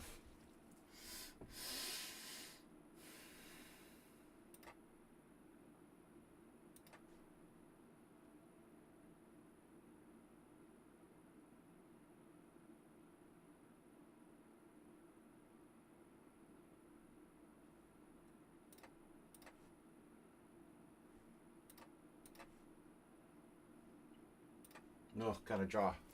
Draw! I think I was probably lost somehow, but it's not so easy, of course, you know. I would imagine that he's better somewhere. Even in the final position, I'm not sure what's going on. I'm happy to take a draw. And now we have a problem. But wait a second. You can't take...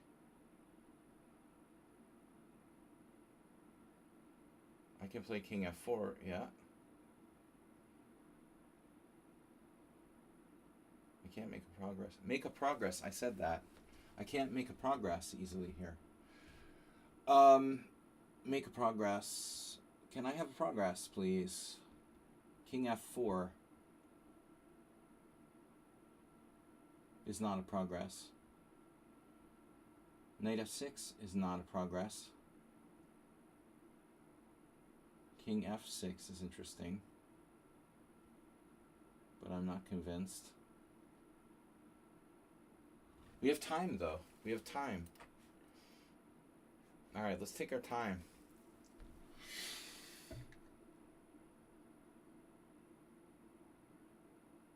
Possible I pushed the pawn too fast, or pawns. Possible it was never winning, but I can't believe it. Wow. Wait a minute, what about King e6? What does that do? Absolutely nothing. King e6, it takes away his king being able to go to d7, so it's not nothing, right? Not exactly nothing. It's next to nothing. King e6, for example, g3.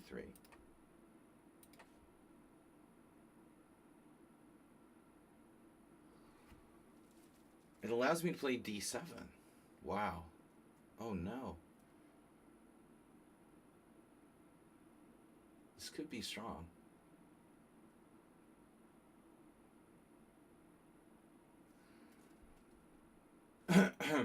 Check. No. Rook g1. I guess.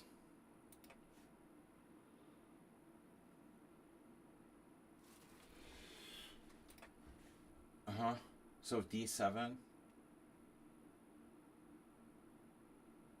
you can never take. You can't move your king. Ouch. Oof.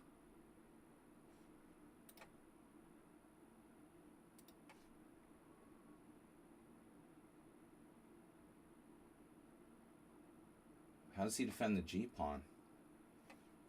It's a good question. All right. Valid question. The other g-pawn. Nefedov ruined my expectations.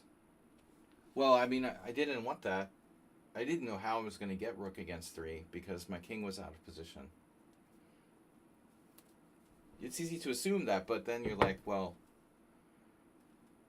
how am I getting that? You know, I can't get my king back. If I go up and try to do that, I might be losing. I don't know. It looked pretty like I didn't have that option. I'm lucky if I had any draw there. I think I was lost. I would bet I was lost against Nefedov, for sure. Yeah. Shockey went too far.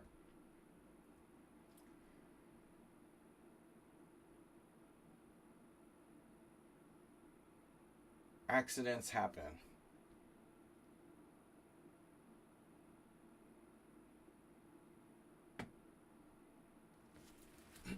I have a mate. Knight f7 mate. Easier to get my knight to e6. E6 mate. Knight e6 mate. King d6. Knight f4 and knight e6 mate. The knight e6ers. This hurts. He didn't have to give me a pawn, and he still was probably drawing, but it was a good theoretical position to take a look at, you know. I'm surprised I played as well as I did today. I was up until 8 o'clock in the morning playing poker all night, but I recovered nicely. I was hydrated. I didn't drink any hard alcohol, you know, on my best behavior last night. Stalemate would be an option, but it's hard to stalemate with the bishop. He needs to lose a pawn and a bishop to stalemate there. Yeah, this is a win. Yeah, win-win. It's a win-win situation. Like my best simul score, one of my best simul scores ever. No losses, but also a very high winning percentage. I'm going to win 22. That's got to be my best score of all time.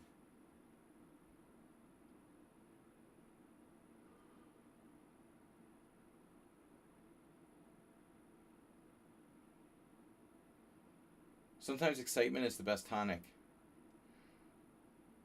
I I had really had a bad time in the stupid club poker tournament. It's just so stupid. It's like very weak amount of this is a weak tournament and it's not worth it. I didn't have fun at all, but then cash was fun. I'm slowly becoming like a cash poker player instead of a tournament player. I was always the opposite. I always only played tournaments and very little cash, and now I just play cash and I'm actually better, and I enjoy it more than playing tournament poker, which is very frustrating.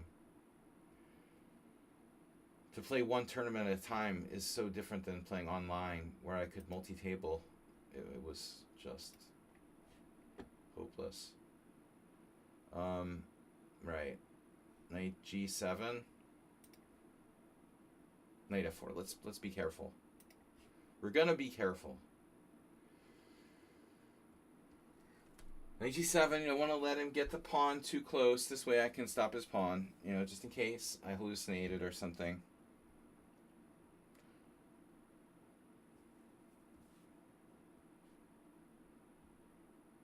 I know, yeah, there's a lot of good local players in the poker tournament, in the poker club. Like, it's just like, I calculated at one point that even if you played optimally, you would make more money working at McDonald's than playing in club poker tournaments. There's these people, they go there every night, and all they do is like grind these like club poker tournaments. But seriously, even with optimal results, I think the best you could do is like grinding out like a McDonald's wage or something like that. It doesn't make sense. So, not going to be doing that anytime soon. Oh, you met my Simul score? Yeah. This was, no, some good players. I'm kind of lucky, I mean, honestly. There's luck in chess, right? Someone in sound had a really interesting position, but I got an attack against his king. Then he survived, and he was okay, and I got lucky there. Mr. Slow had a very good position. Again, I was kind of lucky. You were worse, and then you had a chance, so you were kind of lucky, but you make your luck.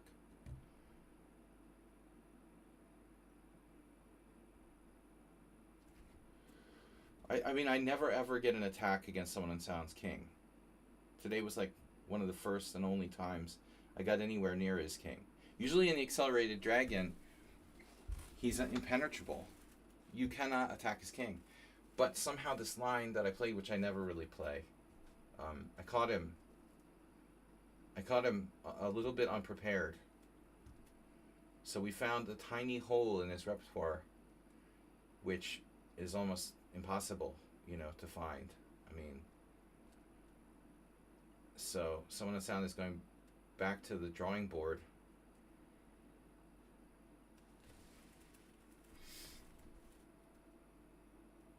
Though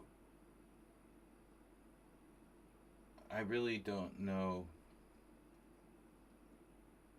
I don't see why he has to play that line. Honestly, not. Well, I don't really understand why you need to play G6 on move 2. You should be okay with Knight C6. Knight C3, Knight C6. There's no obligation for you to play G6 on move 2, is there? Because I don't really understand why you even need to risk that. That line is kind of fancy.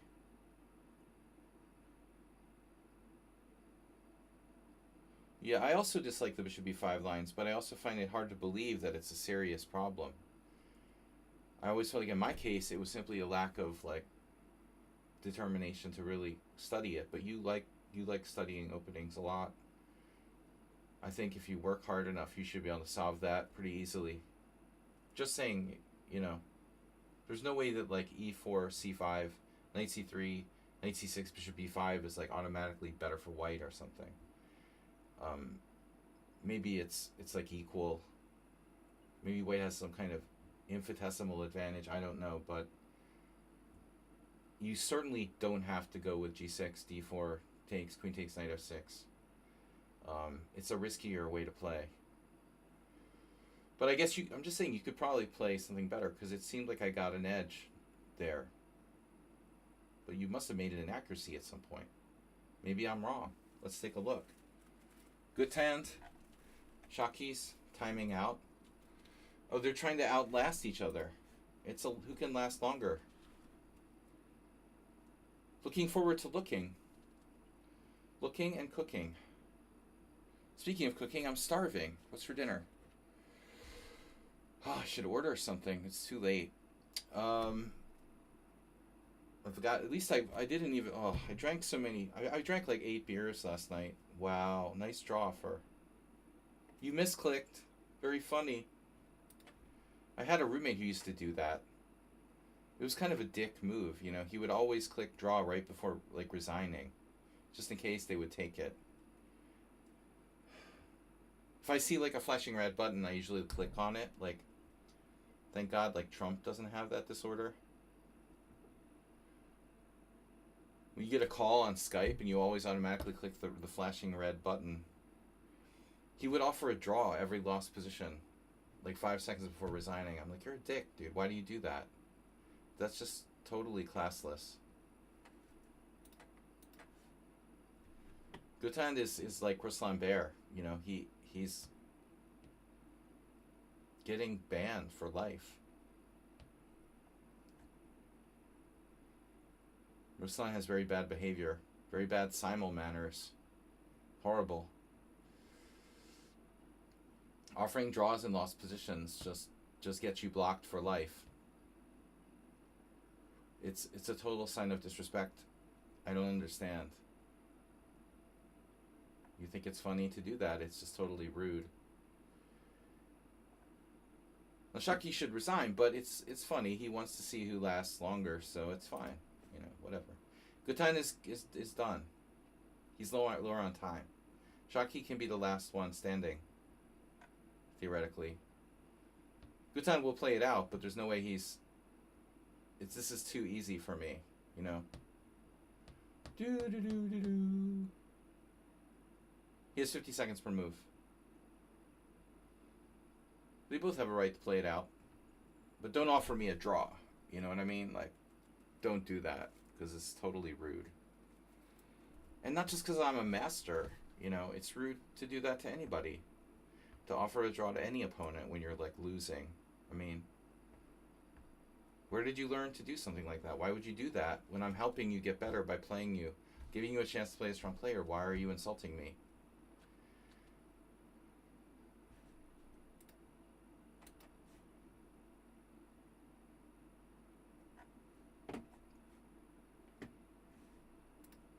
I think my pawn's going through. I know how to do the rook versus king checkmate, by the way.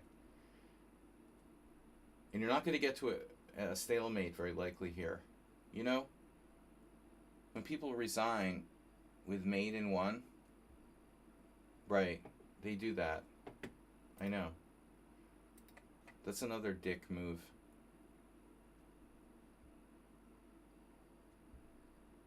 They always do that. They don't want to give you the satisfaction of checkmating them.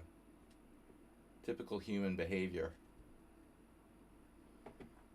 I would only do that if someone was a completely unsportsmanlike opponent.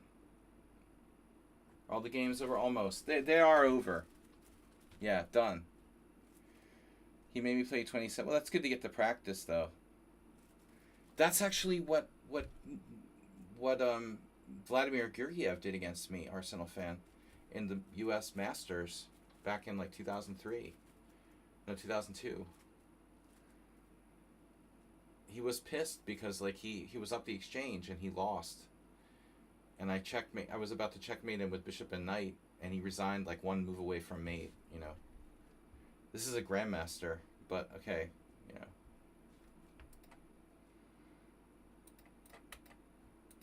This is like almost sociopathic, I would say, what White's doing here. Wouldn't you say this is sociopathic, sort of sportsmanship? Pretty much.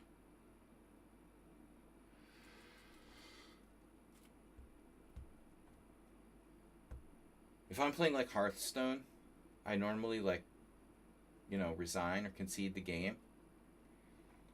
But but if people send me like sarcastic emotes or whatever to like troll me, then I will like you know leave the game or something. White resigned. All right, last game, Shaki. Ah, the pleasure of smothered mate. The pleasures of smothered mate. Good lad. 21 wins, 3 draws. Do I hear 22? Asteroid, didn't you say something about 22 and 3 in the beginning of the Simul?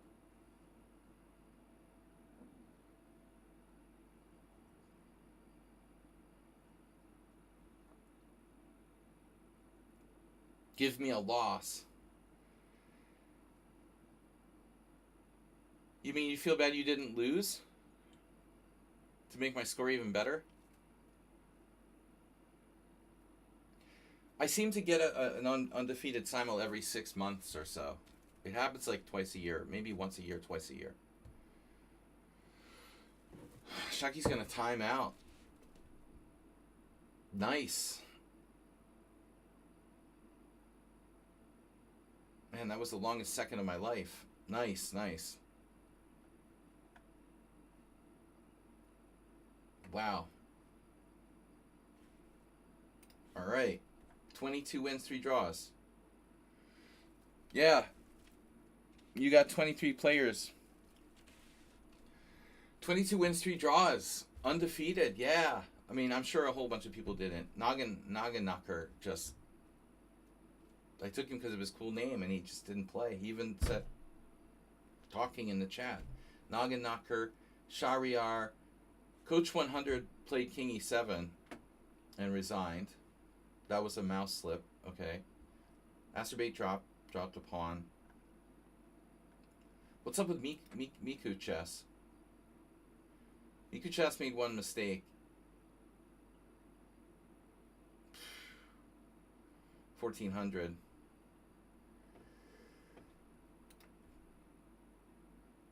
By the way, they said they wanted to play e5, and I said that maybe d5 was a better move. I'm wrong, it looks like. They're both theoretical novelties.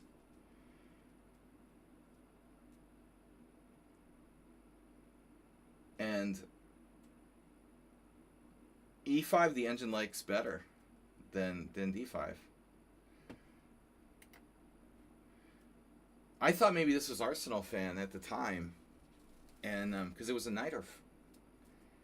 And honestly, I didn't want like a really tough struggle in a closed position, so I took, even though in the back of my mind, I like e5 better. That was a nearly perfect game. I don't know, say, you're like 1500, but you're not playing like that. So Shaki, well, let's start with this. Not much to see here. Shaki, I was way better. He escaped. Yeah, he was really like lost in the opening. Not lost, but he was worse in the opening. Then I must have missed the win.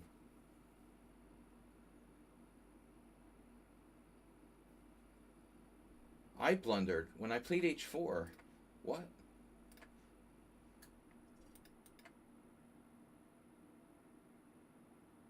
Oh, so I could have just played knight e4 check and then played h4. Of course. And so I stay a pawn up, and I'm probably winning. Yeah. So Shaki was like...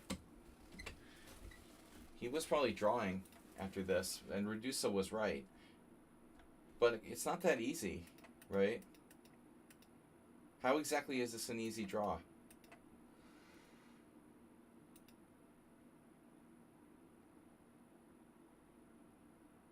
We're not even in a table base? Yeah, because it's 8 pieces. There is an 8-piece table base, right? So he blundered here with king f7. Well, that's obvious. He just hung his h-pawn. I don't know. He thought he could give it up. Maybe he didn't hang it. But apparently he can't give it to me. So it's not so easy. You know, I didn't think it would be.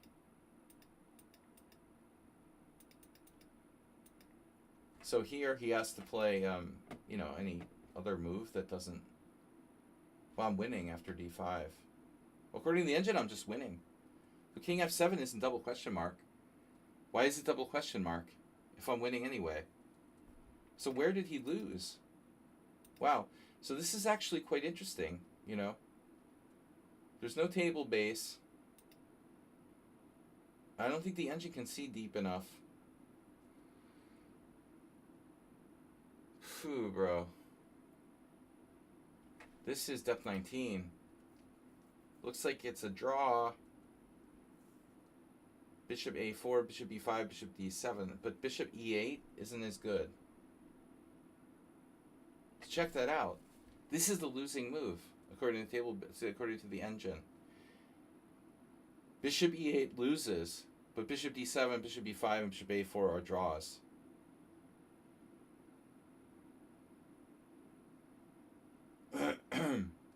Well, yeah, I mean, I don't know. That's not an easy endgame. I have no idea. So Tomas was never equal. Wow. So, you know, if you want to play b6, Tomas, you're supposed to play b6 directly. Not with the exchange of pawns on d4. But okay, maybe it's not so bad. This goes back to 1988. You know, Halifman was one of the first to play this line with white. It was in the heat of its beginning of popularity. So, okay. Rowley played bishop a6 against me. Wow, there's a Walter Brown, William Martz game from 1982. Oh my god. That I did not know of. That's crazy. Brown has a game from 1982. This line was like unheard of at that time. I thought it wasn't invented till like 1987 or 86. Knight d7, rook d1, and we're out of book. So my rook d1, yeah, I didn't know what to do. The engine actually likes e5, which is typical. This knight is boxed out, you know, but it's a hard move to play because it's inflexible. So strangely, rook d1 is a new move. His play seems reasonable. I was actually kind of concerned. I thought he would play knight g4, actually. But it's not as good as I thought. I thought he might be okay here.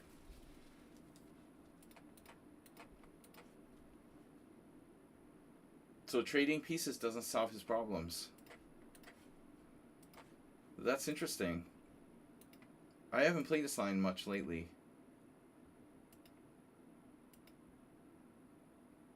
And he could have gotten e6 in, but queen a8 is bad. And after that, he's like clearly worse. Alright. That was a pretty good game for me. Art, thanks for following. Well, no. What was our latest notification? Oh, Oguzan Yarichi. Yarichi has followed. So, what else? Nefyadov. Ooh, Nefyadov. I was lost. Looks like I might have been lost in the final position. Nefyadov was my closest to losing. I should have taken with the pawn. It's a total draw. But I'm in a little bit unpleasant position. After pawn takes rook a3, I'm getting kind of tortured, I thought. But apparently not. I thought, how bad can it be? Oh, it has to be a draw. So here now, I gotta be careful.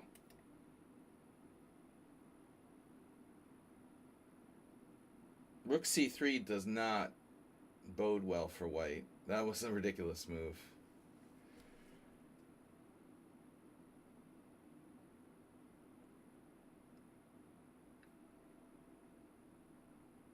Apparently white can draw, but in order to do so, I have to play very actively. Alright. And I did reach a drawn position at one point. This might be drawn.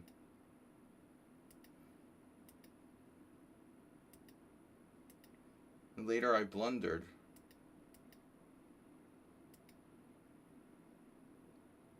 Wow. What? F4, yeah. Somebody was saying F4? This move never occurred to me.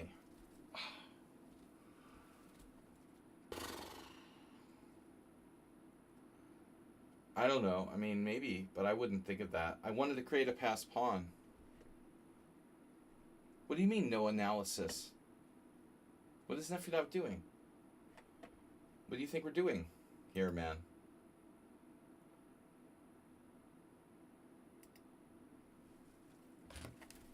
Well, I'm analyzing your game now. But, I had a feeling I was losing. Yeah, I don't understand that for. Well, it's like I'm down a pawn. I mean, whatever. The idea is that I can draw this, apparently. The outside H-pawn isn't enough to win. I don't know this endgame, you know, from memory or something. But I guess if you think about it logically, his king is so stuffed on G7 that he can't get out. That's all there is to it. No, I didn't see it at all. I thought my only hope was to create a passed pawn. The problem is your king being shut down so much so. And if you play H4, you don't have a protected passed pawn anymore, so apparently you just can't win here. But I didn't think of it. Yeah. No, I thought maybe the passer would be enough. My king, everything's like congested here. I didn't know where to go with my king. I was hoping you would be scared and time pressure, but you had too much time. You have 15 minutes here. So we had played too many moves. It doesn't matter where I go. My king is not optimal. It gets in the way of the pawn. It's too far away. It's lost.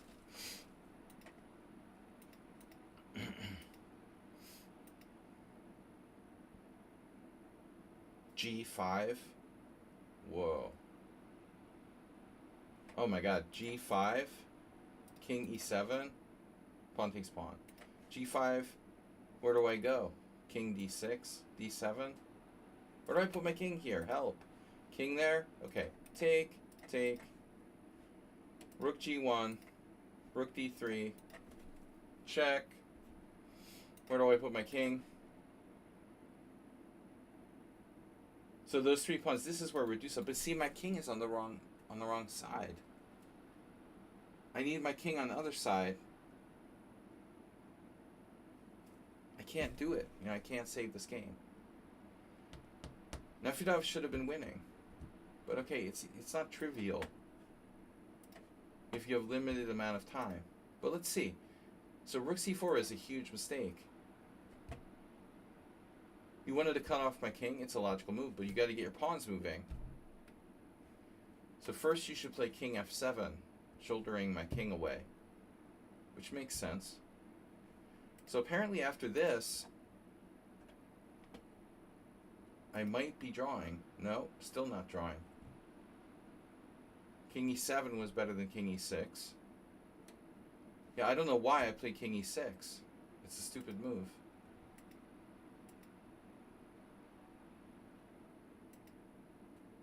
You're still winning if you just go. So, I mean, basically you were winning when you gave me a draw. Rook D3, and you just have to go. So, G5. I'm too slow. King C8 or King C6, King C7, King C7. Check. King B7, threatening, and you have the king in. Yeah, I mean, it looks like maybe, hey, maybe I'll have some kind of move like this, right? Here, takes. This is funny. Rook g4, rook f6, rook b4, check, king a6, rook d4, oops. Yeah, I'm lost, Nefedov. Good game, but not fast enough with the technique there.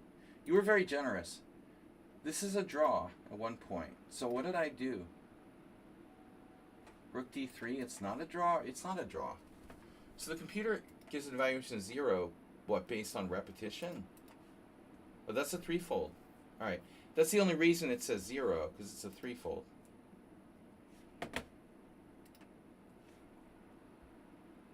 Chess Riddle, welcome. Alright, so Nefedov, Mr. Slow. Mr. Slow doing the Graham Buckley. Yep. You know, I looked at h5 and I remember vaguely that that's a line. But I didn't understand how it works, actually. I forget after g5, knight g4. I never played this line, so I don't remember the theory. I don't know, I should have learned it. So g6 is bad. Well, it's all bad, but it's the worst. d5 I can play. So this is actually pretty good. Wow. Huh. So h6, h4, main line, knight c6,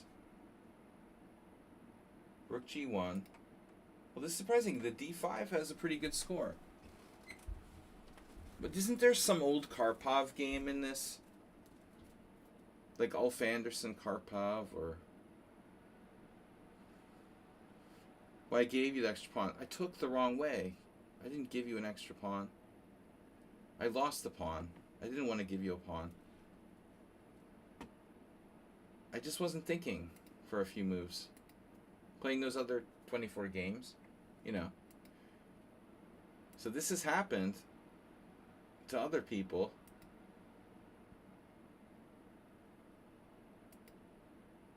Even Judith Polgar against Morovich in '94.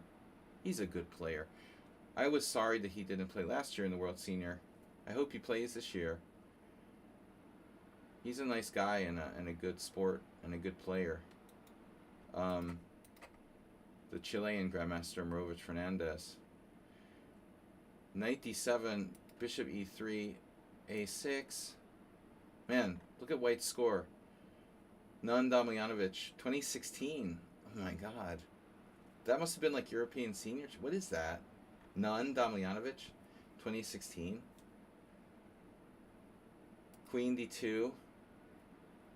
Gashimov back in 2002. And d5. So my move is a terrible novelty. When there is no good move for black. Yeah, I knew this was a bad idea. So Mr. Slow wins the exchange with his crafty maneuver, and then he blundered, but we don't know why. Mr. Slow just voluntarily took with his knight on e2. Crazy. Mr. Slow made a mouse slip, I think. The only explanation is a mouse slip. Well, I guess at the end of the day he got panicked about queen takes g5 check. But it's just a pawn. And he's still just way better. He's up the exchange for a pawn. So he panicked and gave me the other pawn, but this is suicide. This is very dangerous now. He got Graham Buckley. And apparently d5 doesn't work. Oh my god. Wow. You have rook h1 and it's still winning for white. e5, e takes, bishop b4, rook h8 check. Oh my god. King e7, And now d takes c6, sacrificing your queen with check. Queen a1, king d2. Look at this. Bishop takes c3, check. Knight takes, and white is winning, apparently, even down a queen. Because I'm just got no pieces. Yeah, this is why you don't play the carries attack, boys and girls. But it was not even winning for me. Wow. Even here, he's still alive till b3. Not a good game, Mr. Slow today. Alright. And then we got Arsenal fan, the bad Nimzo, a Banzo. Not a good opening. Not a good line. You were better. Yeah, you were seriously better after King F8. Wow. I didn't think it was that bad. So this is not a good line. You should not get into this. You've given up your Archer Bishop. You don't have any real... You don't have any compensation for the doubled pawns. You know, you have a bad bishop. But the c5 saves your ass. In the proper moment. We're following a game from 2005. Dude even played the same move as you. Rook fe1, e5, Gennady Tunic, and now Rook ad1. Arsenal fan novelty. Yeah, this is creative now. Rook fe8, best move, and then boom, c5. The classic Nimzo positional pawn sacrifice. Good on you, Arsenal fan. No, you have to, you have to. Or you're just fucked, Yeah, this is the only chance. It's the only chance. Yeah, I mean, it's a standard idea. But most people, they coward. They become cowards and, think, oh, I don't need to do that, You can't... Yeah, I mean, your only other option is literally to do nothing. You can't go d5. You can sit there and do nothing, or you can sack this pawn. And, maybe I should consider taking with the b pawn, but I thought, I have, no problems. I'm clearly better. But apparently it's not that easy to get coordinated because of bishop b5. I wanted to play a6, to block you from bishop b5. I mean, you have the standard plan like you did, knight d2. You have things. It's not that bad. So bishop c8. I wanted to get my knight to e8 to blockade, on d6. So that's why I played queen e7. a4. And then here I maybe shouldn't do a5. I could have just continued my plan, But it's, again, you get in a5 and you have some counterplay. So I did this dogmatic a5. I expected you to go bishop b5 or something, but that just helps me,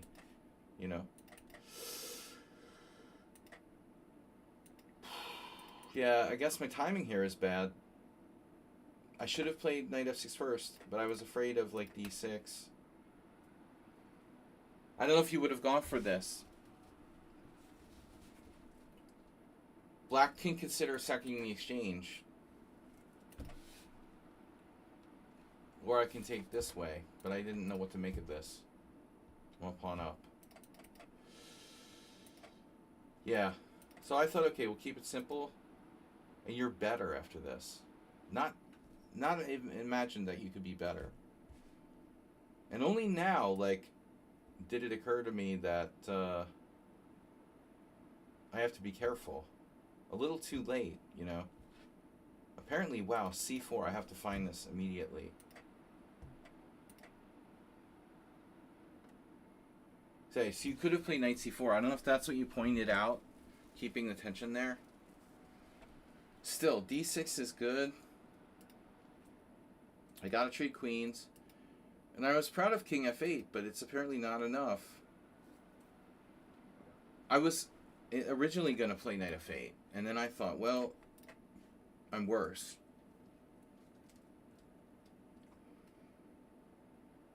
because your knight on d5 is so strong, you're just better, you know. So that's why I didn't want that. You know, I thought I found something cute.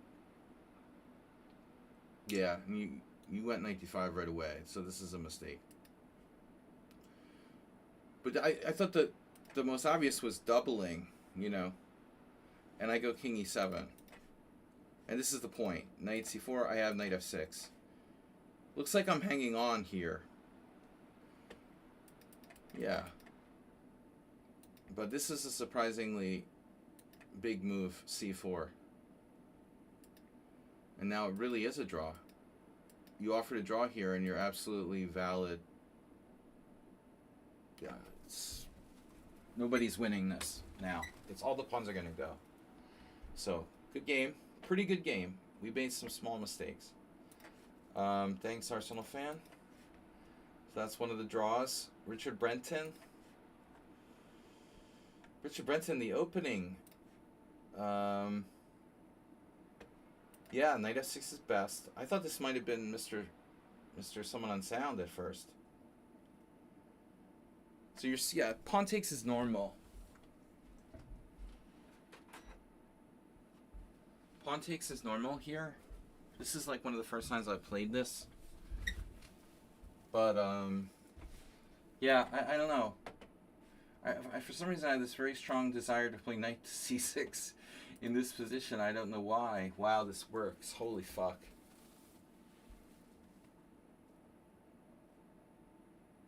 For those of you who like to play the England Gambit, you might like this rage. So, this is almost a Mamadjarov, like... a Mamadjarov, like, what's it called? Ponzian? No,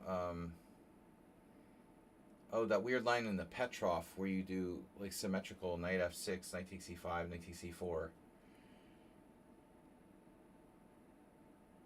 So you let him take on d5, and now play queen e7, avoiding the exchange of queens. Interesting. So this is something to look into for black. You know, might be a way to try to get something out of the position. Here, and then e5 is not as bad as it's worse than I thought. Wow. Here, bishop e3, bishop c5. I'm better? Really? I didn't find knight c6. So this is inaccurate. Castle's the best. Knight f3, f6 is dubious. I was scared this was someone on Sound with white, really.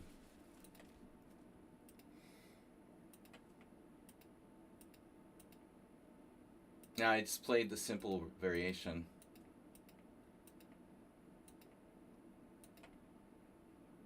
Oh shit. I was winning with rook g5.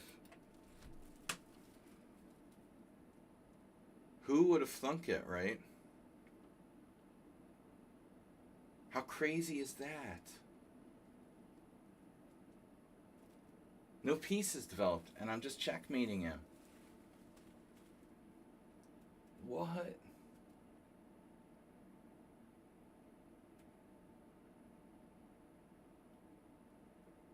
I don't believe this. I'm just winning. F3, bishop h3, rook f2, queen d1. F3, bishop h3, g3, bishop h3, f3. Duh. Wow. So, okay, Richard should have traded queens.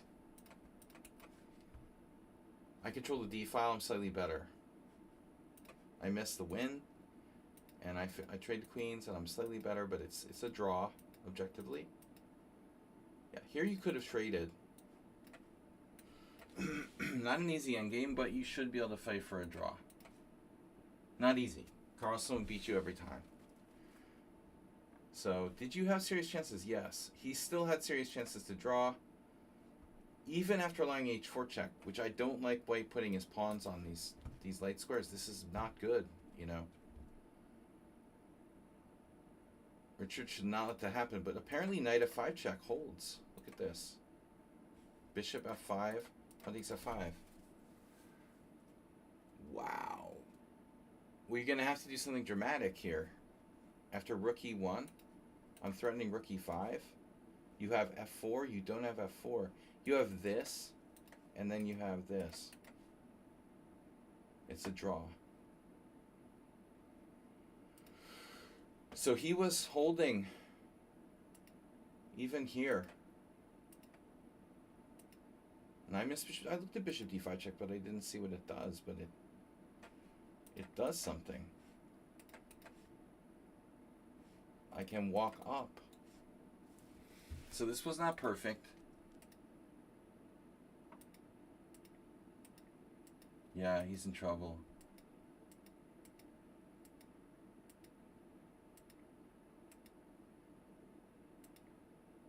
And now he's lost. All right, let's take a quick look at the rest of the games. I want to get to the Mr. Slow, sorry, Someone on Sound game. Gutan, Super Sebi, Ardavite.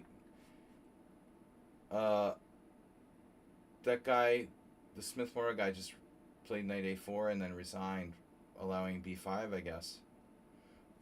Coach 100, mouse slip, acerbate, dropped a pawn. Miku chess.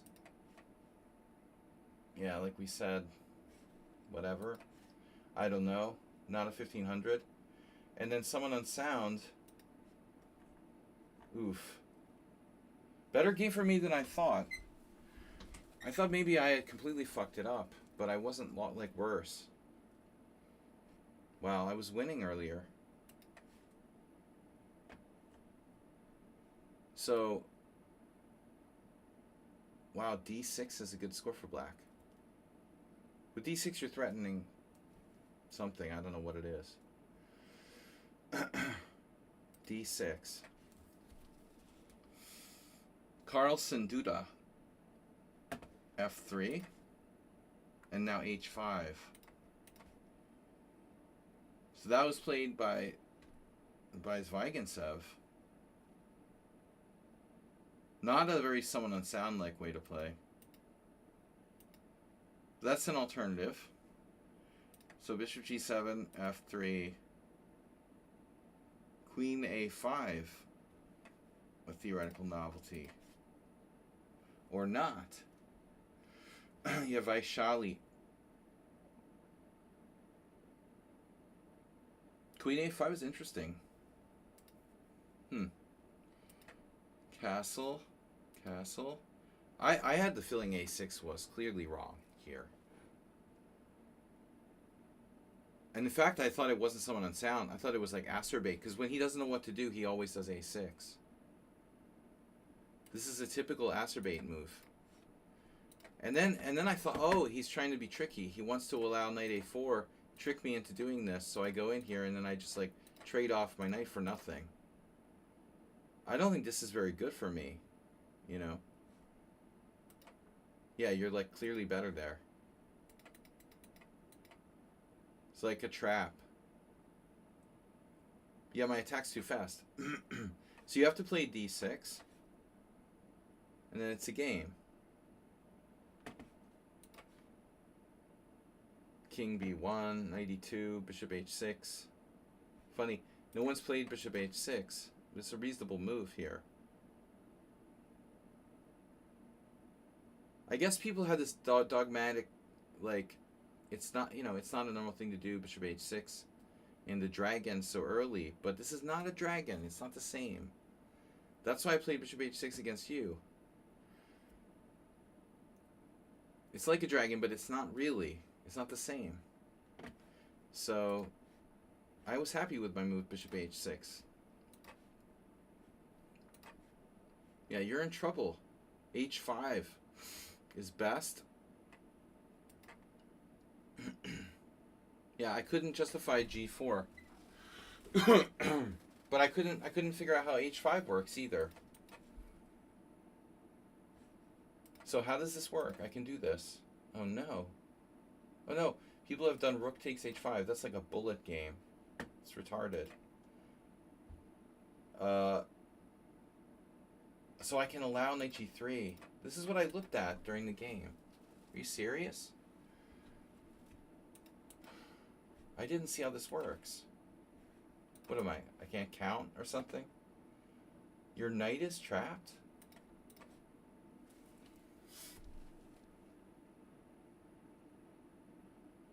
Wow. Your knight is trapped.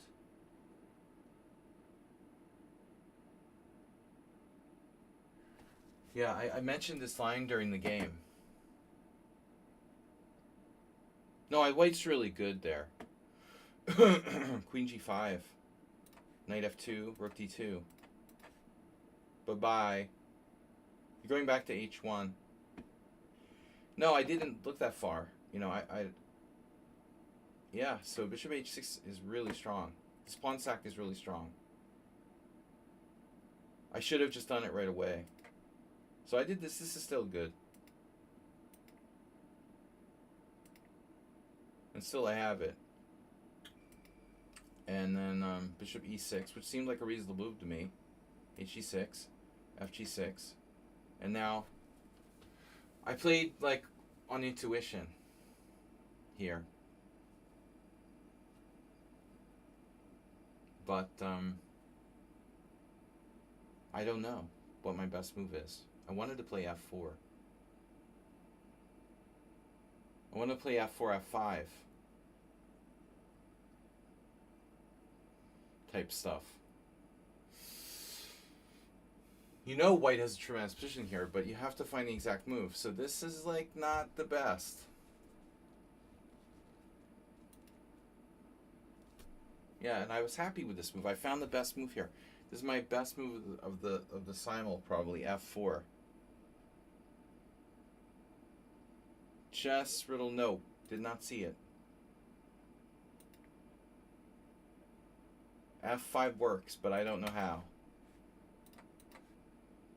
Take, bishop takes, check. Obviously, I looked at this. Check. Yeah. So, I mean, my analysis stopped around here prematurely, and I'm 2 pawns down. So, not sure. This is inaccurate. He's back. Here's Johnny. And I thought, okay, someone sounds he's gonna beat me again.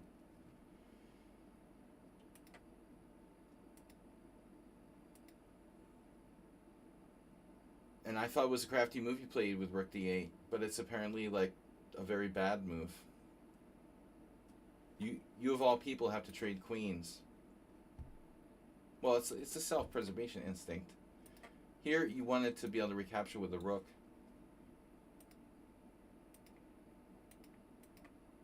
And this is a really strong move. But you have that miracle, man. The miracle, d5. Miracle from hell. It looks like I'm trapping a piece, and I'm not winning a piece.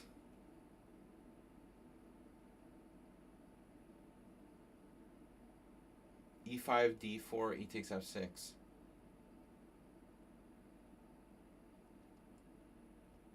Well, I didn't appreciate that, you know, you have to play d4 on e5 and sack a piece. But let's take a look. If e5, knight e8, for example, rook takes, yeah, I've got a very strong attack because on d4 I have this. So e5, d4, e takes f6 check, rook takes, attacking my bishop. Now white has 2 pieces hanging, but not really.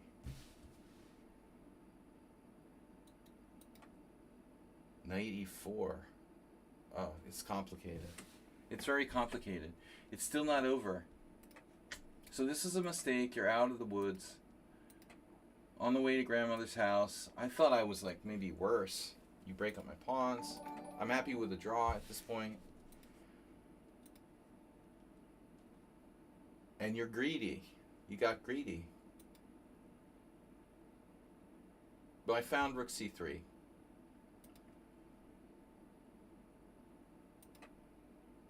Oh, I missed f6 check. Mama. As Uber driver would say. Second best move, not good enough. Takes, check. King g8. And I was happy with the draw.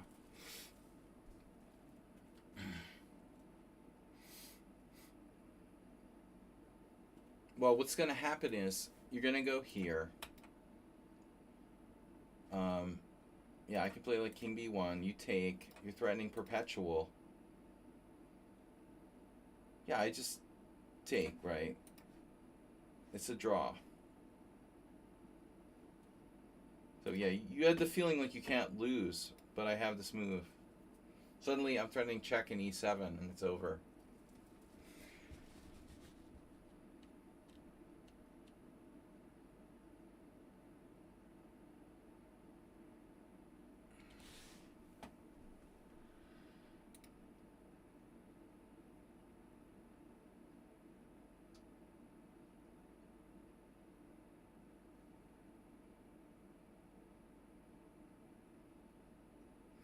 My notifications are behind the camera.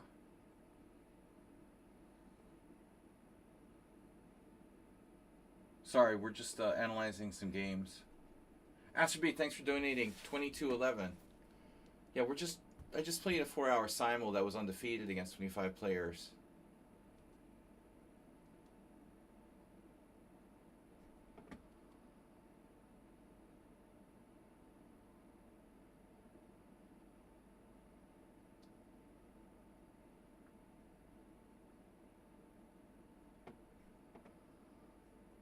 So we're analyzing those games now. I wasn't really following what was happening, you know. Just 25 player Simul. Alright, nothing major, you know. So what else? Yeah, I don't know. I'm a little bit not focusing on that stuff right now. So thanks, Asterbait.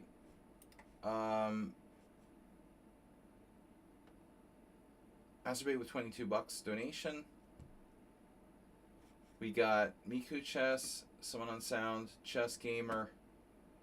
Chess Gamer tried the crazy line. So check this out.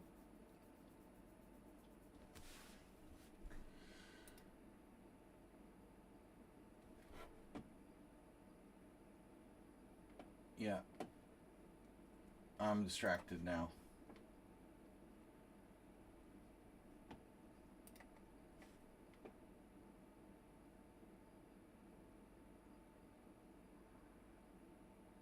I got Asterbait notifications. I see that. Don't know what we're talking about. But, alright. B4 here, here, here, here, here, here. Main line. Yeah, so, okay. Takes. Yeah, here. So Rook B1 is relatively newer. Good old Christopher Yu. Hopefully he's been like banned from chess. Grobler. I love that name. Rook B1, E6, Bishop D2, and now Knight F6. So no one, oh, wait, here, no one has dared to play Queen takes C3 check, but is it clear? This is what I'm talking about. Are we here to play chess, or are we here to play chess? Talk about notifications. There are 3 moves in this position for black. How do I pick which one to play? No one player had the courage to play Queen takes C3 check here. But I was unsure what would happen. After takes, Bishop D2, Queen A3, D5, E6.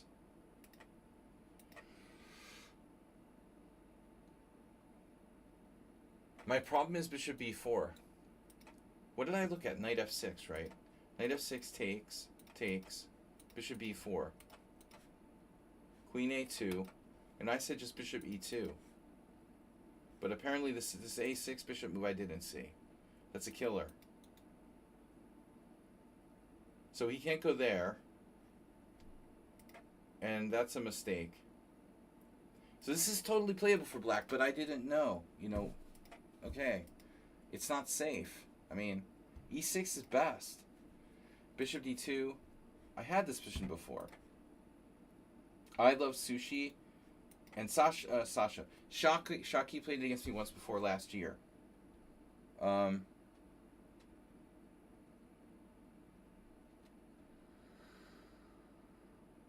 I don't know. I hate material. You know that. But I mean, I sat there on this position, dude, not knowing which of these three moves is good for black. I'm like, fuck, I don't know. It's the Portsmouth Gambit. I might as well just roll a three-sided die and just play the move that comes up on the die. You know, I don't know which move is best. But Queen A3 is scariest. Queen C3 is scariest. So I played E6, so the D5 doesn't come in. So I played this in all three games. I didn't remember, you know. Here, Knight F6. And now white has to do this Scandinavian style thing. I would have played Queen D8. Oh, I played this. Shocky and I had this game in 2022. Oh my god. So this is our third game in this variation. Yeah, of course. Schrantz. Queen D8.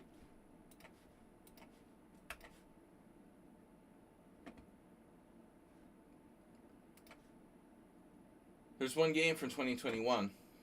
I have no problem with black's position. This guy, whoever that is, girl, Victoria, she or her played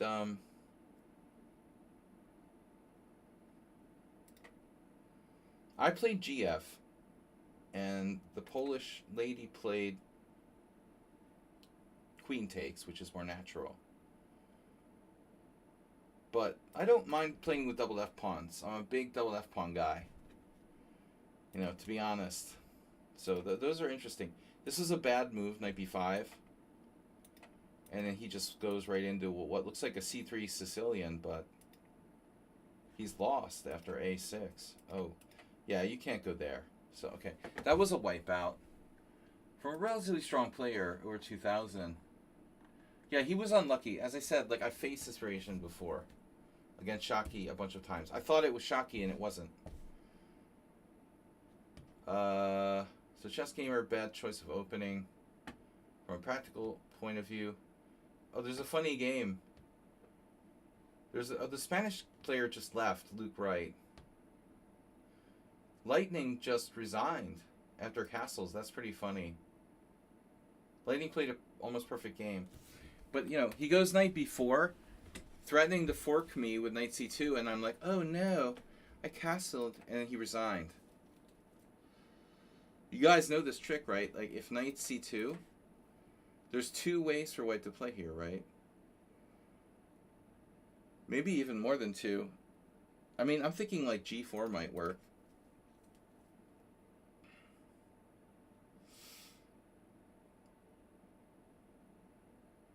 Is G4 a problem because of like Bishop G6? Because if he takes, he's screwed, right? Knight takes, E4. Maybe it's not so clear, huh? But if he doesn't go for the rook, he is going to drop a piece, though, isn't he? This is a pretty funny position. Okay. But look, I think G4 and Bishop G6 may not be clear. Yeah, he can play that. But it's funny, he played this and resigned after I castled. My rook's hanging.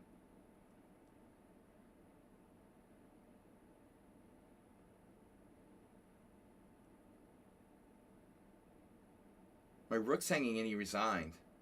It's like, oh, this is interesting. I'm winning a rook. Okay, Knight C2, Knight H4.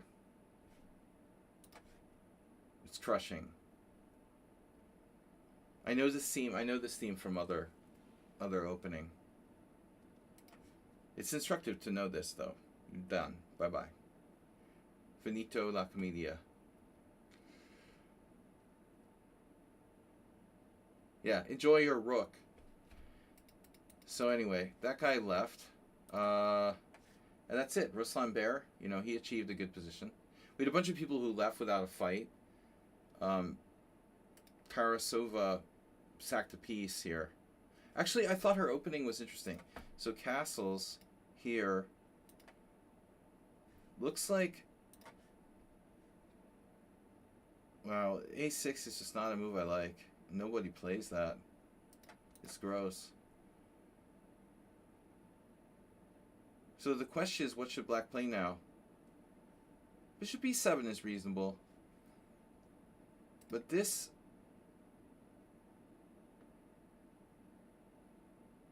a3. Bishop goes back to c4. She plays d3. Okay. And then h6. I wanted to play h6. Then I had the weird idea to play bishop d7. And this was played. But it's not such a good move, apparently.